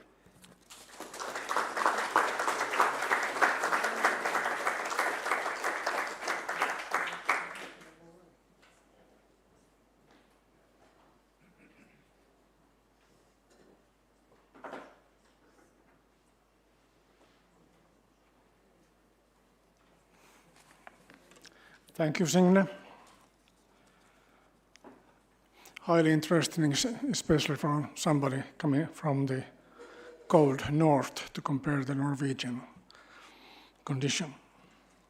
But now, to Riga, we have Dr. Ilona Audere, who will speak about Art Nouveau stained glass windows in Riga, residential buildings, little known to the general public. Ilona is the head chief at House Mentzendorf, which is almost next door. And for 20 years, Ilona Audere has been researching stained glass, preparing material for a monograph on the history of stained glass in Latvia. She's also the creator of the virtual exhibition section on Art Nouveau stained glass art at the Riga Art Nouveau Museum. Ilona, please.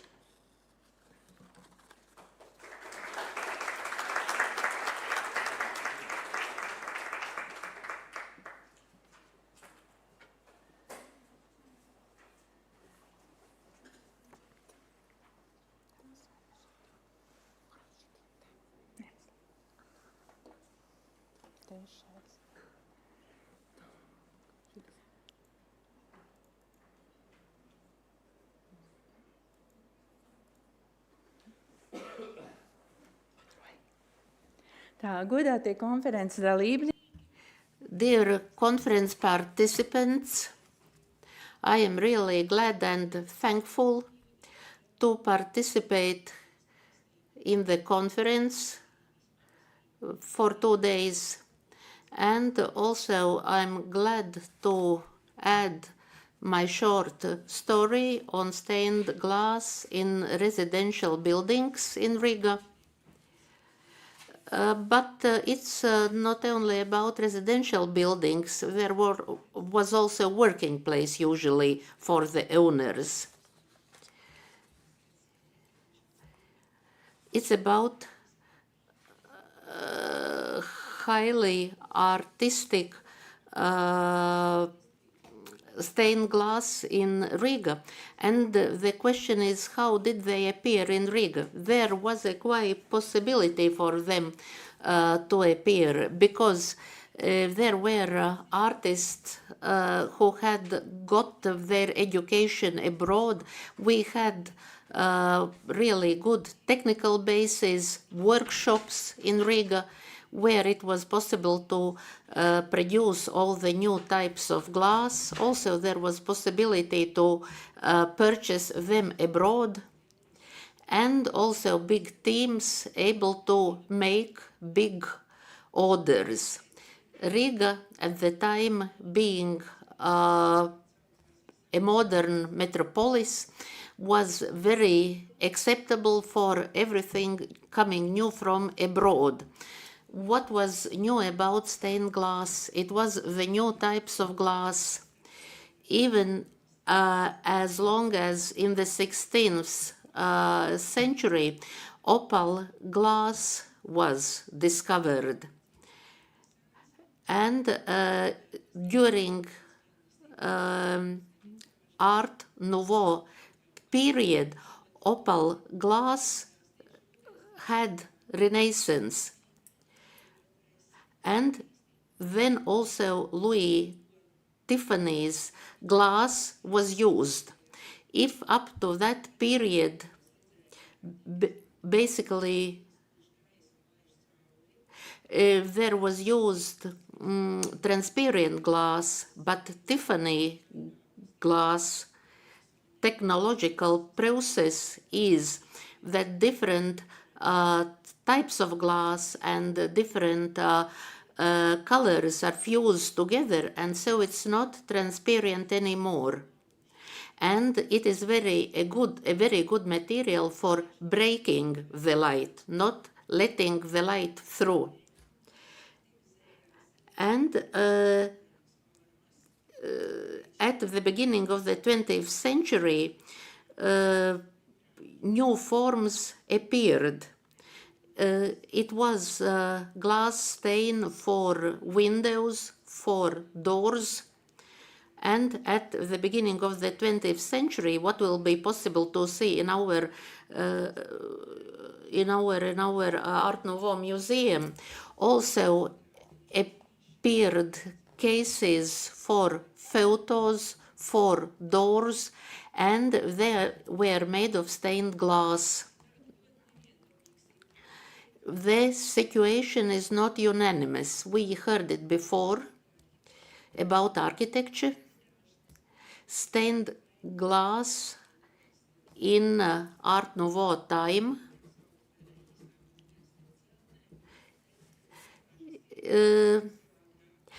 it's not so that glass stained is used in only Art Nouveau buildings. Stained glass was inserted even in the buildings built earlier. Just at the turn of the century, new stained glass used for buildings. And we heard in the previous reports about buildings built of different styles, and also they have got stained glass. And then the third type, that during designing the building, stained glass was projected. Now, what I am going to speak about,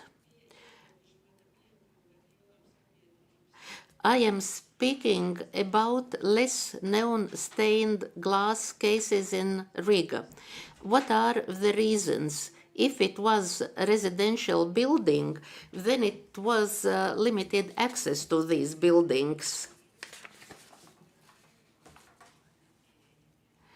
And then there are buildings which used to be more accessible, but not anymore. And quite a gloomy history for our stained glass in residential buildings, especially in those meant for renting, because staircases in these buildings, staircases were open for everyone during the Soviet time, including hooligans, including thieves, and for number of people who didn't have any interest at all in architectural heritage. And during this period, stained glass was stolen, it was broken, and in the best case, it was moved to another apartment, sold, and in the best case, sold to museums.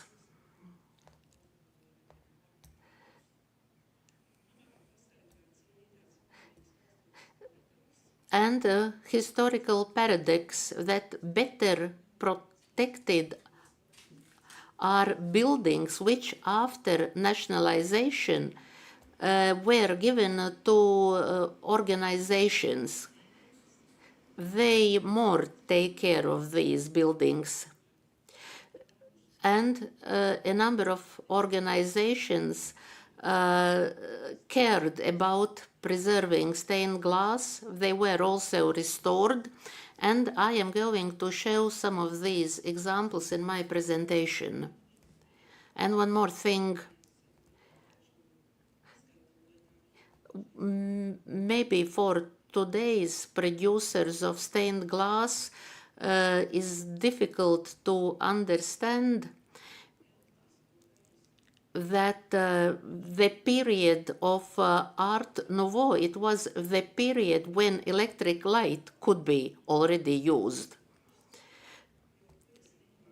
And stained glass built-in wall, which wouldn't be possible to see before electric light appeared, because we cannot see that stained glass if there is no electric light. So it means it is one more new direction opened by Art Nouveau. As we said previously, difficult to imagine for contemporary people. In many buildings, which are built before Art Nouveau period. We can observe decision period, and there are some characteristic features saying that a new epoch is coming. And one of them is Morberg building at 12 Siegfried Annas Meyerowicz Boulevard, as if it was acceptable in the Soviet period, but there was a wardrobe in front of it and nobody could see it. And this building hasn't got any connection with the Art Nouveau. But there was, at the beginning of the 10th century, stained glass inserted. The history of interior in general is very little documented in Latvia. Not only about stained glass, but also about furniture and everything else. And such stained glass, if put together and compared, it is easier than to find out about the authors, because little documentation kept. This one is pre-Raphaelite painting style, silhouettes and flowers we are going to see in Ernst Tode's stained glass, who is one of the representatives of Art Nouveau period. And the idea was that stained glass shouldn't show architectural elements, but the master didn't obey this principle. So you could see closer the decoration. Now Morberg's flat, and this one is foyer window, and a different stained glass, no information about the author. Then the next phases, it's also Ernst Tode's stained glass. This one is almost the building according to Art Nouveau, which is von Bigner Villa, and beloved motif. The upper part contains an image. The owner of the building is keen on. Sometimes they are people, here they are animals, and the middle part is set free, because for Art Nouveau, practical usage is very important. Maybe stained glass was inserted some years later in comparison with the building itself when it was built. No proof about it. So the building is in the wood, in beautiful nature, and such a beautiful nature is shown also in staircase stained glass. And for comparison, composition principles from St. Petersburg, 1903, historical styles, and the building itself is neo-style. Recently renovated,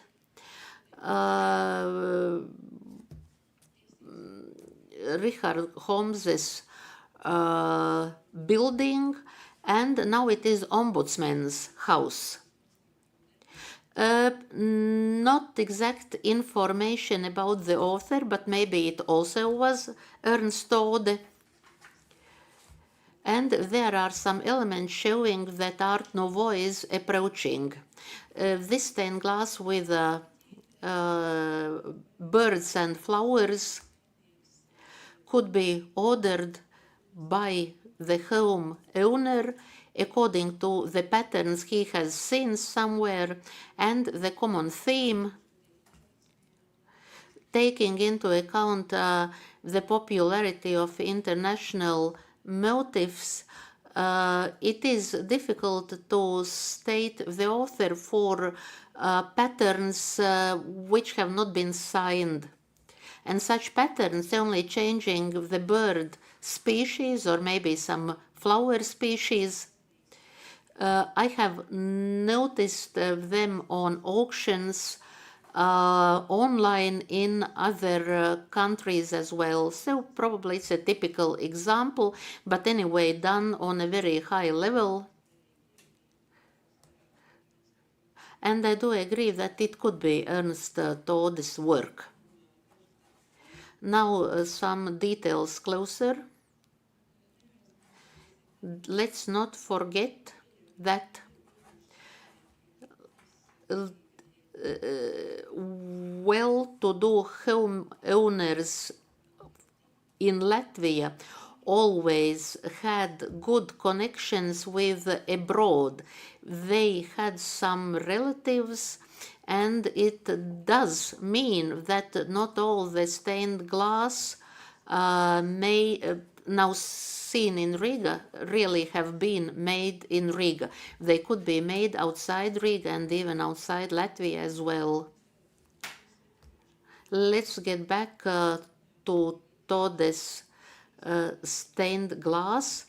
And this one is one which really could be called Art Nouveau stained glass at 6 Ojāra Vācieša Street. And here he lived himself, Ernst Tode.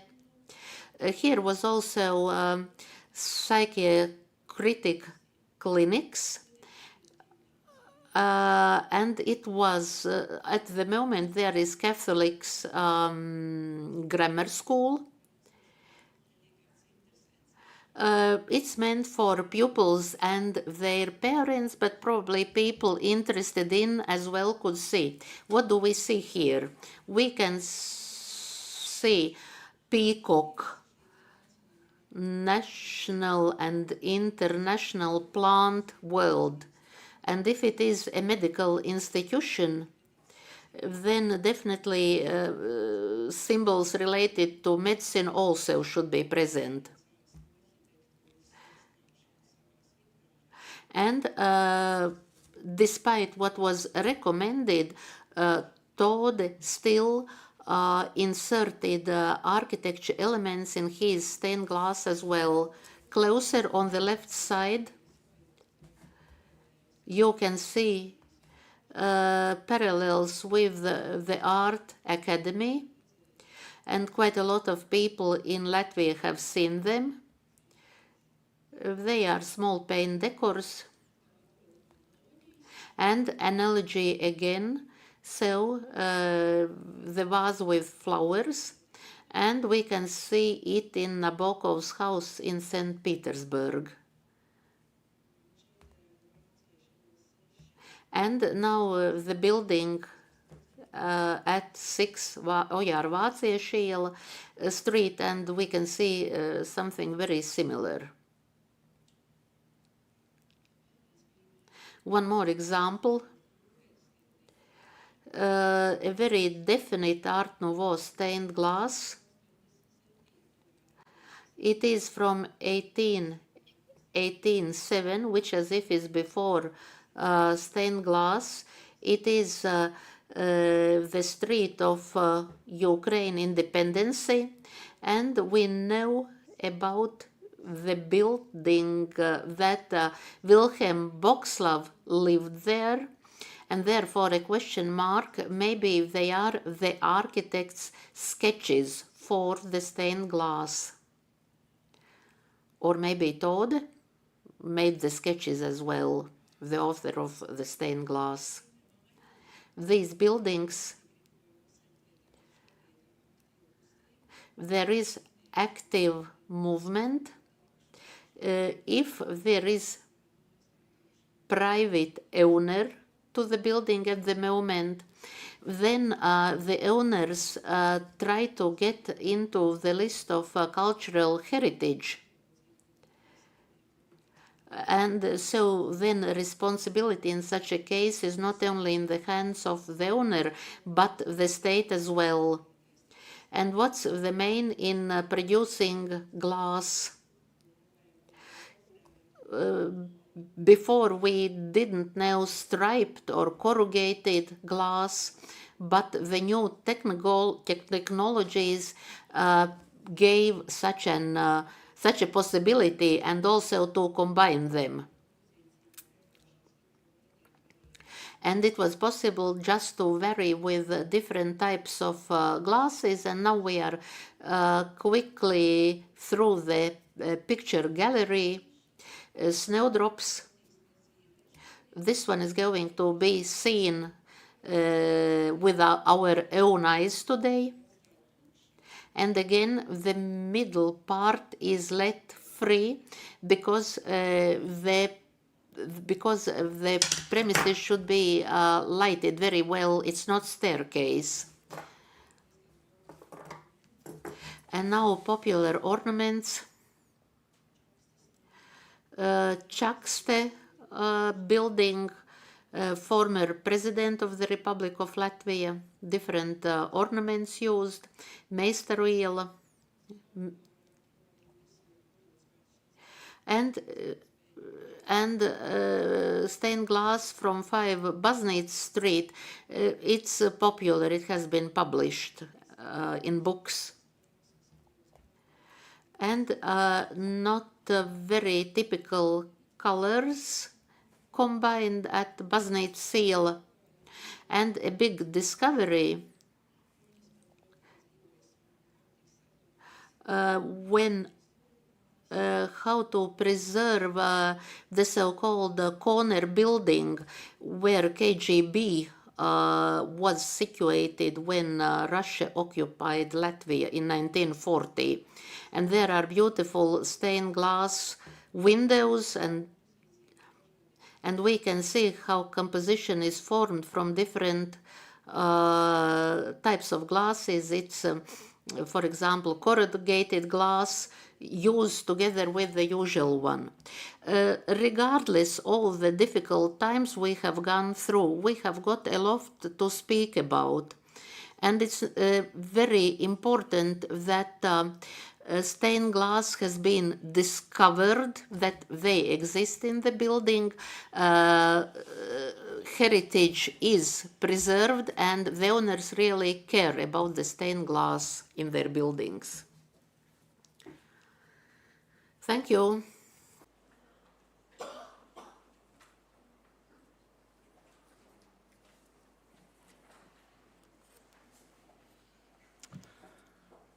So, almost there. But now, the last, but not the least, Agnese Tambaka from the Art Academy of Latvia here in Riga. She's an experienced project manager with a demonstrated history of working in the research industry, skilled in Art Nouveau, public speaking, English, art history, and curating. A strong program and project management professional with a master's degree focused in art science from the Art Academy of Latvia. Please, Agnese.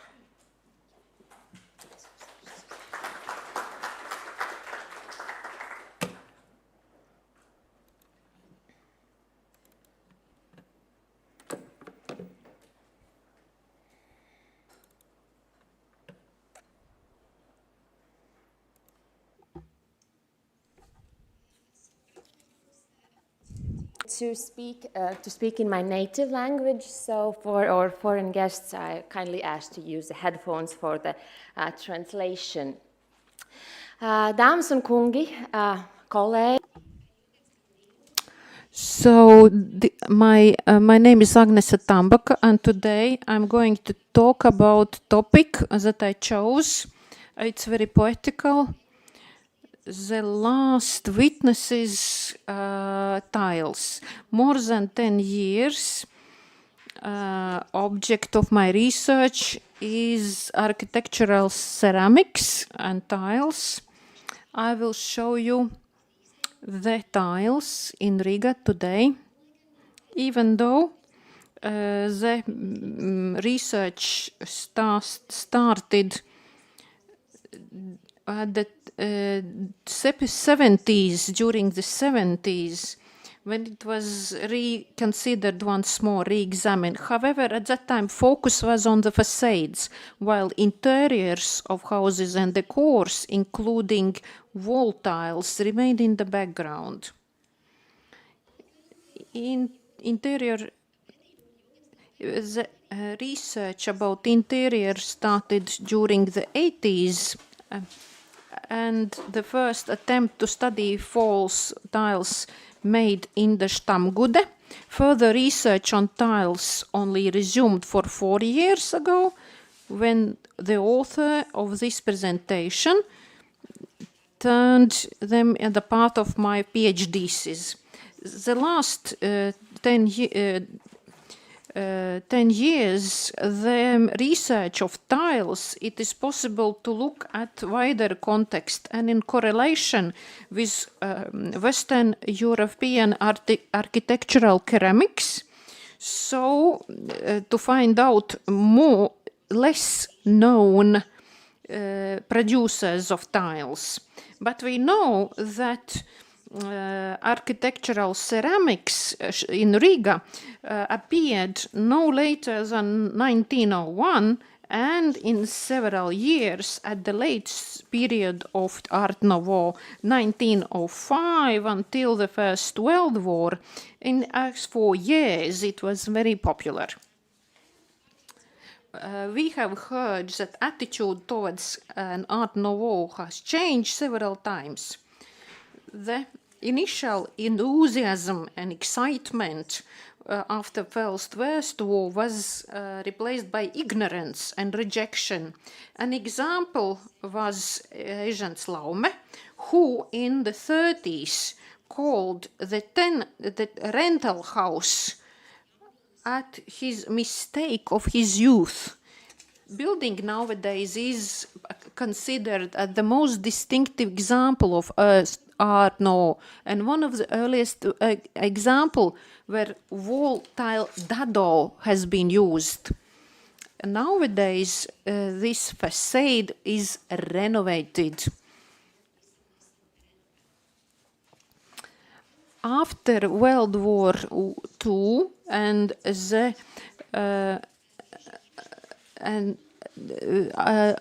the previous owners got back their houses, and after Latvia got independence, the renovation started.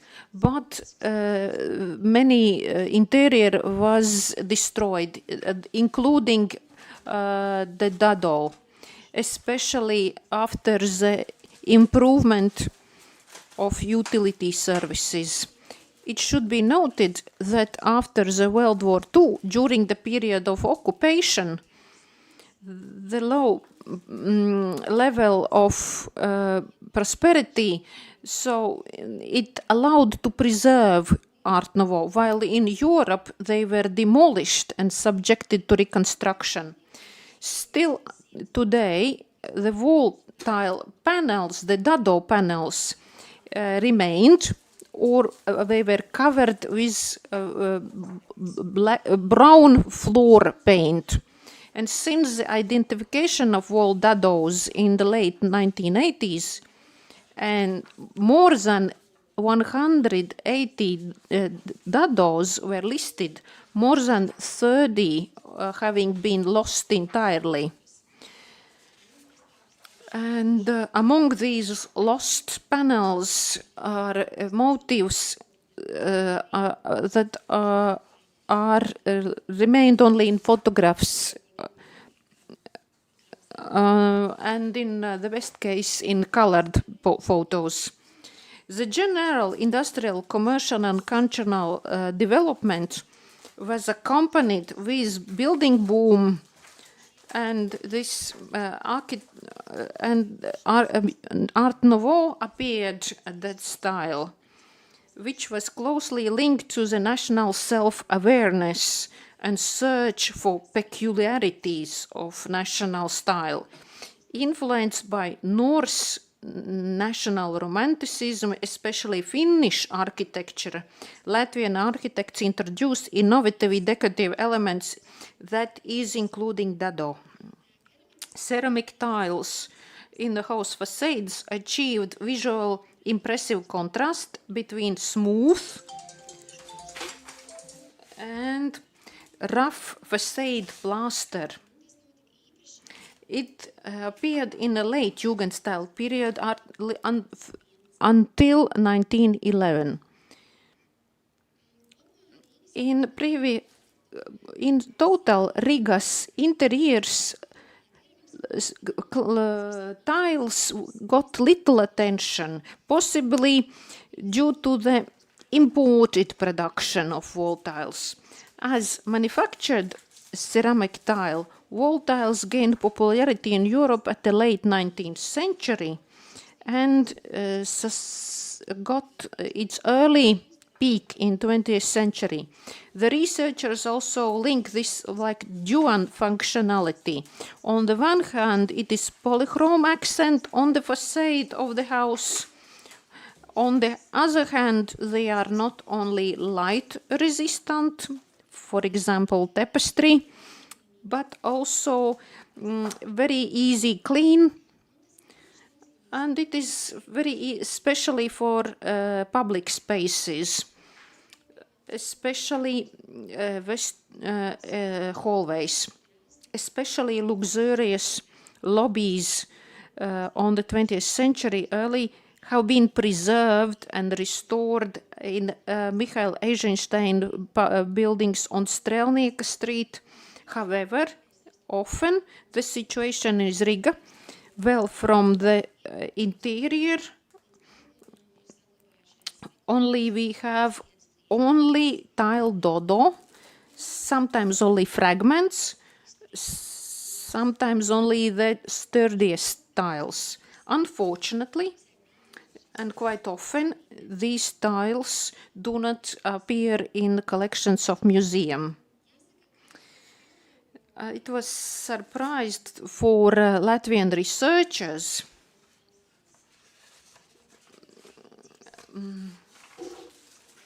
this material says that it was imported, tiles were imported, and only 9 different tiles, 9 different we have very good connections with Germany, and German factories became more important. And in Germany, and the best Art Nouveau masters, Otto Eckmann, Behren, and the first motifs in German factories appeared very early in 1905. The tiles also, not only the other part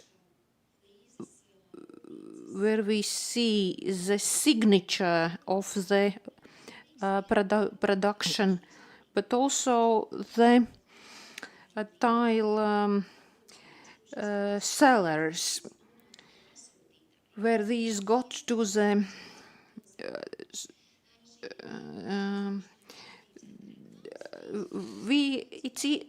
and it helps us with the advertisement. If we look at the material, so-called advertisement signature tiles, and they show not only the distributors, also location where we can get it, even address and even telephone number. Until today, we have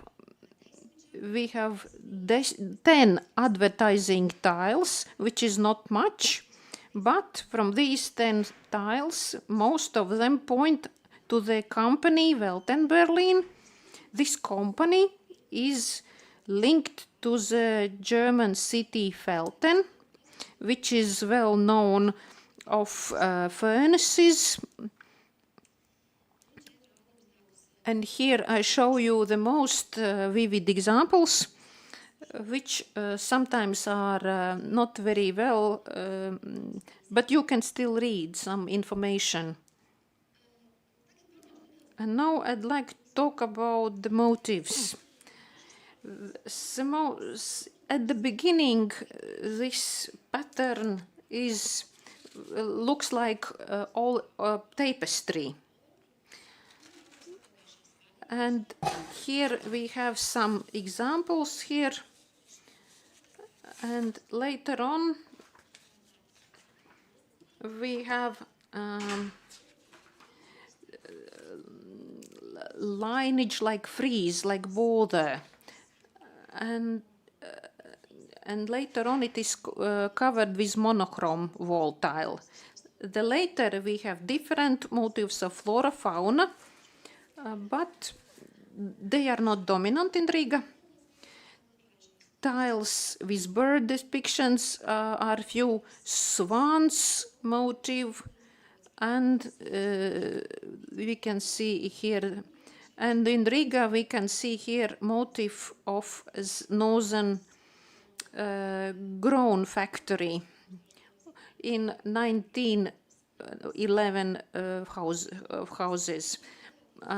So flora, roses, chrysanthemums, iris, cones, and other plant motifs. And some motifs are unknown. Very prominent are wall panels where flora is spread over the entire length. The panel with lilies. And we can drag parallels with aesthetic movement in Britain. The idea of human superiority also appeared in motifs like choosing flower vases and baskets, and nature motifs, abstraction. And here we can see example from 1912 house Nikolai's Nords, where in the vestibule and foyer we can see flower vase motif, which is transformed to unidentifiable amorphous mass. And this is why this panel lost, and the painting, it was overpainted with paint as well. Very vivid example is Alksnis designed house on Strībības Street 76. The characteristic feature is ornament of anemones, and we can see Austrian examples. It is interesting vertical wall painting, and it's mixed with floral ornament. It is very compact. And similar we can see in Vienna, in Riga interior. Under this wall painting, we can see painting. We can just imagine how colorful and vivid it used to be. The walls and ceilings. The most luxurious examples are four of Pano in Daugavgrīvas Street, Asian Slav architects, and each tile painting consists of 24 tiles, and as Western researchers says, most artistically high-valued examples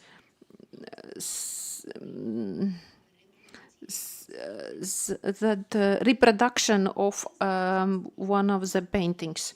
After 1905, in German factories, motifs of tiles become abstract. There are geometric motifs, chevrons, squares, triangles, and circles. And in Germany, created abstract motifs already emerged in 1908, and in typical Art Deco motifs.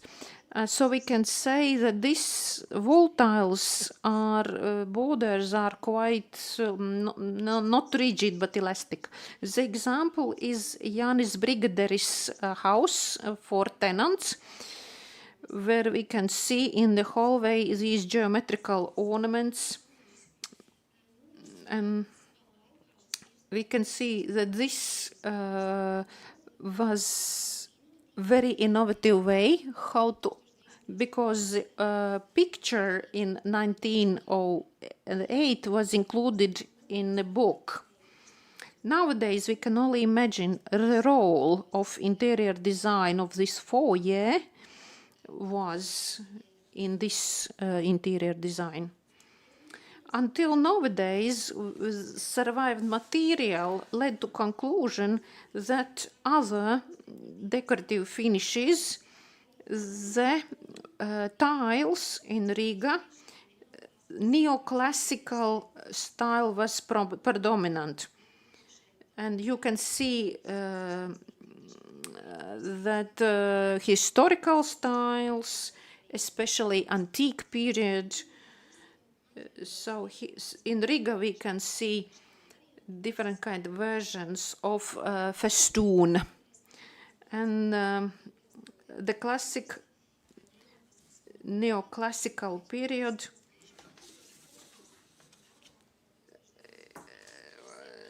the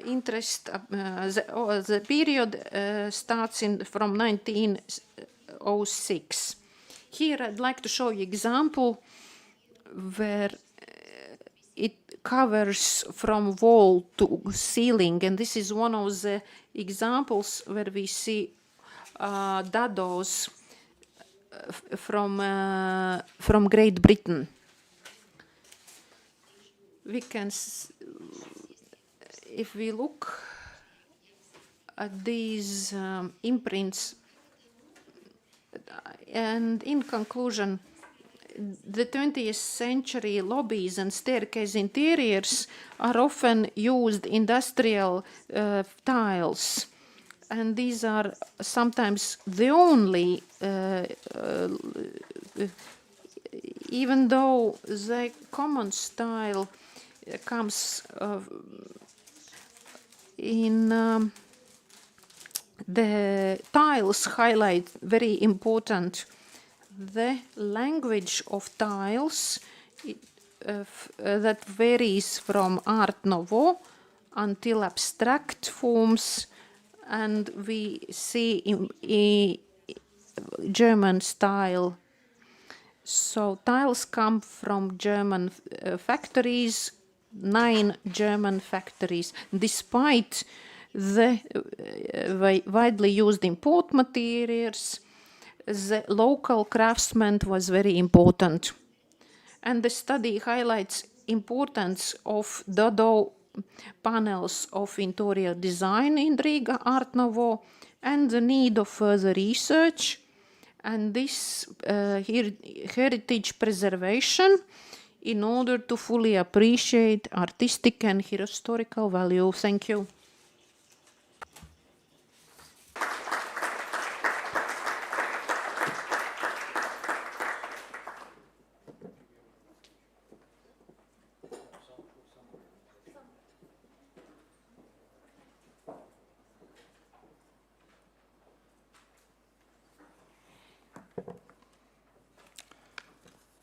Okay. Thank you for the contributors of this session. First about Aveiro. One thing kind of struck me that there are these connecting networks and lines and features and fashions that are tied to the material. For example, the ceramic tiles. Very simple material used worldwide, in this case in Europe, Northern Europe, and Avero. And it's interesting how the one medium can be textile, it can be ceramic tiles, it can be wrought iron, kind of allows the different languages and connotations and symbolical contents. And what I also find interesting regarding the whole conference, if I may sum up a bit, is the continuing interest in what happened in architecture, in the arts in general, circa between 1895, perhaps First World War, 1910s. And what makes me especially happy is that there is a cohort of younger researchers throwing themselves into this field of study. This is, of course, now much more effective because of the new digital tools and image producing, comparing to the 70s when you had to take these grim-looking, heavy, stinky photocopies in the kind of dark halls of university libraries and then scratch the information out of these things. And now everything is fluid, easy to get, and perhaps easy to connect and grasp. But I don't think it's really my role, but on my behalf, I would really say thanks to the organizers of this event. It's been a great pleasure and kind of privilege to be here, not just to speak, but to listen, to learn more, if it's still for me possible. Thank you.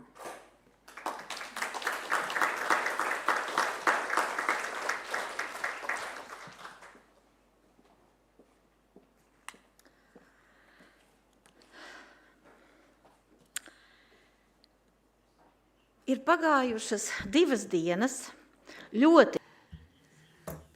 2 days are aware of very intensive work. We have got to know a lot about Art Nouveau, about its architecture, art, and we have opened a new page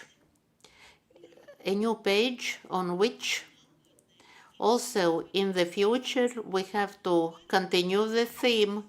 And from several lecturers, we understood, we heard it's very important, necessary, and I do hope that this conference is going to be concluded with a beautiful book. It's a dream, the same as this conference, but I understand that Paul is one of promoting forces, the same as it was about this conference. But for one more time, I would like to say thank you to all the sectioners for the interesting, educating, full lecturers, to moderators. Discussions, they take place in non-formal atmosphere. Yesterday in Ziemeļblāzma Culture Palace, discussion went on, and today it could go on in the museum dedicated to Art Nouveau. But for one more time, I would like to commemorate Jānis Krastīņš. He was as if our father. He always reprimanded me when I called him like that, but he was the one who suggested to form the Art Nouveau Center. It was his idea. Many, many years ago, it was also a conference, and I was delivering a lecture about what this center is going to be like. And then it was hard to imagine that we are going to have to arrange something like that. But we have to believe that we need it. Many thanks to Ojārs Spārītis, who was ready to lead everything. Evening messages, emails. Thank you so much for leading us, for developing, and also for being the promoter of the conference. Many thanks to Paul Greenhalgh. Thanks to discussion during coffee pauses. And so I would like to give the floor for closing words to him.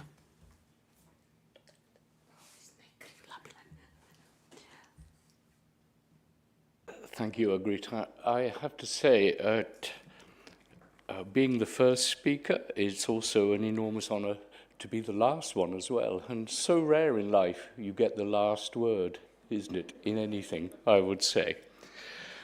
From outside, all of us who are visiting this fantastic city and everybody who spoke, it seems to me we have a huge debt to pay to our colleagues in Riga, our Latvian colleagues, for organizing this.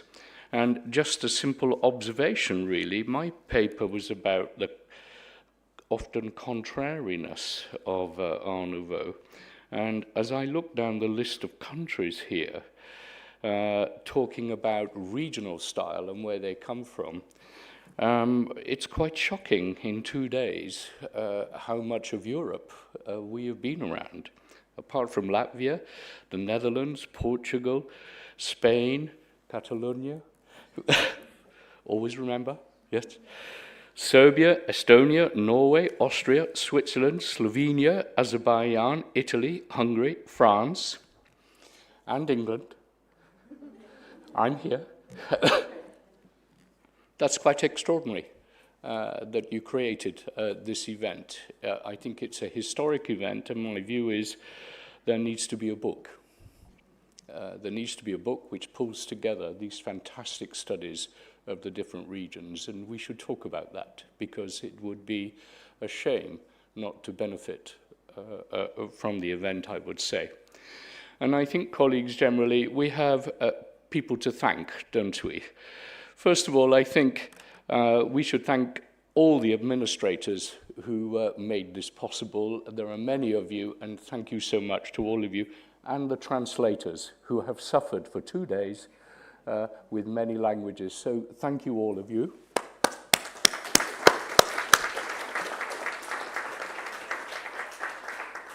And obviously the scientific committee.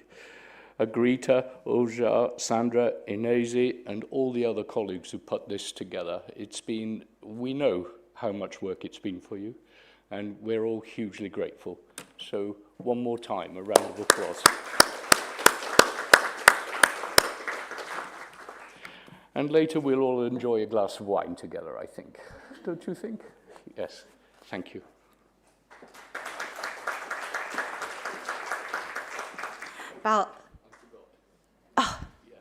Good. Paldies. Thank you. And for one more time, thank you so much to the team of Art Nouveau Center. Without their work, this conference definitely would not have taken place. Thank you to all of you and each of you who participated in organizing the conference. The work started in March, and it was our first experience in organizing such a large conference. At first, the conference was planned for just 1 day, but when we received papers, offering of papers, we decided, scientific committee decided, no, we cannot refuse anybody. We should invite everybody who is willing to participate, and the conference should take place for 2 days. Some organizational questions. At 4:30, in 10 minutes, We are going to meet at the entrance of Riga municipality, Yulia Trofimova, our colleague. There will be a small tour to our museum, some sightseeing places near here, and then Alberta Street. Then I invite you to the museum. There was a meeting, a very serious tour around the museum in the guidance of my colleague Nametta. And then again discussion, non-formal discussion, because without discussion nothing takes place. And all the program has been carried out perfectly. Discussion with a glass of wine. Those who are going on excursion tomorrow, we are going to meet at 10 o'clock at Riga municipality. There are still some vacant seats. If you want to, you can still do it, but you have to inform the beautiful Art Nouveau girls just outside. Thank you and enjoy the day.